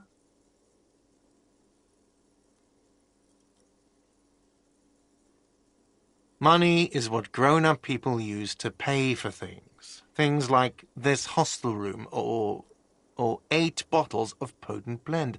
Are you serious? From your work? I don't know. You can take bribes, I guess. Some do take recompense, but only to survive.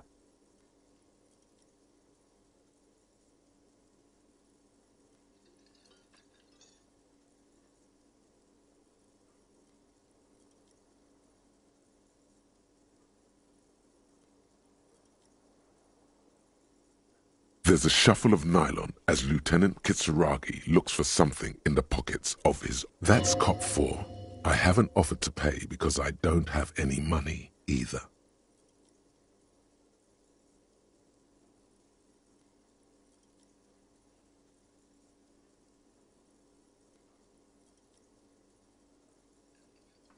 Let's see.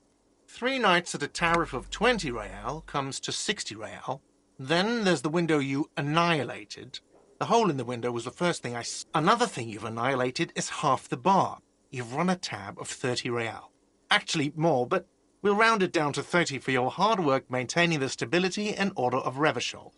That's 60 plus 40 plus 30 equals 130 real. And yes, real is still money.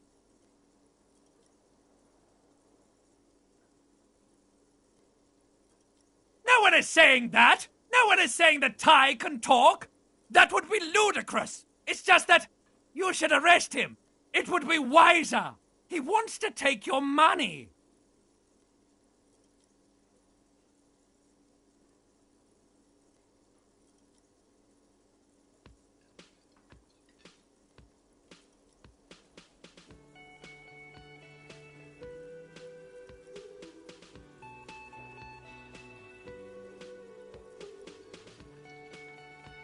Somehow, the knot is stuck, so you can't get it off. The lieutenant watches you struggle with it. If you don't have the money, it's okay. None of us are in this for the wages.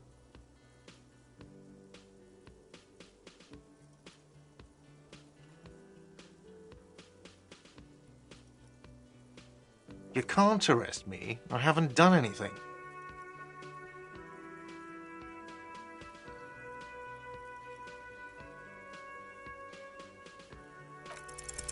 From the bottom of your blue soul, a term emerges.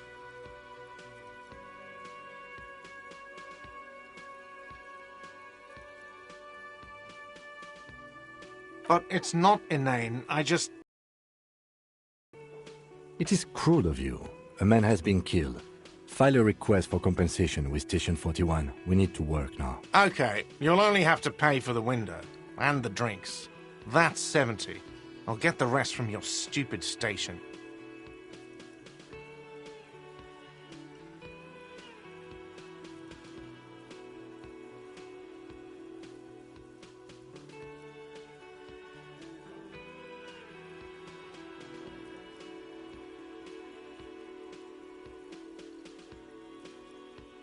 The ledger does. The ledger has a memory. The drinks are non-negotiable. There's no way your station will pay for them. Fine, I'll take it off the bill. You want to sleep in a post-apocalyptic shithole? Go ahead, but I'm not giving you another room.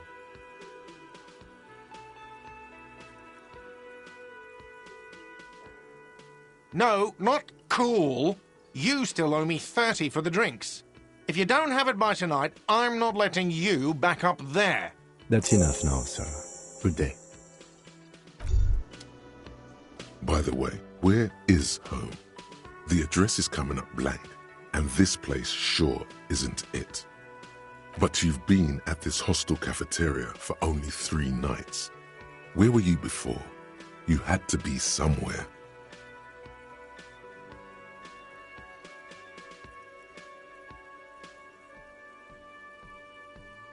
In time or space? That doesn't sound like somewhere you can stay if you run out of money.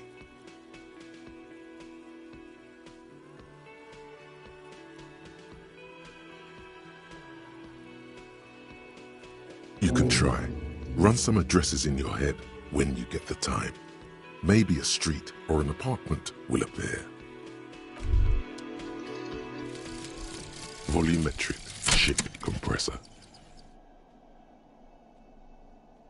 Bizarre scientific news from Revachol West today, where a police officer's shit has been observed at a pressure of around 495 gigadecimals. These metallic hydrogen levels of shit togetherness were thought to exist only at the center of collapsing stars, not law officials. It remains to be seen how long the shit singularity lasts.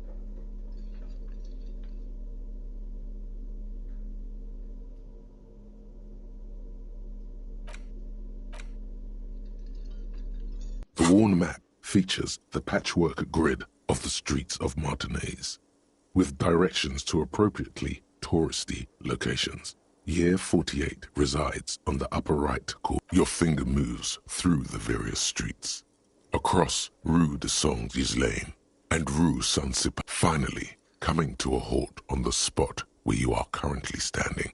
Although the map gives no... For a more detailed view of the map, go to your journal and select the Map tab. Your finger moves through, finally... For a more detailed...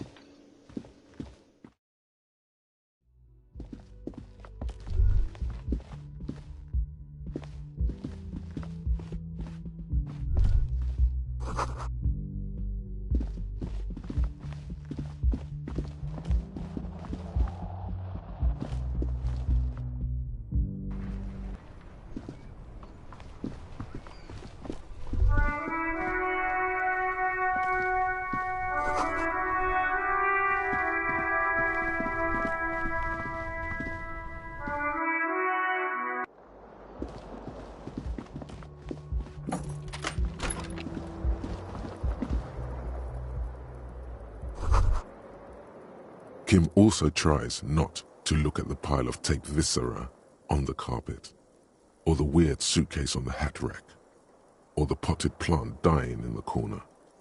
But it's all just too morbid to ignore.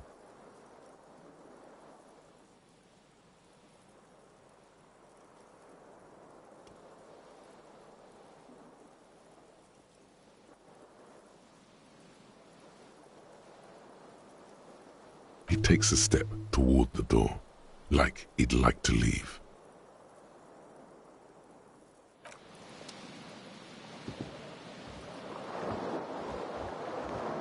The bed is cold and not particularly inviting, but it's yours. The option to go to sleep becomes available every night after 9 p.m.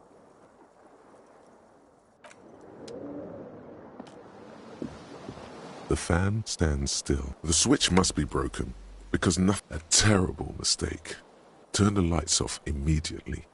You can practically feel the photons burning a hole in your brain.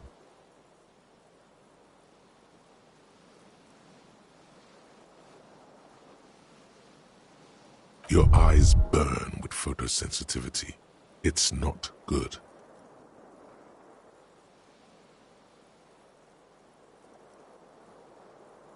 The lights are off again. The lights.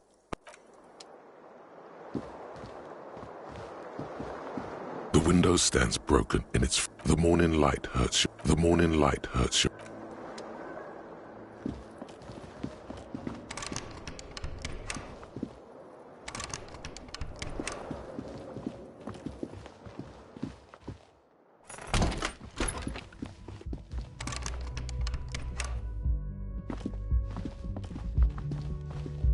The door is closed. There is no answer. You hear the shower being turned on, somewhere inside. A tremendous loneliness comes over you. Everybody in the world is doing something without you.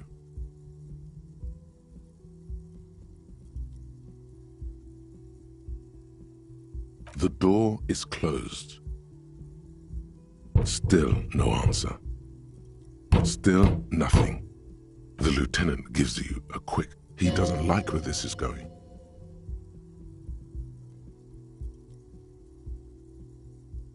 Still nothing. The lieutenant gives... He doesn't like where this is going. This door can only be opened with a key or from the inside. This door... Still... The lieutenant... He doesn't like where this is going.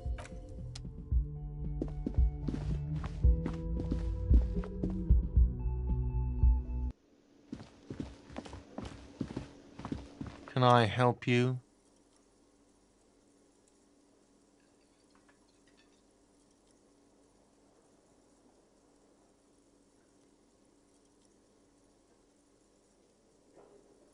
What thing? Yes, not the whole damn union, thank God. Just the... They come here in the evenings. Dumb, unruly types. Think they're big shit. He hates the Union, but grudgingly recognizes its power over him. So he's directing his frustration at you instead. Retaliate.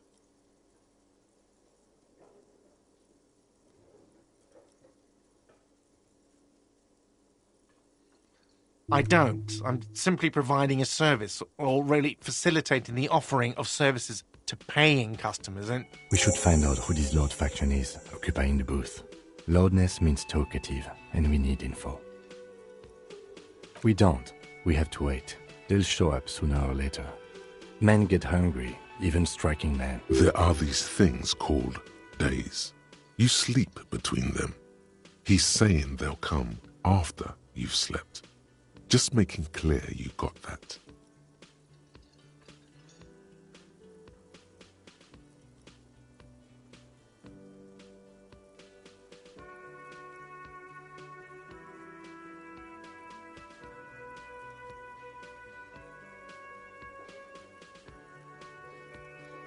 Oh yes, that door, sure.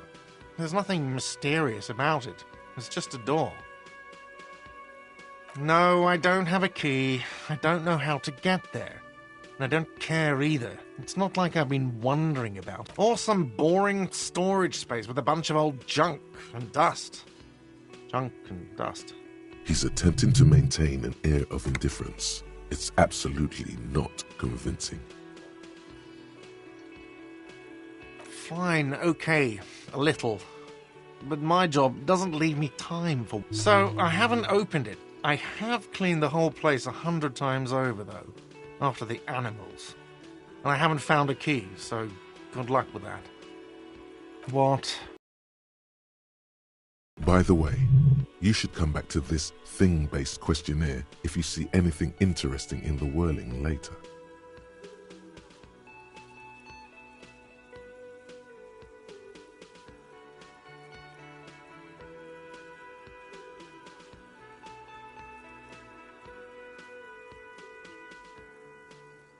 Another thing. Great. I love those. Yes? Absolutely. Absolutely. In the question. First we find a sad banger. Your body is ready, sire.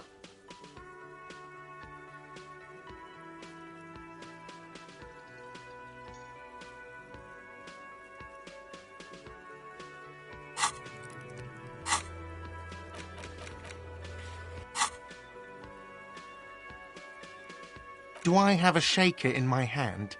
Is this... He sounds irritated. And it's not a shaker. It's nothing. He's holding nothing. Am I wearing a little bow tie? Am I wearing a bow tie? And am I smiling? Do you see me smiling and shaking my little shaker? That's right, I'm the cafeteria manager. Play it calm. This man needs to understand you need a drink to help the community deal with police stuff.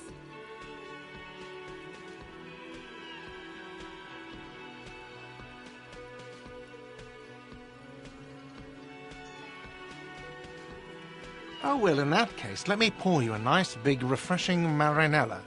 Do you want that out of a glass or a pineapple?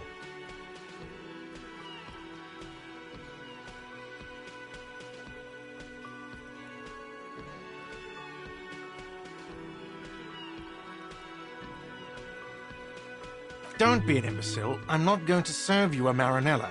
I have work to do and broken things to fix. If that was all, I'd like to return to it.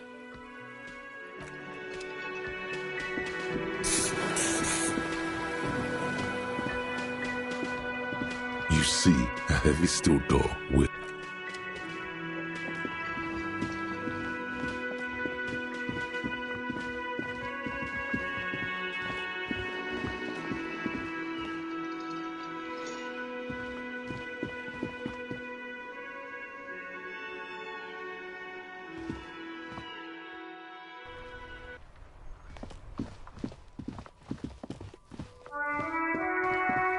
An old call box with a matrix of push buttons lists all the companies in the East Delta Commerce Center. Nothing happens after you ring the doorbell. They don't want to talk to you.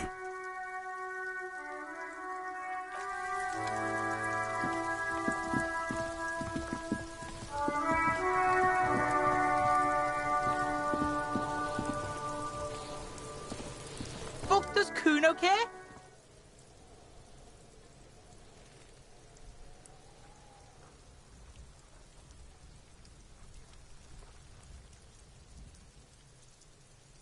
Kuno doesn't...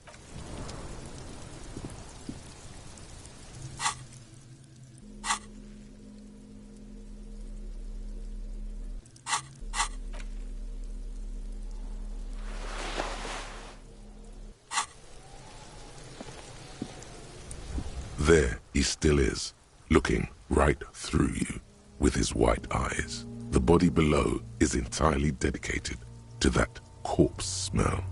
Emitting it is all it does now. As you breathe in, the odor comes over you. It's a smell of the mind telling you to run, and your stomach to wring itself empty. With your hands at your sides and your eyes squinting, you stand in it.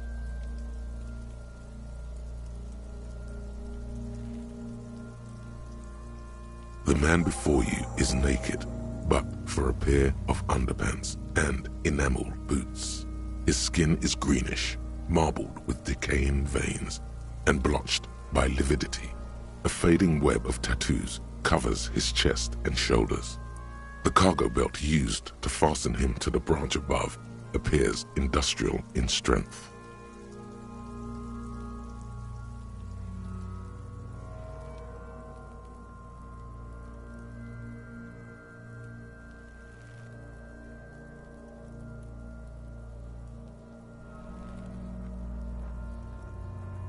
His eyes are milky white and blind to the world, protruding comically from their sockets. Dark brown hair grows on his head. His face is ready to explode from the organic processes inside. The death's head grin has passed. I'm gone.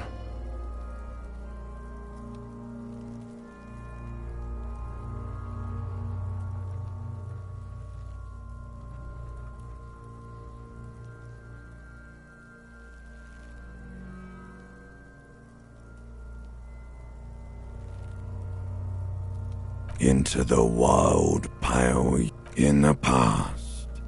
Way out in the... I'm a joke. Look at me.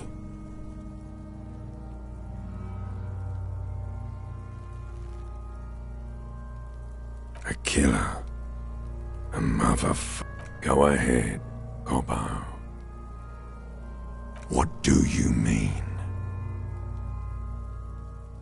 It's the power of your... Imagine... Yeah, man! Don't be crazy! Inanimate objects and dead people can't really talk to you. Your wild imagination is doing this. Ask some more of those questions. He loves those.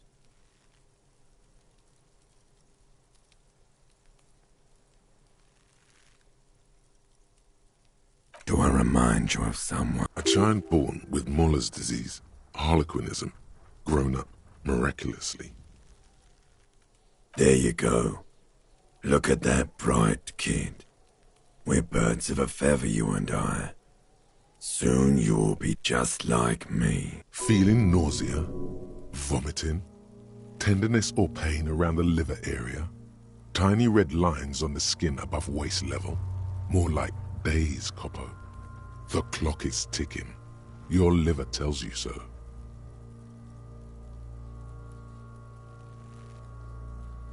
Come back later, Corpo. Amuse yourself with my frank manners and my memento mori features. If possible, also, see me in your dreams.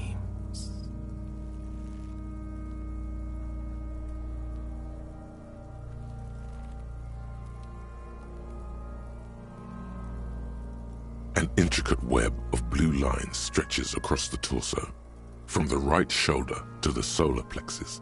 Each time they intersect, A small white star is formed in their crossing.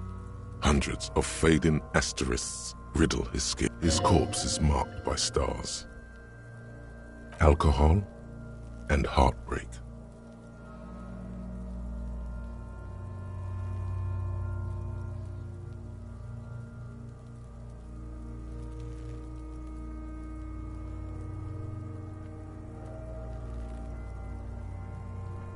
Of no nation that I know of. If anything, it reminds me of religious illumination, last or penultimate century. Men who live harsh lives often turn to innocentic worship. But which one? I see no trace of a humanoid figure. I agree. He takes a thin piece of milled aluminium from his coat pocket and pulls it open. Sounds like a sword being unsheathed. A small lens appears. Some sort of camera. A Trigger Sunshine. Mini. Triggered is the world's leading manufacturer of intercommunication devices. Shit, Kuno! What? An instant color camera. This is the first time he openly acknowledges. I have only 2 ampoules, so nobody move. I don't want to waste one.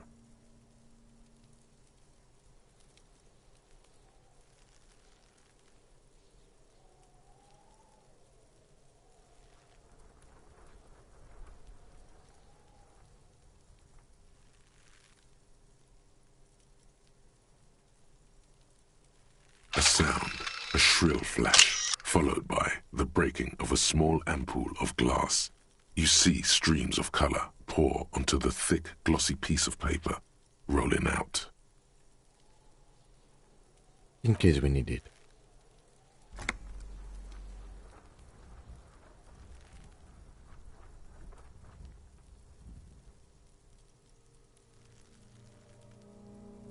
Yes, it is pretty cool, isn't it? It contains insight to the victim's person. By his build, I'd say this was a man of physical violence. The story he wanted his body to tell was important to him. It is his letter, to us. Someone should decipher it. We'll need to show it around.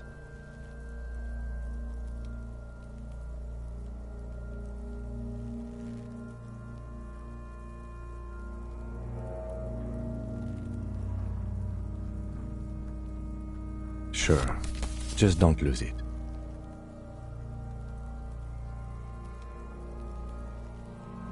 The glossy-eyed corpse looks by, his mouth mute and his skin as colorful as the chemical rainbow on the photo paper. Teeming with opportunistic, the hangman's knot is pulled tight by the weight of the corpse below. Yellow, hard-edged polyester cuts into his neck. Above, this is a steel-reinforced cargo lashing belt, big brother of the regular cargo belt. It's used for tying cargo under 6-rotor airships.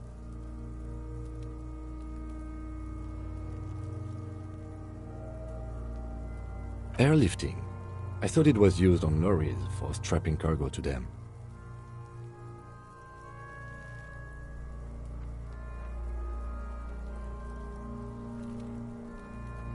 The local harbor uses 6 rotors to shuffle containers around.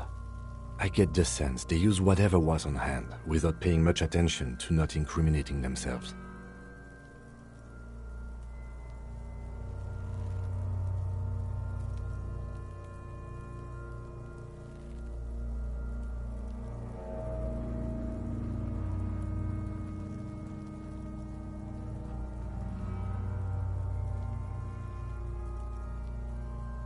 A noose is one of those things that's easier to use one way around.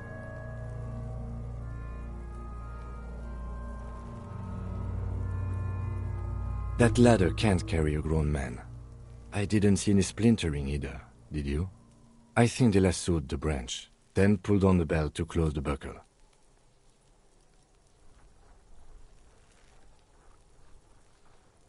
Could be. The shape of the branch supports the theory.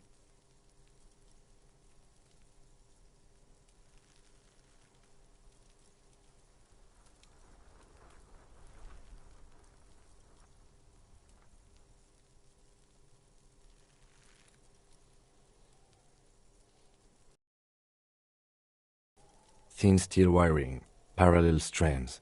This makes getting him down more problematic than I had assumed. The brief suggested as much, politically motivated by the ongoing strike. Did you not get a briefing?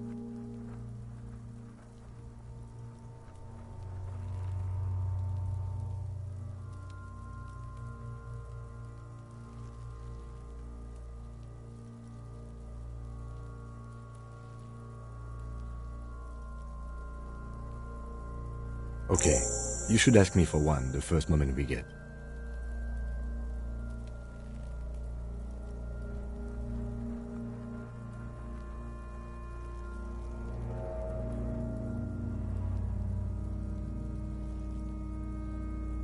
The cadaver hangs from the cargo belt. The material appears to be ceramic. Its clean white stands in stark contrast to the decaying flesh above the knee. The man wore thick polymer socks, probably for padding. Delicate and fragile. They feel alien to the world around you, out of place somehow. These are clearly not boots. They're armor, possibly part of a larger set. Indeed. Technically speaking, these are sabatons, not boots. Ceramic plate, zirconium dioxide most likely. This is where under the heel. Fair weather model T500 VE. I'm guessing that's vitreous enamel. This is advanced stuff.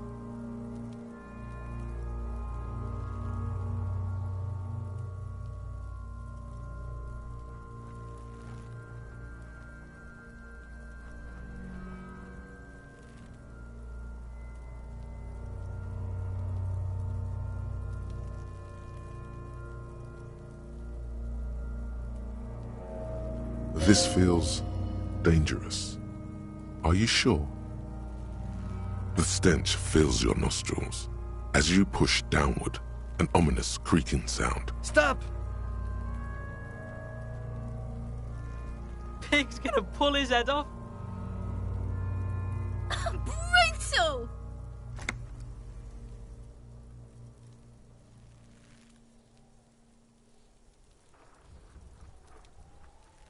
What's wrong with you, asshole? Why is he letting go? I don't know, baby. I don't know why he's such a... Officer, if I may ask, what were you trying to achieve by pulling on the deceased foot?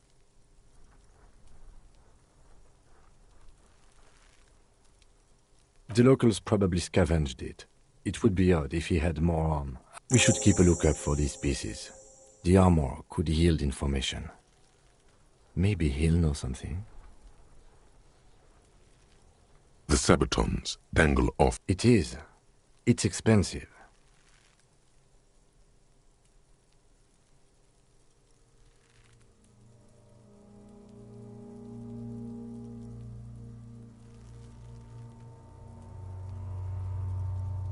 We've requested similar material for our tactical units for years now. The constabularies deemed it too costly. In that time, we've lost 6 men to semi-automatic. For a full set, about 4 years of wages.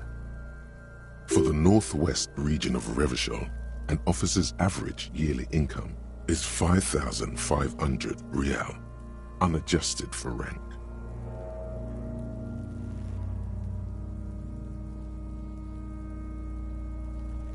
By catching, do you mean, let's not log them as evidence? Let's steal them?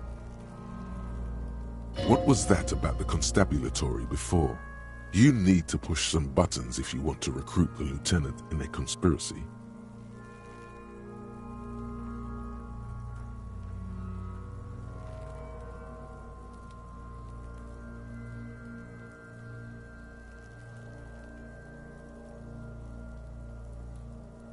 So they don't get shot in the foot? I think our extremities are fine without a dead man's boots.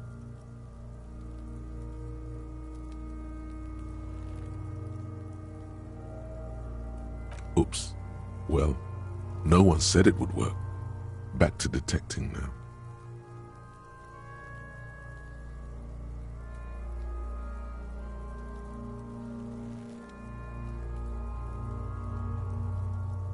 That's for us to find out. My initial report on the area suggests he was a security guard for the harbor company, but that's just hearsay.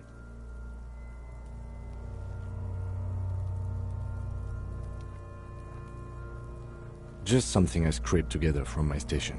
An area report on Martinez. I'm sure you did the same. He's not actually sure of that. He's just being tactful.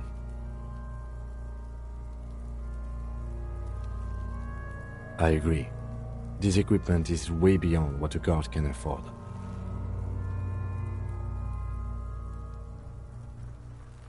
A small bell-like sound fills the air, like tapping on the side of a porcelain cup. It's anything but.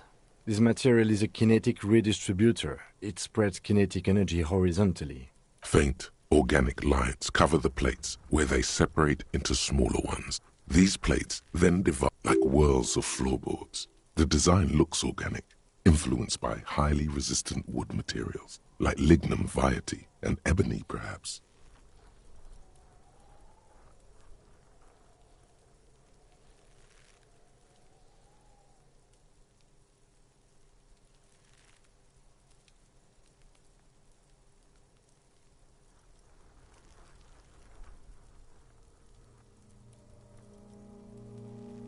If trees were made of porcelain, this is what their cross-sections would look like. The smooth, glossy surface fractures into ever more intricate interconnections, peaking on the right sabaton, where you notice. The whirls are in the shape of a letter and number combination, E50, 100, 1000. Good. Can you read it to me? We have a make and a number. That's something. We can use the radio in my kinema when we're done. Either station can chase it for us.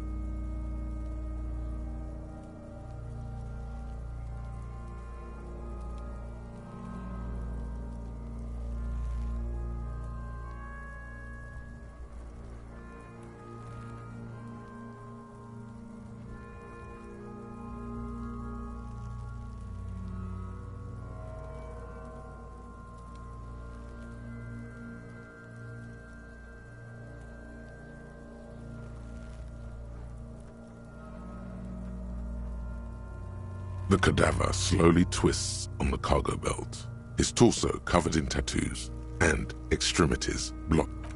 As you narrow your eyes, the monster before you blurs into a violent mess. This is a trick. You've done it before. Pink is where the blood settled in the first hours post-mortem.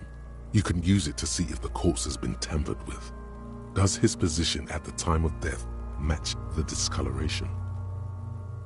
Only the lower extremities are pink with a dash of blue. His fatted hands, thighs, and his neck, just above the noose. The rest of the corpse appears dark green in the cold spring air. I see it. His neck too. The lividity goes right up his chin. We have good, well-pronounced discoloration here. The monster comes back into focus. An explosion of color, coursing with dark marbled veins. His stomach appears pregnant with something. Black liquid streams down his thigh. So, what do you think?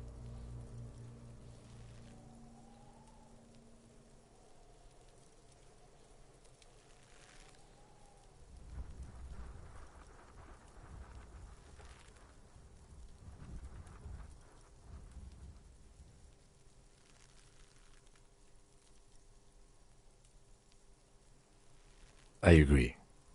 There are crow's feet in his eyes. He's laughing silently. His personality is no longer a part of the world.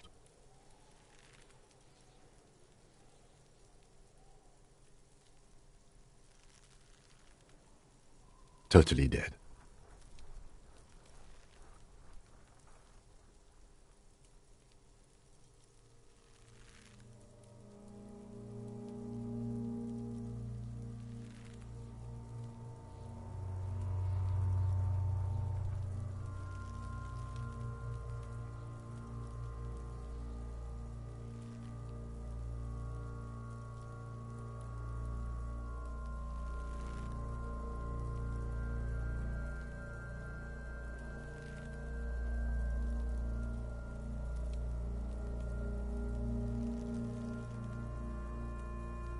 He is.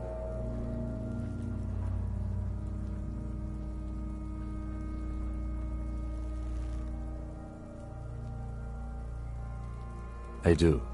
Most of them are post-mortem. Maybe even all of them. The delinquents have... Stop talking in riddles, coin slot. It means you fucked him up good, Kuno. Fucked him up brutal-like. A pool of blood and feces has eaten into the frozen mud below the man's feet. Purge liquid is dripping into it, drop by drop. The victim appears to have contained no more than half a kilogram of digestion at the time of death. The fuck he saying? Talking about shit.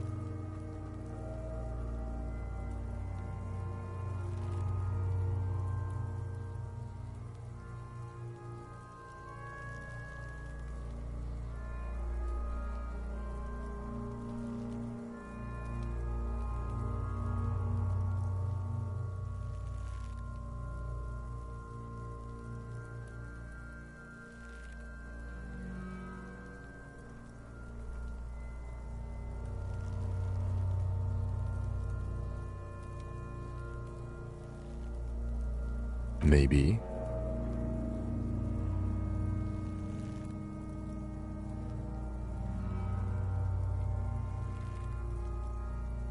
A pool of blood and feces has eaten into the frozen... The victim... Talking about shit. Maybe. But there is no breath to catch. Only the cadaver filling the air and your nostrils. He slowly wrote... Are you sure we finished the preliminary examination of the cadaver? We might miss some of these things once it's done.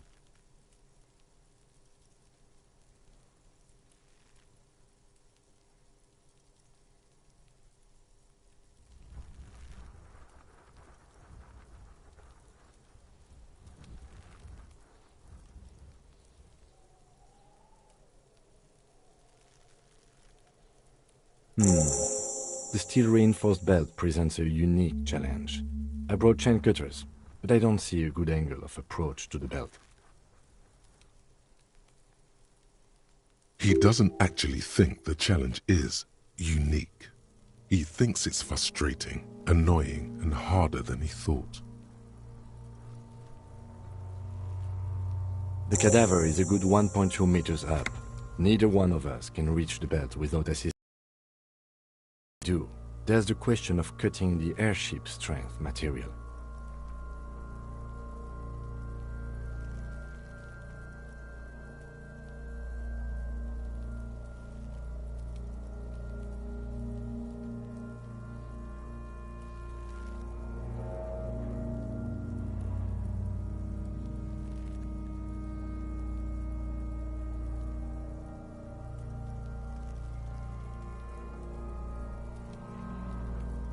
Someone else? You mean like the police?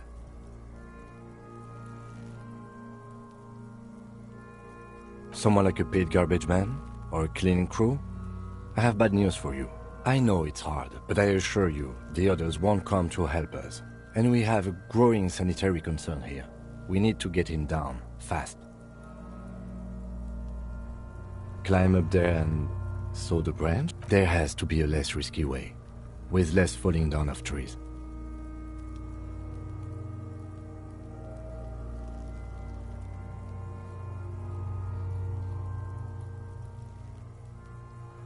We are not getting him down already. Not getting him down is a task that's already accomplished. Sadly, it's not our job to keep... How do you plan to get him down then? With social sensibility? Are you going to educate him down? Yeah! Bang bang time, pig! Shoot his head off! How? Where the buckle ties the rope to the branch. That's a good spot to aim.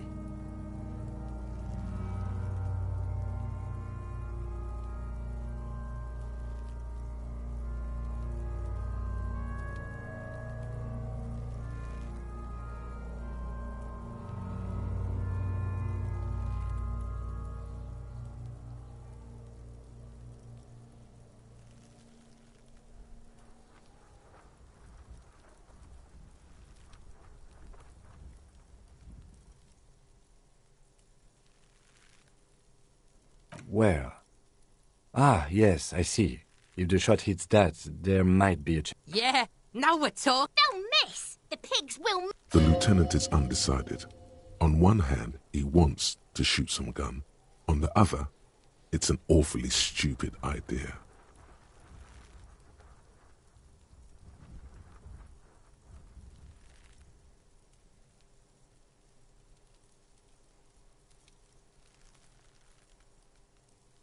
The lieutenant's brow is furrowed. He appears too deep in concentration to even notice what you said.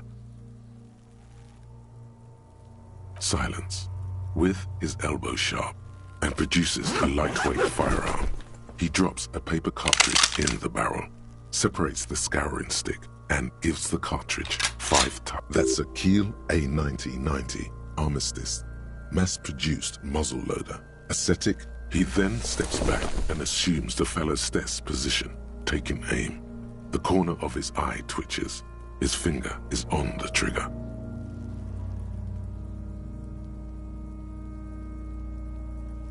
He's gonna fucking miss!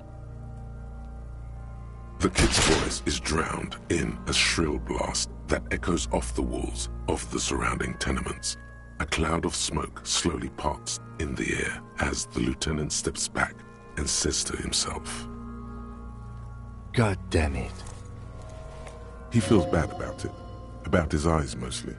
Just having bad eyesight. Fucking idiot! Kuno could have hit it easy, but then Kuno's not fucking handicapped, is he?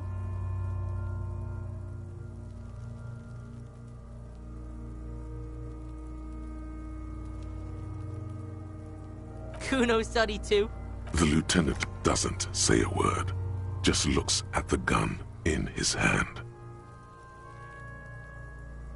No, we are lucky as it is. We didn't break anything, and the victim remains uncompromised. Any more mistakes could put us in an unfortunate position with the locals. We have eyes on us.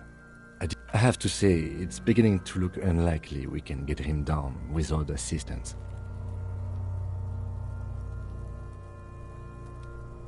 It's bad as it is. Go ahead. I'm not... I only have one. This is the sorriest pair of Yeah, take it, you fucking banana boyka.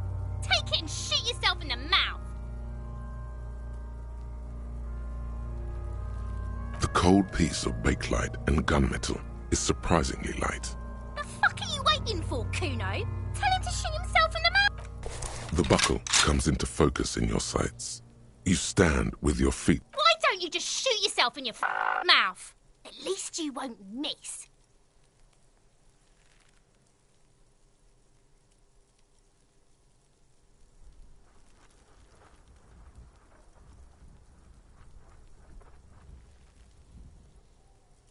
Or what? You gonna fuck me? You wanna fuck me, pig? Is that what this is about? Your field of view narrows. The branch slowly moves, becoming entirely two-dimensional. The slow movement of the branch in the wind, and your shoulders directing the gun sink up. Look, he's crying. You gonna cry now, fucking faggoty? Or what? You gonna fuck me? Do it! Set me free! You feel as though it would be dangerous to set this creature free, to roam about the... Don't. Do it!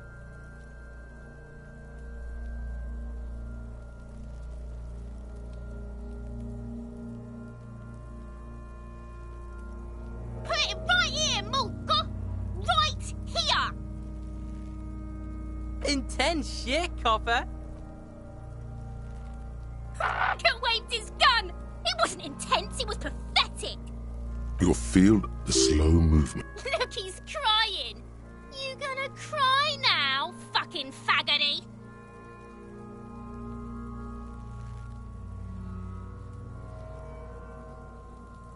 Or what? You gonna fuck me? You wanna fuck me, pig? Is that what this is about? A plume of smoke erupts. You missed the belt. but hit the corpse straight in the chest. Bits of ribcage protrude from the skin. No blood.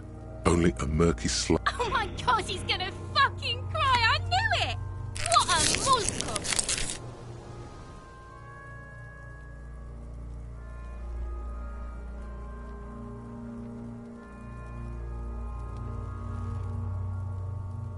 The armistice is sufficiently precise, officer, especially at close range. It's not the gun's fault you can't shoot. It's your pig hands. Pigs don't have hands. Kuno has hands. Kuno can shoot that shit down for you.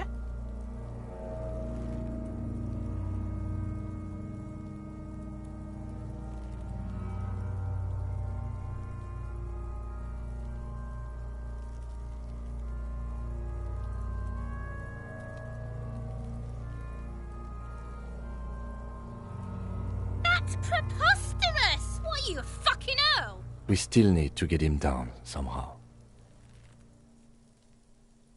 The bad way.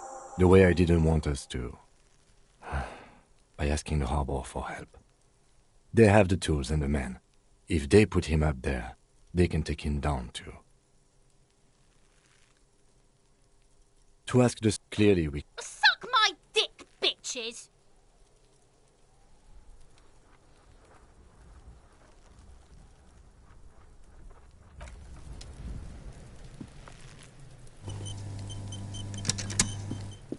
The man before you is naked, but for a pair of underpants and white boots. His skin is marbled, with decaying veins and blotched. The material, delicate. These are clearly not boots. They're... Indeed, ceramic. Under the locals, we should keep a lookout for these pieces. The armor, could he... No, he must have worn some... They usually hang them completely naked for that. Fucking talking about... Clearly, Kuno would like to interject something here. But there's not enough for him to hold. This feels... The stench fills... Stop! Pig's gonna... Brutal!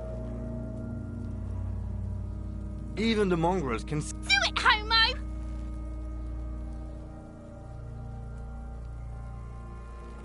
Yes, that's what I said. You'll compromise the coroner's... Indeed. From this angle, it does look like the neck isn't going to take much more. Being dead for a week is... What are you trying to achieve anyway? Why are you hanging on to that boot?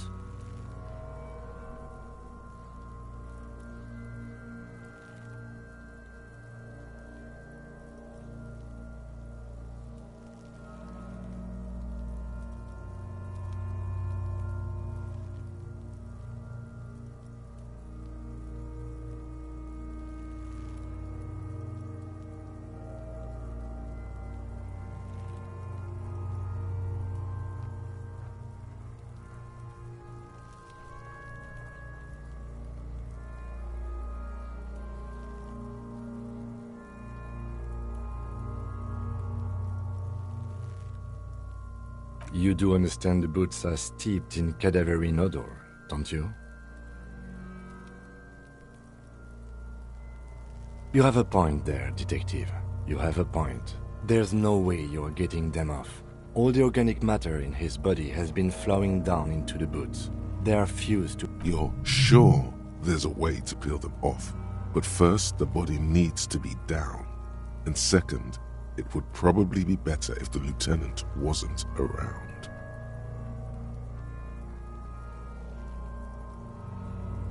The anticipation makes you crack your fingers. Feels nice. Nice and cracky. Processing will take care of them. With the situation in the morgue, it will yield nothing. But we must pick our fights. Should we continue? The cadaver slowly twists on the... So you tried to kill Kuno's girl? What's up with that? You want to talk about it?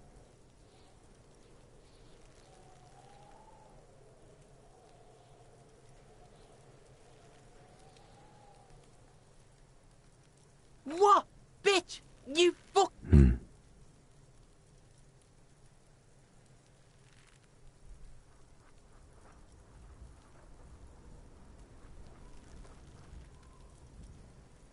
do this shit again, and Kuno knows where you sleep. The pig who fucked his window up. I'm gonna climb in through that balcony, put the fucking knife in you. Yeah. I've been in your room. But you and Kuno are good for now. Pals, shoot that shit at Kuno. Let's have a jolly time. And you're back in business with the Kuno. Kuno is a merciful king, kind to his wayward subjects.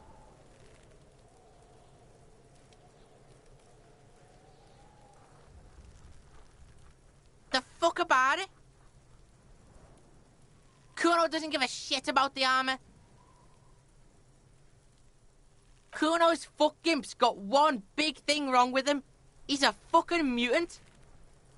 Look at him. Fucking growth hormone shit. He's a giant. The armor's too big for any man. Kuno doesn't give a shit about that freak armor. Kuno threw that shit away.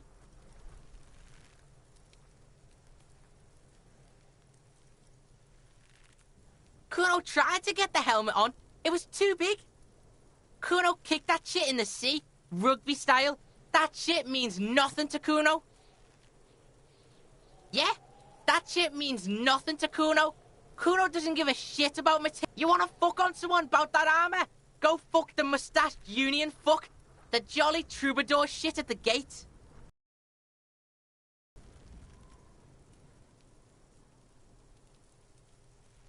Yeah, cocking boot.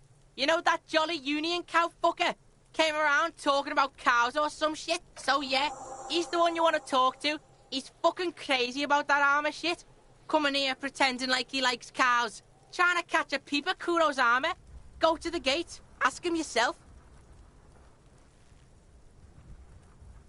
Curious, my liege. Why did Kuno feed you this information? Yeah, Kuno's doing charity today. Kuno Day. Kuno feels sorry for you two loser pigs. Kuno's doing... Still, seems suspicious. He may have it in for that guy. Or you may be paranoid. That is also a possibility, sire.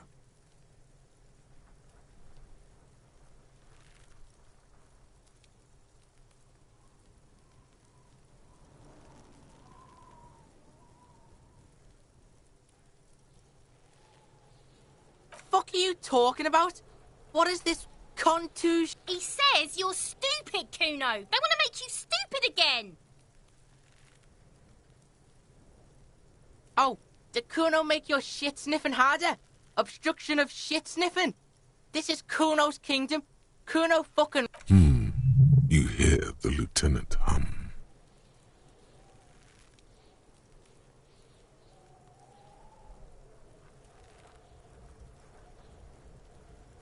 You're testing Kuno's patience. Get lost,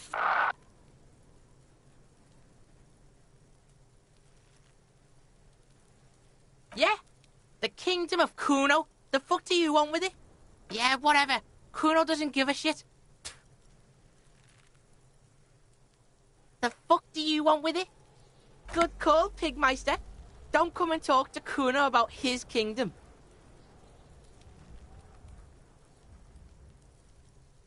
Kuno doesn't...